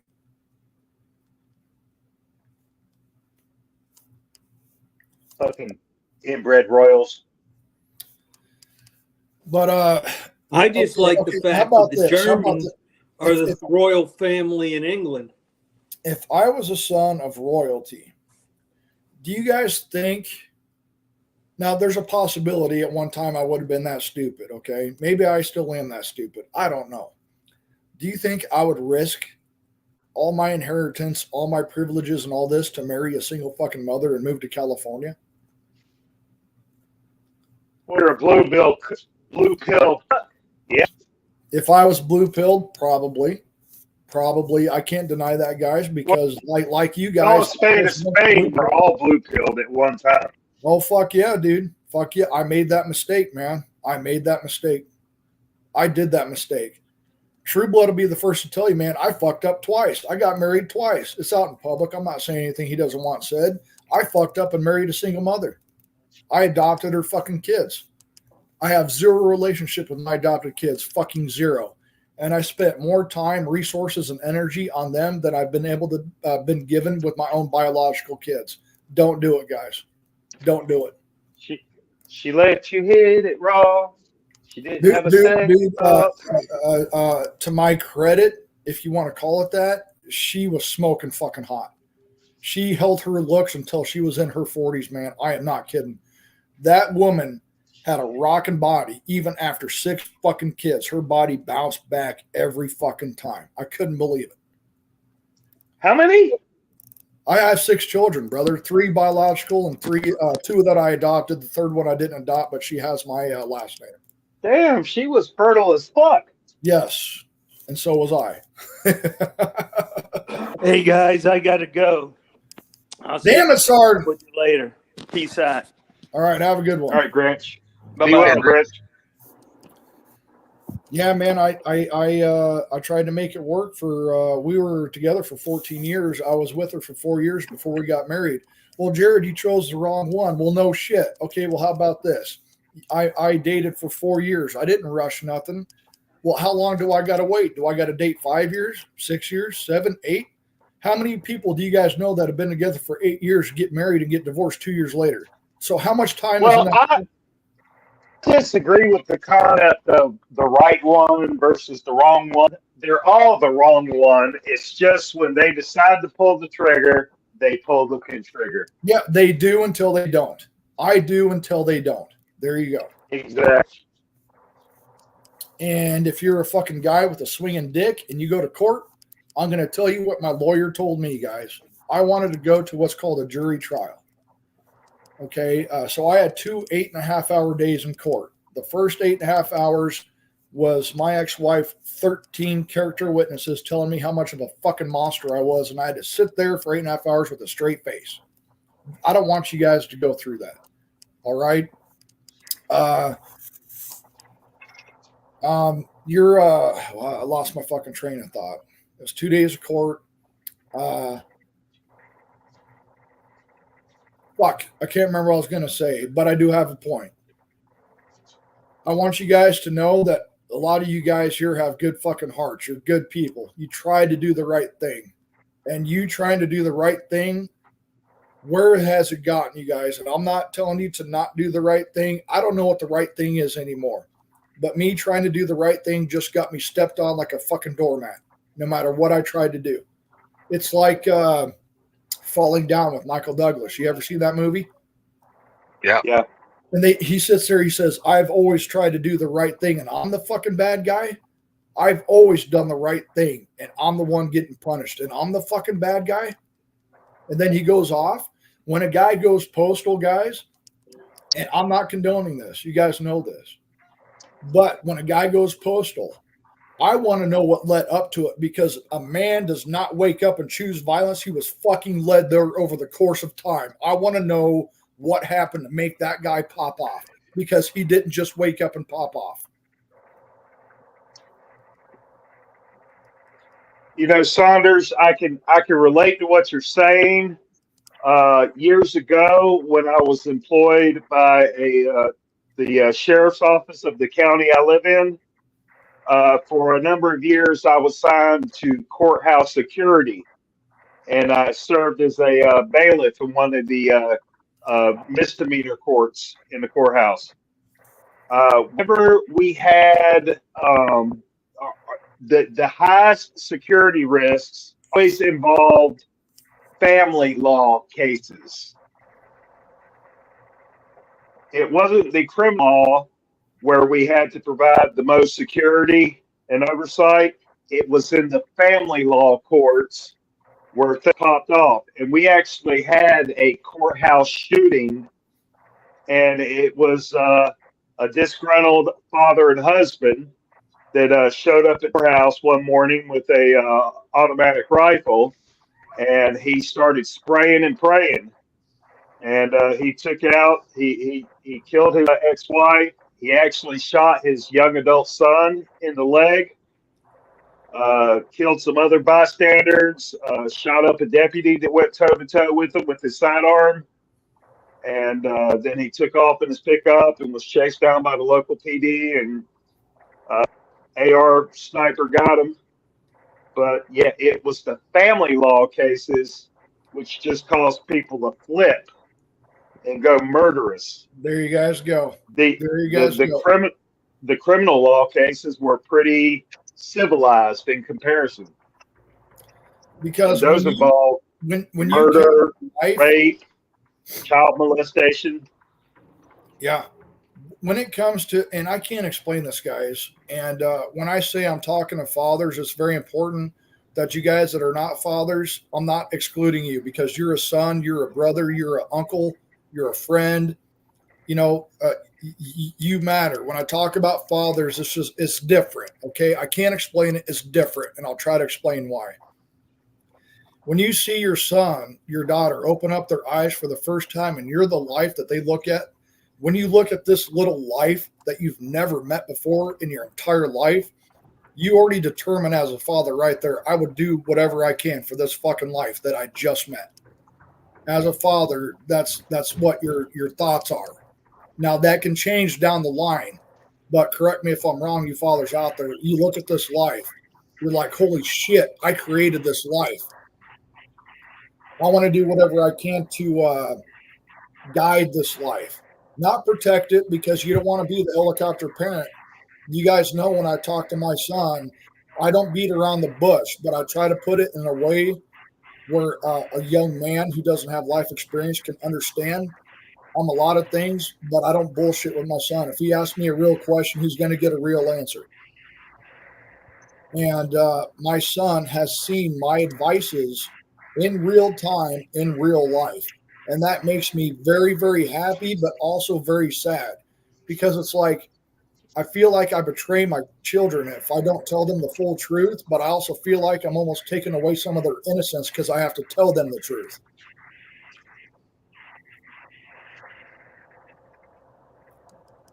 Yeah. I feel.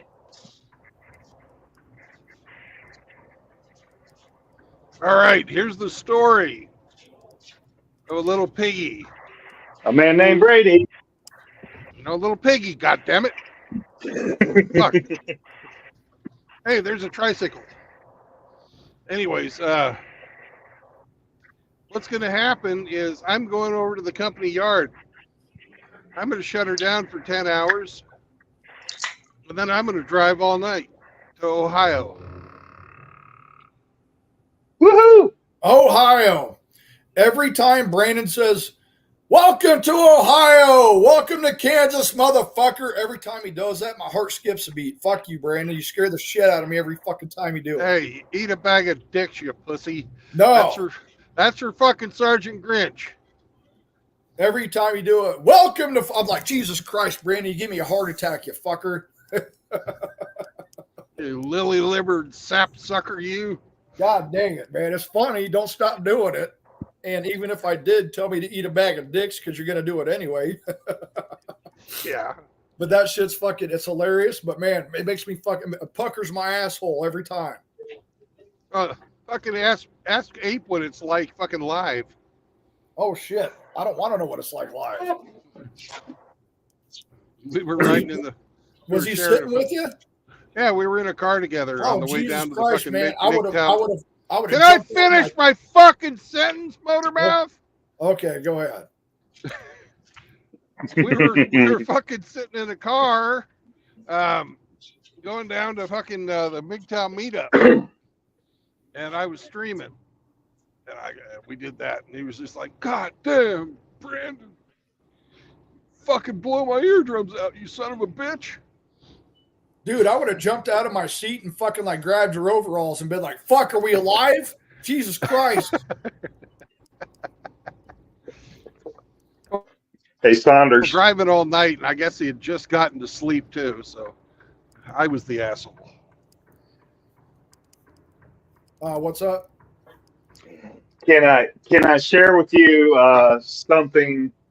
One of the good things about having a daughter. I'm actually very curious. Yes, please go ahead and share. But before the separation and divorce, when my daughter was a young teen, one thing about daughters and mothers, at least my experience, is they butt heads and they bicker a lot. And Yes. that True Blood knows he's got daughters. 2. Yeah. My daughter became a young teen. Her and my wife at the time started butting heads and bickering. It was a usual occurrence. And they would be going back and forth, and I'd usually be in an adjacent room. And when it was time for me to step in, I would stop what I was doing. I would enter whatever room they were in. And, you know, I was honor bound to support my wife and the mother of my children. And I would come into the room where they were bickering, and I would just say, Abby. And immediately, almost like a soldier stand at parade rest, she would clam up and submit to me and say, yes, sir. And I'm like, that's enough. It's over. Go do such and such. Go to your room, go fold the laundry, go wash the dishes, whatever. And she would say, yeah, sir, and go do what I told her to do. And then my wife at the time would look at me and she would be glad that the confrontation was over, but infuriated that my daughter submitted to me and respected me in a way that she couldn't obtain. Oh, that cheesed my ex-wife off so much that I had that power and influence over her daughter that she didn't have. Oh, and She resented her ass. I guarantee you. She resented the fuck out of it. Burned her fucking ass. How dare you, as a man, be able to do what I can't do? How dare you? Exactly. When you're supposed to be supporting me, man, just like I support you. Tell me if I'm wrong here. Sorry to interrupt. If your wife made a decision at that time, would you say listen to your mother? And if you disagreed, you pull your fucking wife aside later and be like, hey, we could have handled that better. But you sit there and you support your husband, you support your wife. Even if you fucking don't agree with what I'm saying as your husband, listen to your father. You'll never be my husband. You will never be my husband, motherfucker. Well, I will fuck you till you love me, Brandon. You will not. And I'll do it with overall. Fucking lay on you. I'll lay on you and you'll fucking never get up again. You got to fucking catch me. I can run faster scared than you can pissed. That's true. Well, the moral of you like I did my kids, man. Take my boot off and throw it at the back of your knee. Shit, you probably hit me. True Blood's aim would probably get me in the back of the fucking head, give me another concussion. Oh, I'm sorry. Go ahead, brother. I'm sorry. Go ahead. No, I was just going to say the moral of the story is for all the injustices I have suffered at the hands of my ex-wife with divorce and child custody and child support and set division of assets and all that bullshit, I will always be able to hold it over her head that I had more respect, command, and authority over our daughter than she will ever have. And she'll never admit it. She'll That's never just admit a it to fact you. of life, bitch. She will never, ever once give you that credit. Not once. Nope. But that's okay. You know another thing that hurts? I think I've talked with you guys about it before. What really hurts, even though my ex-wife and I, we don't get along. As a matter of fact, with receipts, I can prove to you guys that we go for almost 6 months at a time without talking. That's not okay. If you're trying to be a fucking cohesive parental unit, if you will, for lack of a better term, you don't go 6 months without talking. All right, period. But we do. And my oldest son, you guys know, he's a fucking monster. He's getting to the point where I try to teach him to always have a level head on his shoulders. Try to not react or act out of emotions. It's going to be a hard thing to do. It's hard for me. I'm in my 40s and I still struggle with it. But I'm trying to teach my son, appreciate the compliments, say thank you, but keep a level head. Don't let it go to your head, because there's guys half my size that can turn me into a fucking pretzel. All right, so just keep it fucking together. I know that my son's going to get, he's already got attention. He's already been in a couple relationships, if you want to call them relationships. He's young. I don't call it a relationship, but he's had 2 girlfriends, all right?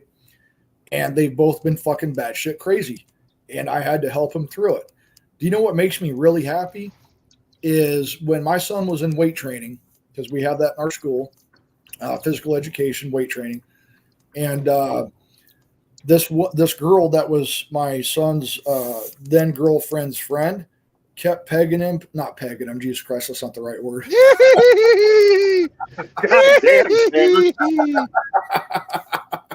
All right, I'll give you guys that one. That was my bad. He kept nagging him. nagging and nagging. Why did you break up? Why'd you break up? Why'd you break up? He's like, all right, I've had enough. Because my then girlfriend posted our personal shit online on social media, and I had pictures of friends of my then girlfriend of them flipping me off, sending it to my social media. I said, son, look, here's what I would do in that position. I'm not going to give you the full story, but I said, I'll save you the time. I'm breaking up with you right now. You have no business putting our personal line out there. And I'm getting people I don't even know sending me pictures of them flipping me off. I'll save you the time. I'm breaking up with you. He did that. And one of my son's friends came up in the weight room. This girl, when my son explained what I explained to you, but in more detail, said, that's it? That's all she did? You broke up with her? My son's friend came up behind her and said, yeah, he broke up with her. That's a crazy bitch. I was like, fuck yeah. Fuck yeah, dude. You got a good buddy there. Man, I can't imagine dating with the advent of social media being a factor. I can't imagine. I can't either. That's why I like the other day I was on a Discord call with I was on Chaos's Discord, I believe, the other night till about 3 a.m. I missed a fucking text from my son. I didn't hear the beep because when I get going in my shit and everybody's laughing and we're talking, I didn't hear the beep and I didn't get a call. I got it an hour later at 3 o'clock. He texted me at 2 o'clock. Dad, can I call you? Of course you can. And don't ask, just call. I missed it. I tried to text. I tried to call. I didn't push it because now it's 3 a.m. I don't want to cause no problems with this fucking mom. I don't know if she's there. So I texted and called and I left it there. He said, Dad, everything worked out. I'm going to go train with my son today. He's going to be personally trained in the weight room. I'm going to go boxing. And I told him at his work yesterday, I want to know the entire story on the way there. All right, son. He drove by. I hosted Grandma here last night. Grandma's not here, my mom. He saw Grandma's car. He didn't want to wake her up, so he drove by. And I'm like, son, this is your house. It's my house. It's your grandma's house. It's my mom's house. I don't care what fucking time it is. I don't care if I'm drunk as shit and you got to shake me awake. You have a key to this house. You come in this house at any fucking time. Let us unfuck the situation. We'll worry about the repercussions later. I can't help you if you don't tell me. Don't ever do that again. But at the same time, I also said you're not in trouble, son. I understand out of respect. You didn't stop by because you didn't want to wake up Grandma. And I appreciate the fuck out of that, son. But if that ever happens again, and I actually had my mom calling too, and she's like, say, if you drive by, you stop here. And Grandma kind of, lovingly got on him. I'm like, you just got told by Grandma, son. You got fucking told. But no, come over, talk to your dad. Come home. Wake my ass up. Let's deal with this shitty fucking potential situation, and we'll worry about the fucking fallout later. Let's get this unfucked right now. If it is a position where you are fucked, which it couldn't have been that bad because evidently it worked out, but to a 16-year-old who hasn't experienced life, that might be a huge thing to him because he's never experienced it before, right? You got to put yourself in their shoes. And I've talked to you guys about the friend and father line. There's a line and you don't cross it. I don't have a percentage, but I think I put a percentage out there where I will always 80+% be your father. No more than 20%. And you have to earn that 20% where it's a friend. Because as you guys get into your 20s, 30s, 40s, your relationship with your parents change. You become more comfortable. You start talking like I would talk with you guys right now, but you still respect. That's my mother. That's my father. There's a line. I don't cross it. I've always respected that. That's kind of how I go. Does that make sense? Absolutely. Me and my father, we have conversations about everything under the sun, but in every single conversation, my automatic responses to him are yes, sir, no, sir. It's just ingrained in me, Yes, sir. No, sir. Yes, dad. No, dad. Whatever it is, there's that respect there, and there's a line, and you don't fucking cross it. RESPECT. Like I can talk to my mom, like I'm talking with you guys, That's the crazy part of me. The talkative part of me, guys, that's all my mom. That has nothing to do with my father. I am my father through and through. As far as looks, we look like twin brothers. If I showed you a picture of me at 8, my dad at 8, it looks like brothers. My attitude is like my dad. My solitude is like my dad. A lot of things is like my father. But I can be very extroverted at any time. Brandon knows this. I've had lunch with Brandon. I can be very talkative. Sometimes I don't shut the fuck up. That's not my dad. That's my mother. So I've got a little bit of both. So I'm part asshole and part angel. So you're an anal angel. Got it. No, you can't twist my words, Brandon. I mean, you can because it's your stream, but no. You said it. No, you said it. I said it the right way. You twisted it. You said I'm part asshole, part angel. So you're an anal angel. No, you're lucky. I respect my elders. And what'd you hear, Hemi? He say between his legs is just like his mother. That's Hemi, what I you're thought. lucky you're my age, young man. Hung like his mother. But to get real with you guys, I can feel it off my mom. My mom's nervous. She's very, very fucking nervous about this upcoming surgery. That's understandable. I'm a little nervous too, and I'll give you guys a reason why. My grandma, my mom's mom, I was 16. I was my oldest son's age. Now, I got to see my grandma when she was in the hospital. I went there to see her the day before, whatever it was that she had. This was back in 94. I don't remember what the fuck I did 4 minutes ago, so bear with me. I'm trying to remember 1990s here. I saw her, so I don't live with regret. But mom asked me if I wanted to go the next day, and I'm like, oh, it's grandma. She'll be all right. My grandma passed away that day, and I never fucking forgave myself. I had another chance to go see my grandma, and she fucking passed away in the hospital that night. But I don't hold it against me because I did go see her. I just didn't go see her the night because I thought she was going to be fine. I didn't know any better.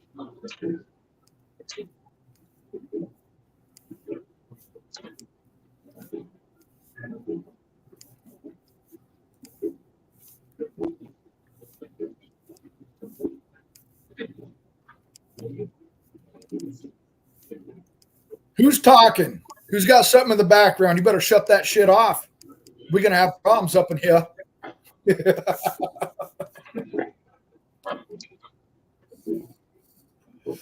Yeah, Riggs. RO's fapping.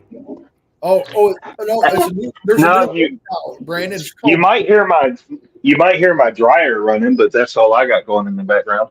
Brandon, evidently it's called gooning now. I didn't know that. It's called what? Gooning. Gooning, like Rakita Law got caught gooning live on his live stream. It's called gooning when you're jerking it. I didn't know that. I didn't either. Just like I didn't know what the fucking athletic supporter was for 3 months, you asshole. I have never heard it called anything other than a jockstrap. I have never once heard a jockstrap be called an athletic supporter. Brandon, I thought Brandon was just being cool. He's like, I support you. He supports athletics. You are an athletic supporter, Saunders. I'm like, well, thank you, Brandon. 3 months later, you know I'm fucking with you, right? I'm like, you fucking got me for 3 months, you son of a bitch. I'm old. I play the long game. What can I say? You did play the long fucking game, dude, man. Sanders, did you ever buy one? It says on the packaging, athletic supporter. No. I had one that was bought for me back in the 90s and shit, but I didn't look at the package. You dumb fuck. Well, why the fuck would look at a package? I'm all I care about is my balls are supported when I'm wrestling or I'm in football. Well, if they handed it to you and it wasn't in the package, it could have been used. No, I opened the package, but I didn't look at the package. All I knew was it's going to support my fucking balls. That's all I cared about. It's a fucking jock strap. It's not a fucking athletic supporter. Okay. Go shopping for one. See what it says.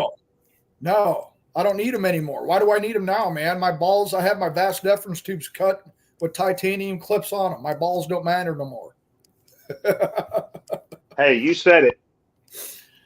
I can't have kids, man. I got good swimmers. I had to take care of that shit. And you guys want to know what's really fucked up? My ex-wife, yes, I am. This is true. My ex-wife begged me for 2 years to have our third son. I wanted 2 and done. That was my thing. No more. No. By God, she got it out of me. She still wanted more. I'm like, no.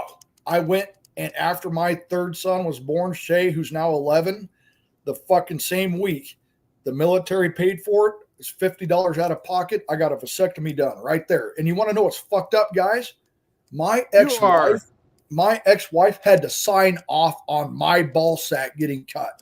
You had to have your wife's permission signature. Can you guys believe that shit? Yeah, I can, because dude, I had to argue. They were my balls. I had to argue with my urologist to get my vasectomy. That's bullshit, dude. They were my balls before I even knew you fucking existed, bitch. What the fuck? You had to get permission. This was back in 2013. You had to get signature. And so I'm like, okay, how the fuck am I going to do this? I'm going to get her in her most vulnerable state.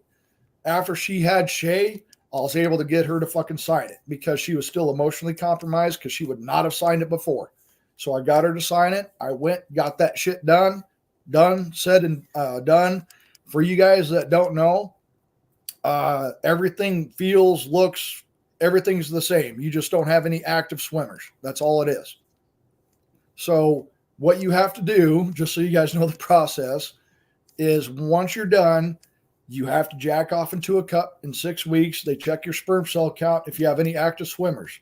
If you do, you got to go back another 6 weeks later, and then they test you again. And that's when they call and confirm, hey, nope, you're good to go. So just because you guys get one, do not be having sex without protection, because you can still fucking have one up to and including 12 weeks after.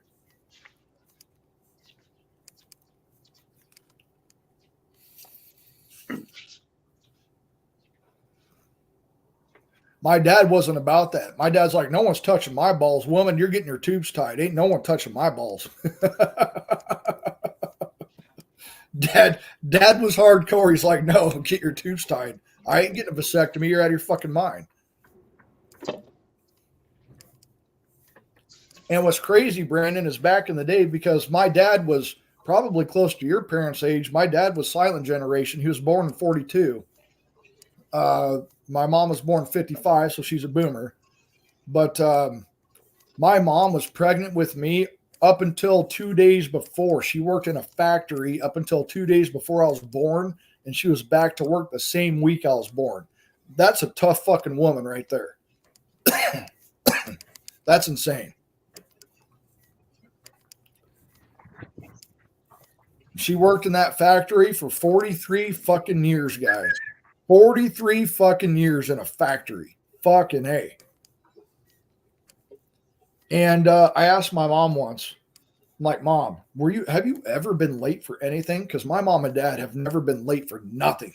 Not in my life. And she's like, we were late one time. One time in 43 fucking years. Saunders? Yeah. Yeah. How many children does your mom have? 2. She's late twice. 2? Late twice. Yeah. Well, here's the thing. I'm like, you were late once in 43 years? I'm like, why were you late, Mom? She's like, oh, your dad and I decided to pull over in the country road and get a little. I'm like, Jesus tits, Mom. I didn't need to know that shit. we were late one time in 24 years. 9 months later, you came around. Yeah, 9 months later, you came out. That's how I met your mother, folks. That's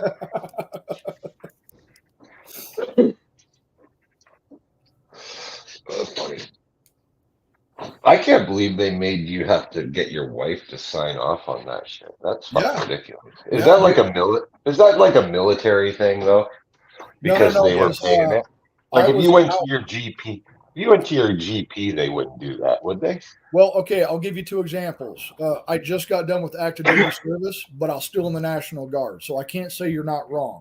Now, there's a place in Hawaii I can't remember the hospital's name, but it was a big ass pink fucking building. It's outside of Schofield Barracks, Hawaii, a couple of miles. I can't remember. You guys could look it up. I wanted to get it done when I was still active. They probably would have made me get my ex-wife then signature, but I never tried, so I couldn't tell you. Okay. I got mine done by a civilian doctor.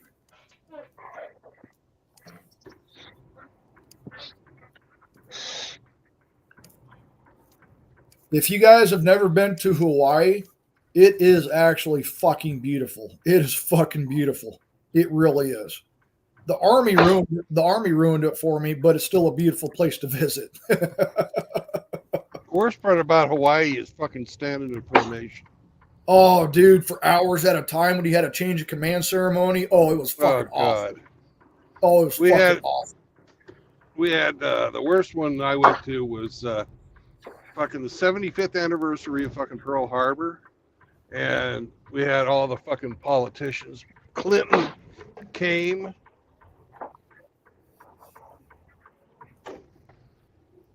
I am so sorry you had to stay in a formation for that, because that had to have been fucking half a day thing there. Oh God! And we got a fucking joint meritorious unit commendation for fucking basically giving the fucking ship a fucking makeover, and the motherfucker never came on board the ship, but we still got a fucking J Muck for fucking painting and fucking redoing the tile. Can you believe that? A fucking joint meritorious unit commendation for fucking painting. Wow. And polishing the fucking brass. I wanted to, instead of typing here, Mochi Alex, Hawaii expensive to live in? Yes. Yes. Back in 2011, guys. This is 2011. A basic two bedroom. You guys can look it up. It's called the Palms of Kilani, Kilani.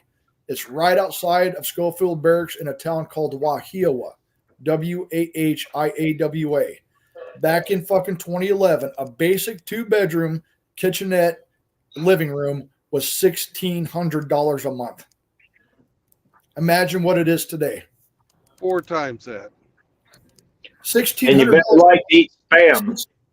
$1,600 a month is fucking insane now, let alone 13 years ago.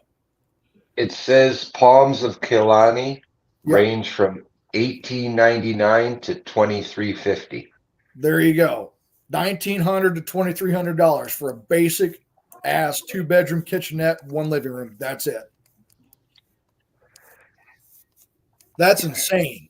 Actually, I'm actually surprised it's not more than that, to be honest with you. You can buy them. It looks like it's right next to a baseball field, and right down the street is where I first got into fucking kickboxing. The boxing gloves that I've shown to you guys, I've had those since 2011 when I started kickboxing there. He was from the Philippines, and this guy was in his 50s at the time. And I'm telling you guys right now, I would not want to fuck with that guy. He was so humble, so cool, calm, and collected. But when he trained, you're like, I would not want to fuck with this fucking 50-year-old dude. Fuck that. This guy was all about it, man. And I was fucking exhausted. So I was lucky to get there once or twice a week, because when you're in the military, you don't know what time you're getting off. There is no fuck, because you might get a tasking down at fucking 1,500.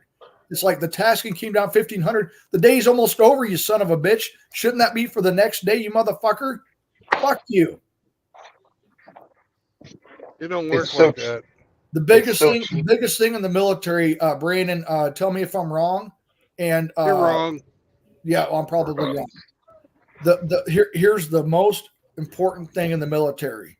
Hurry up and wait.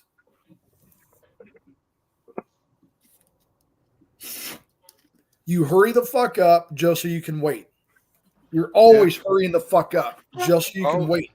Always. Did you ever have to stand in formation for hours at a time for a change of command ceremony? Yes, change of command ceremonies, and yes, it was hell.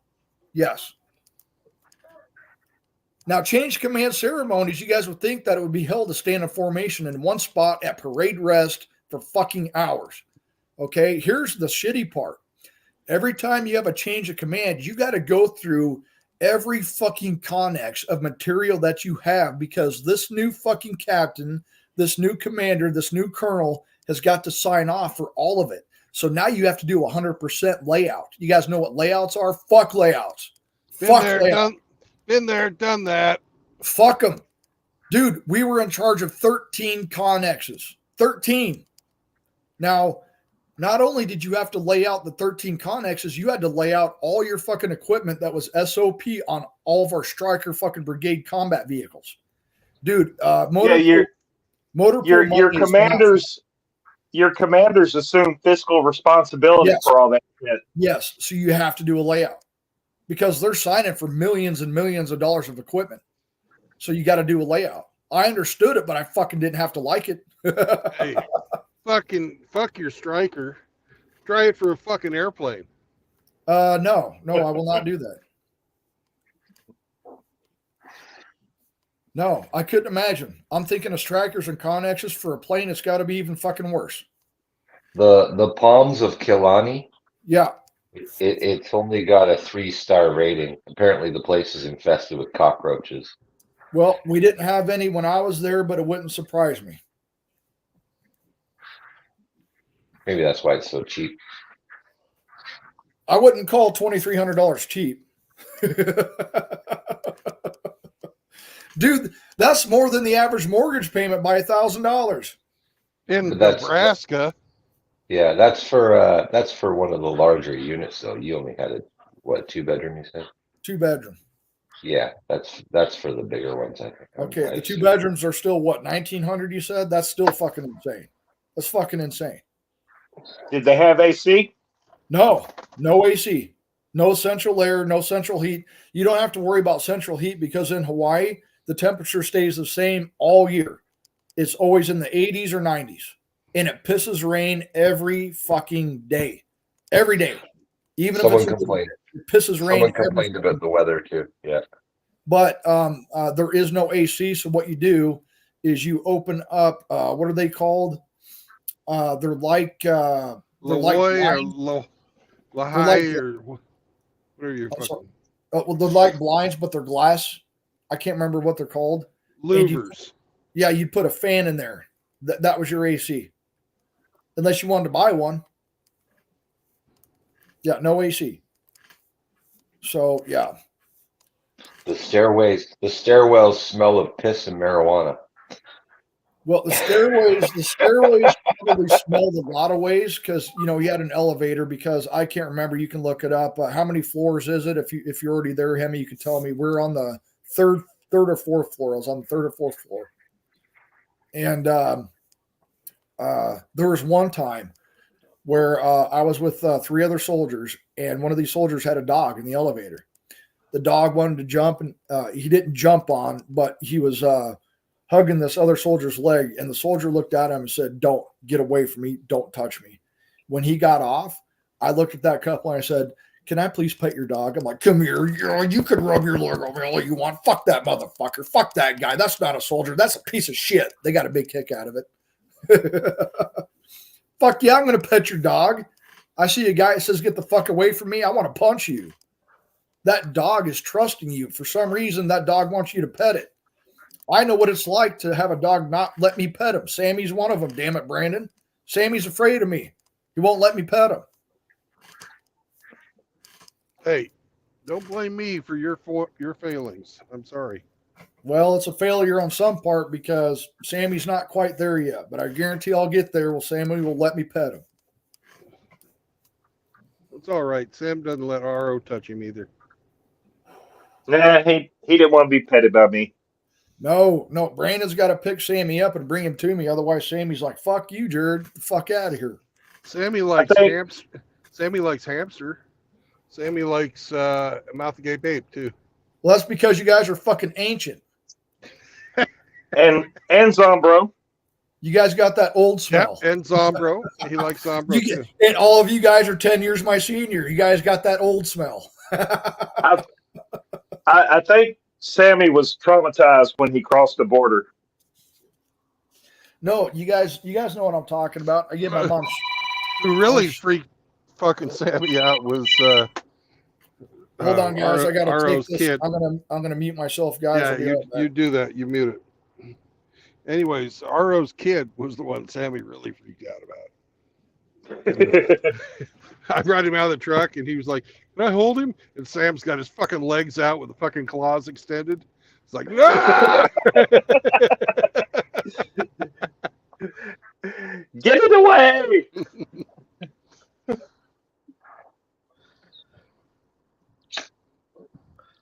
So, True Blood, Yes, sir. I missed what you were saying earlier. You were going to stop for 10 hours and then, what, drive all night or something? Yeah, that's right. Okay. True Blood's about to go night night. What True Blood's going to do is unhook from this trailer because they're bringing me another trailer. And then I'm going to go find someplace in the fucking shade to fucking park this pig. So you'll be driving all night, your hand wet on the wheel? Yeah. It'll be moist.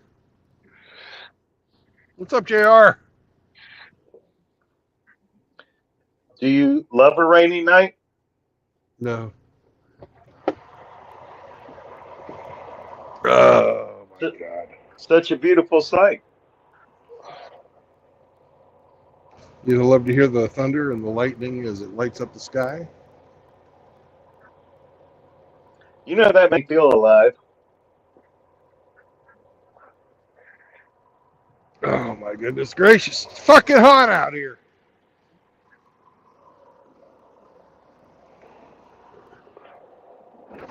Hey, you little brown bastard. Come here.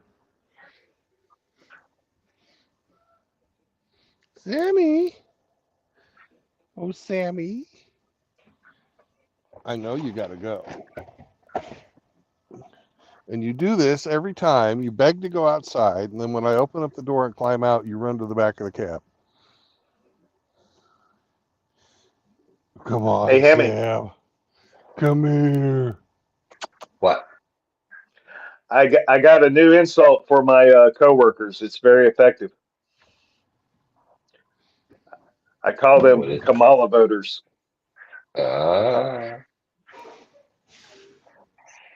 You get fired soon enough, I'm sure.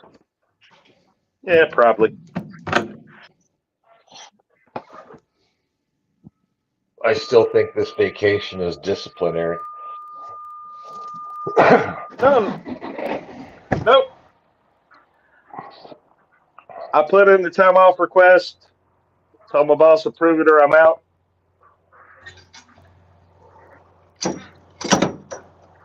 I'm up ready to go. The boy's still sleeping, lazy fuck. Good Lord.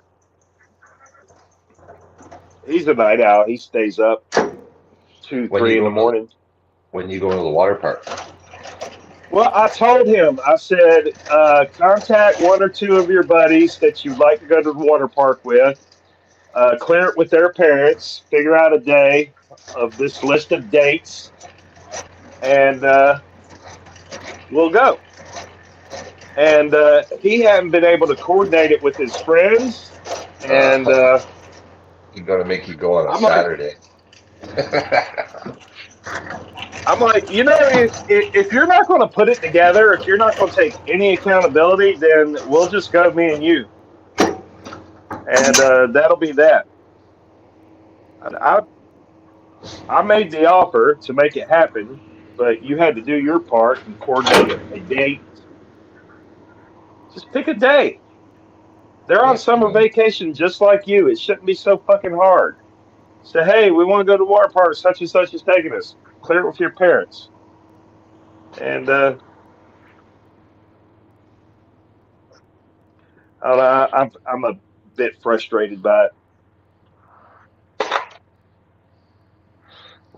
It's going to make you go on a I've also- Saturday. I've also told him, figure out what you need to do, where you need to go, whatever, for your learner's permit, and Ooh. what I can do to help you make it happen. I said, do the research, do the homework, contact whoever, look up whatever website. I don't care. Just figure out what you need to do, and tell me how I can help you make it happen, and we'll get her done. And he hadn't done that. Wow, Sam, So, second turn of the day. Pretty impressive. That's my boy.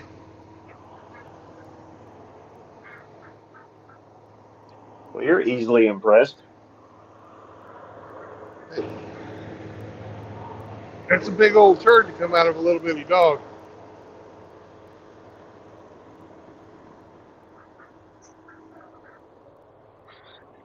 Now pick it up and throw it away.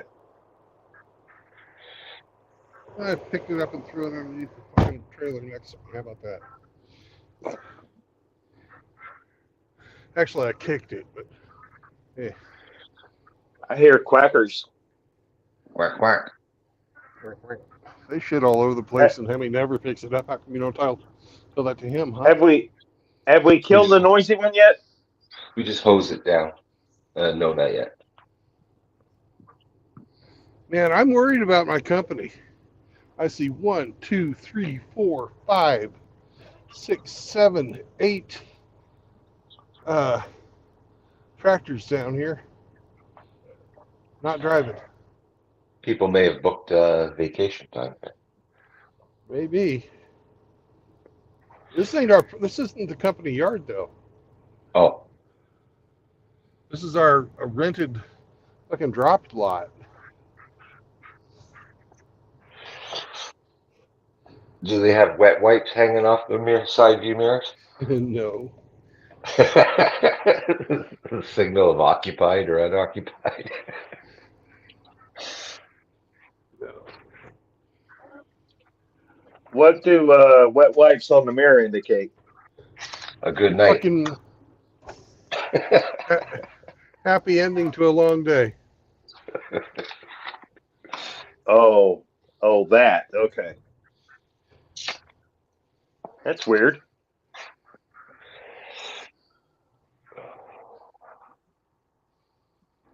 Oh, I almost fucked up.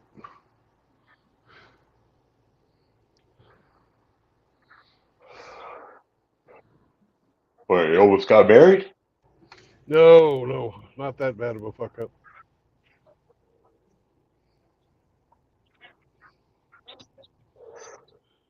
I almost started driving again when I've got myself on fucking inspection. We got to complete our inspection before we go to fucking personal conveyance. Then once we're personal conveyance,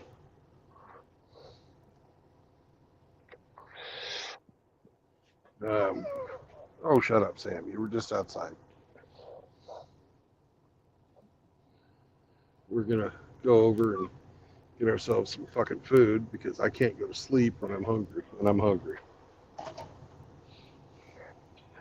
What you gonna eat? I'm going to go to Cracker Barrel and I'm going to have me fucking chicken and dumplings.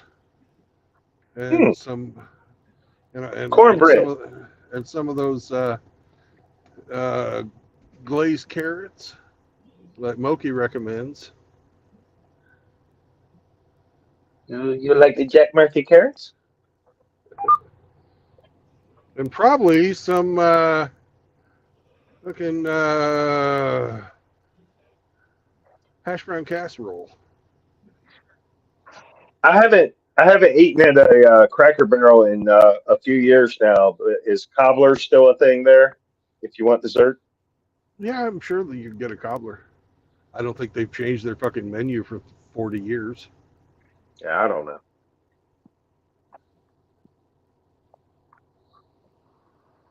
We're going to drive over to Cracker Barrel and I'm going to shut the stream off.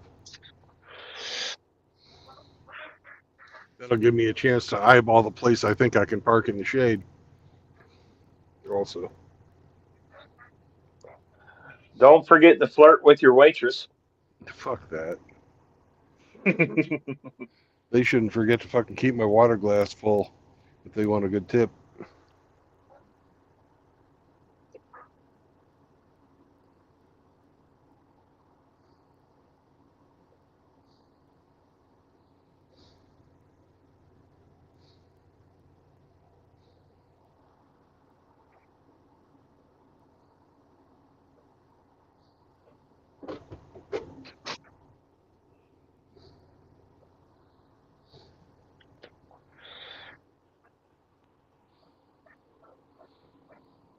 one more minute of this, really serious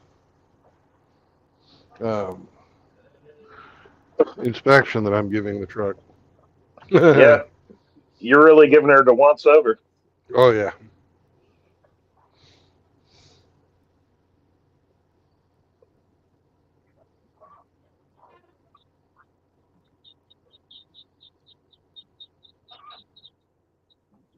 Are you unhooked already? Yeah.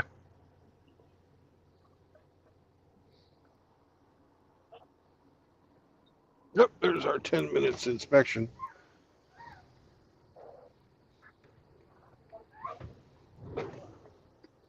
Now we got to put ourselves on fucking personal conveyance. Personal conveyance!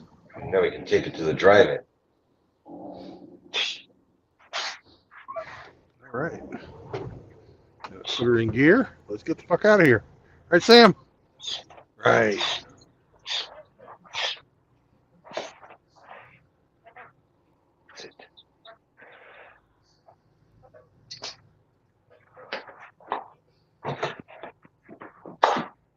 Sit.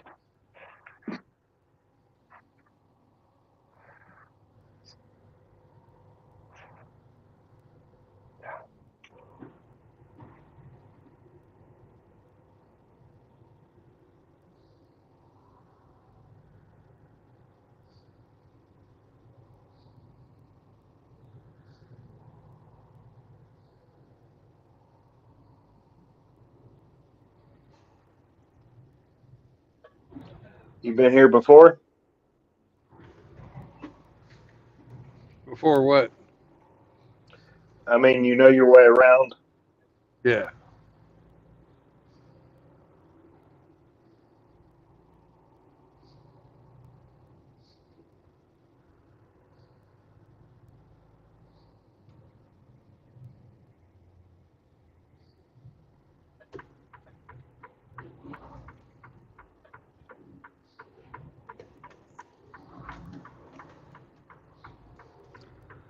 And for URO, Who says that looks like Oklahoma City? looky there. That's for URO. Big old white cop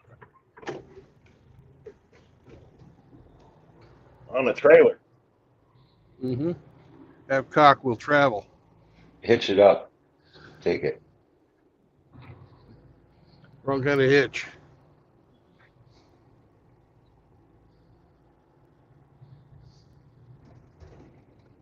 Officer, you ain't gonna believe this shit, but somebody drove off with my cock.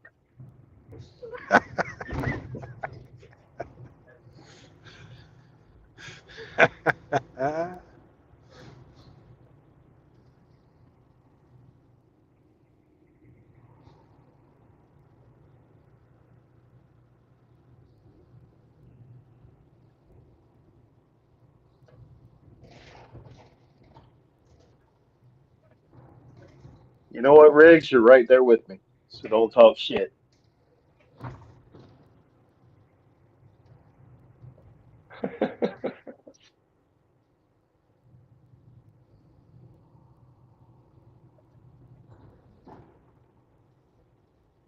I know this is a bumpy ass fucking road.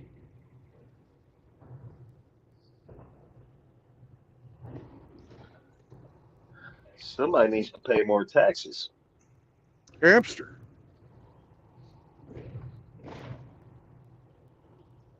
And my brother.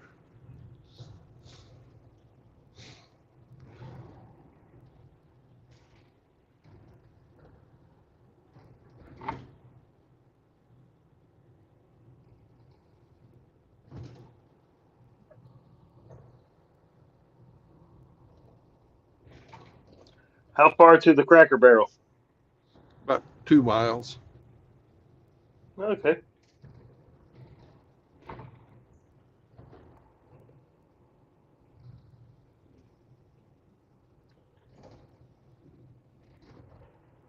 Do they still sell all the little knickknacks and bullshit in the front area?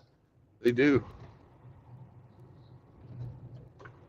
I'm going to avail myself of some of their fine black licorice because it's fucking hard to find.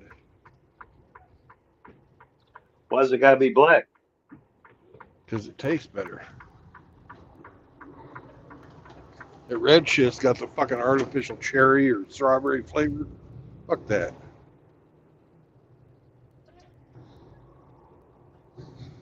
What is licorice derived from? You really want to know? I have no idea. I would like to know. It's a mixture of fucking wheat gum and fucking horse fucking hooves and tendons and stuff off of cows. You know,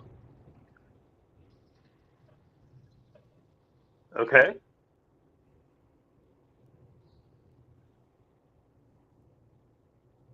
it ain't vegan.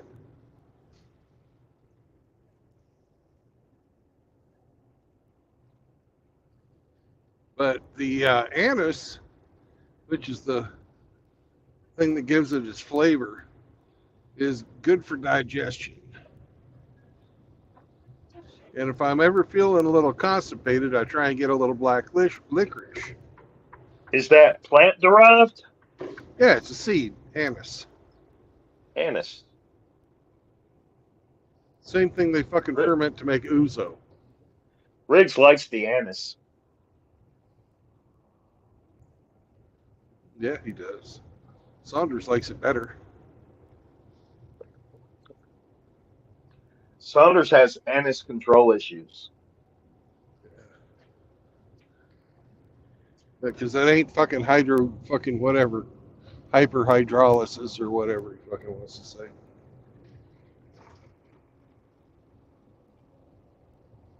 What's that orange sign you just passed? Wally's. The hell is Wally's?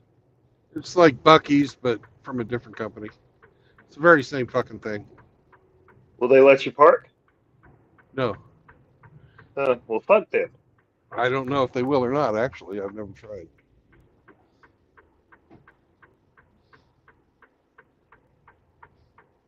Probably not. I don't see any rigs in there.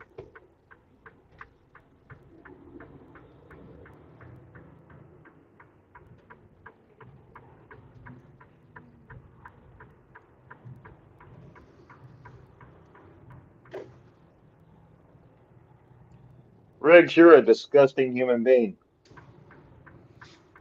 Yes, he is. Petus.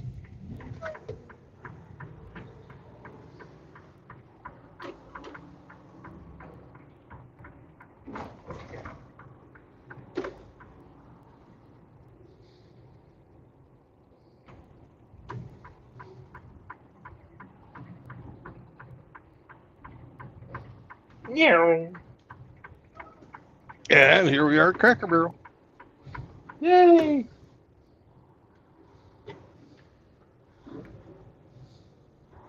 We'll try not to take out the fat chick with the fucking wheelchair. She's got somebody depending on her.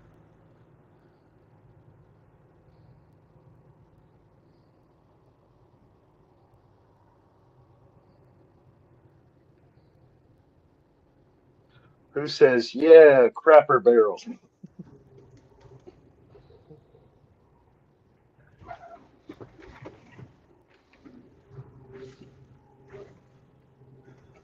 Sam staying in the cab, or are you taking him in? They won't let him in. But Shit.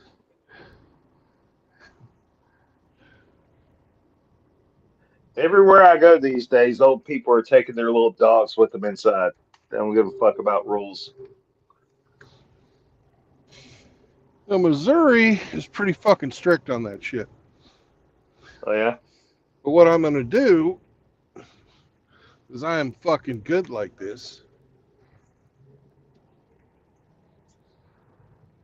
Found some shade? I got some shade.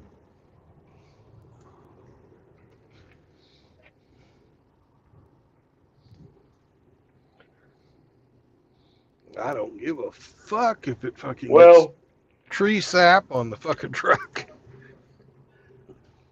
when Outlaw wakes up in 3 hours and he doesn't have a stream to call into, he's going to be sorely disappointed. Fuck, I can't get out of the door if I do this. Sammy, I'm just gonna have to, I can leave it with the air conditioner on for you. I'm sure that'll break your heart. Oh, I can back up and get some shade. Okay, we're gonna do that.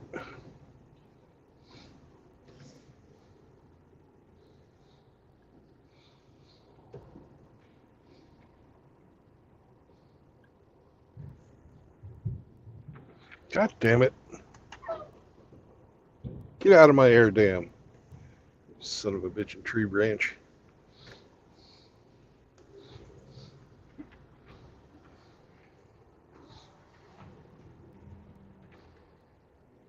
Okay.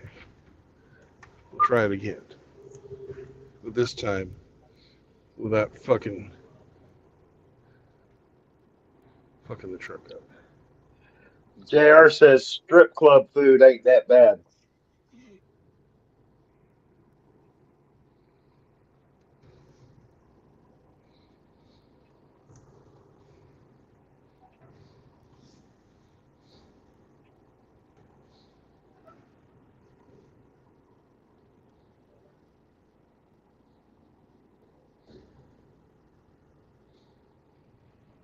There you go, Sammy. There's some shade.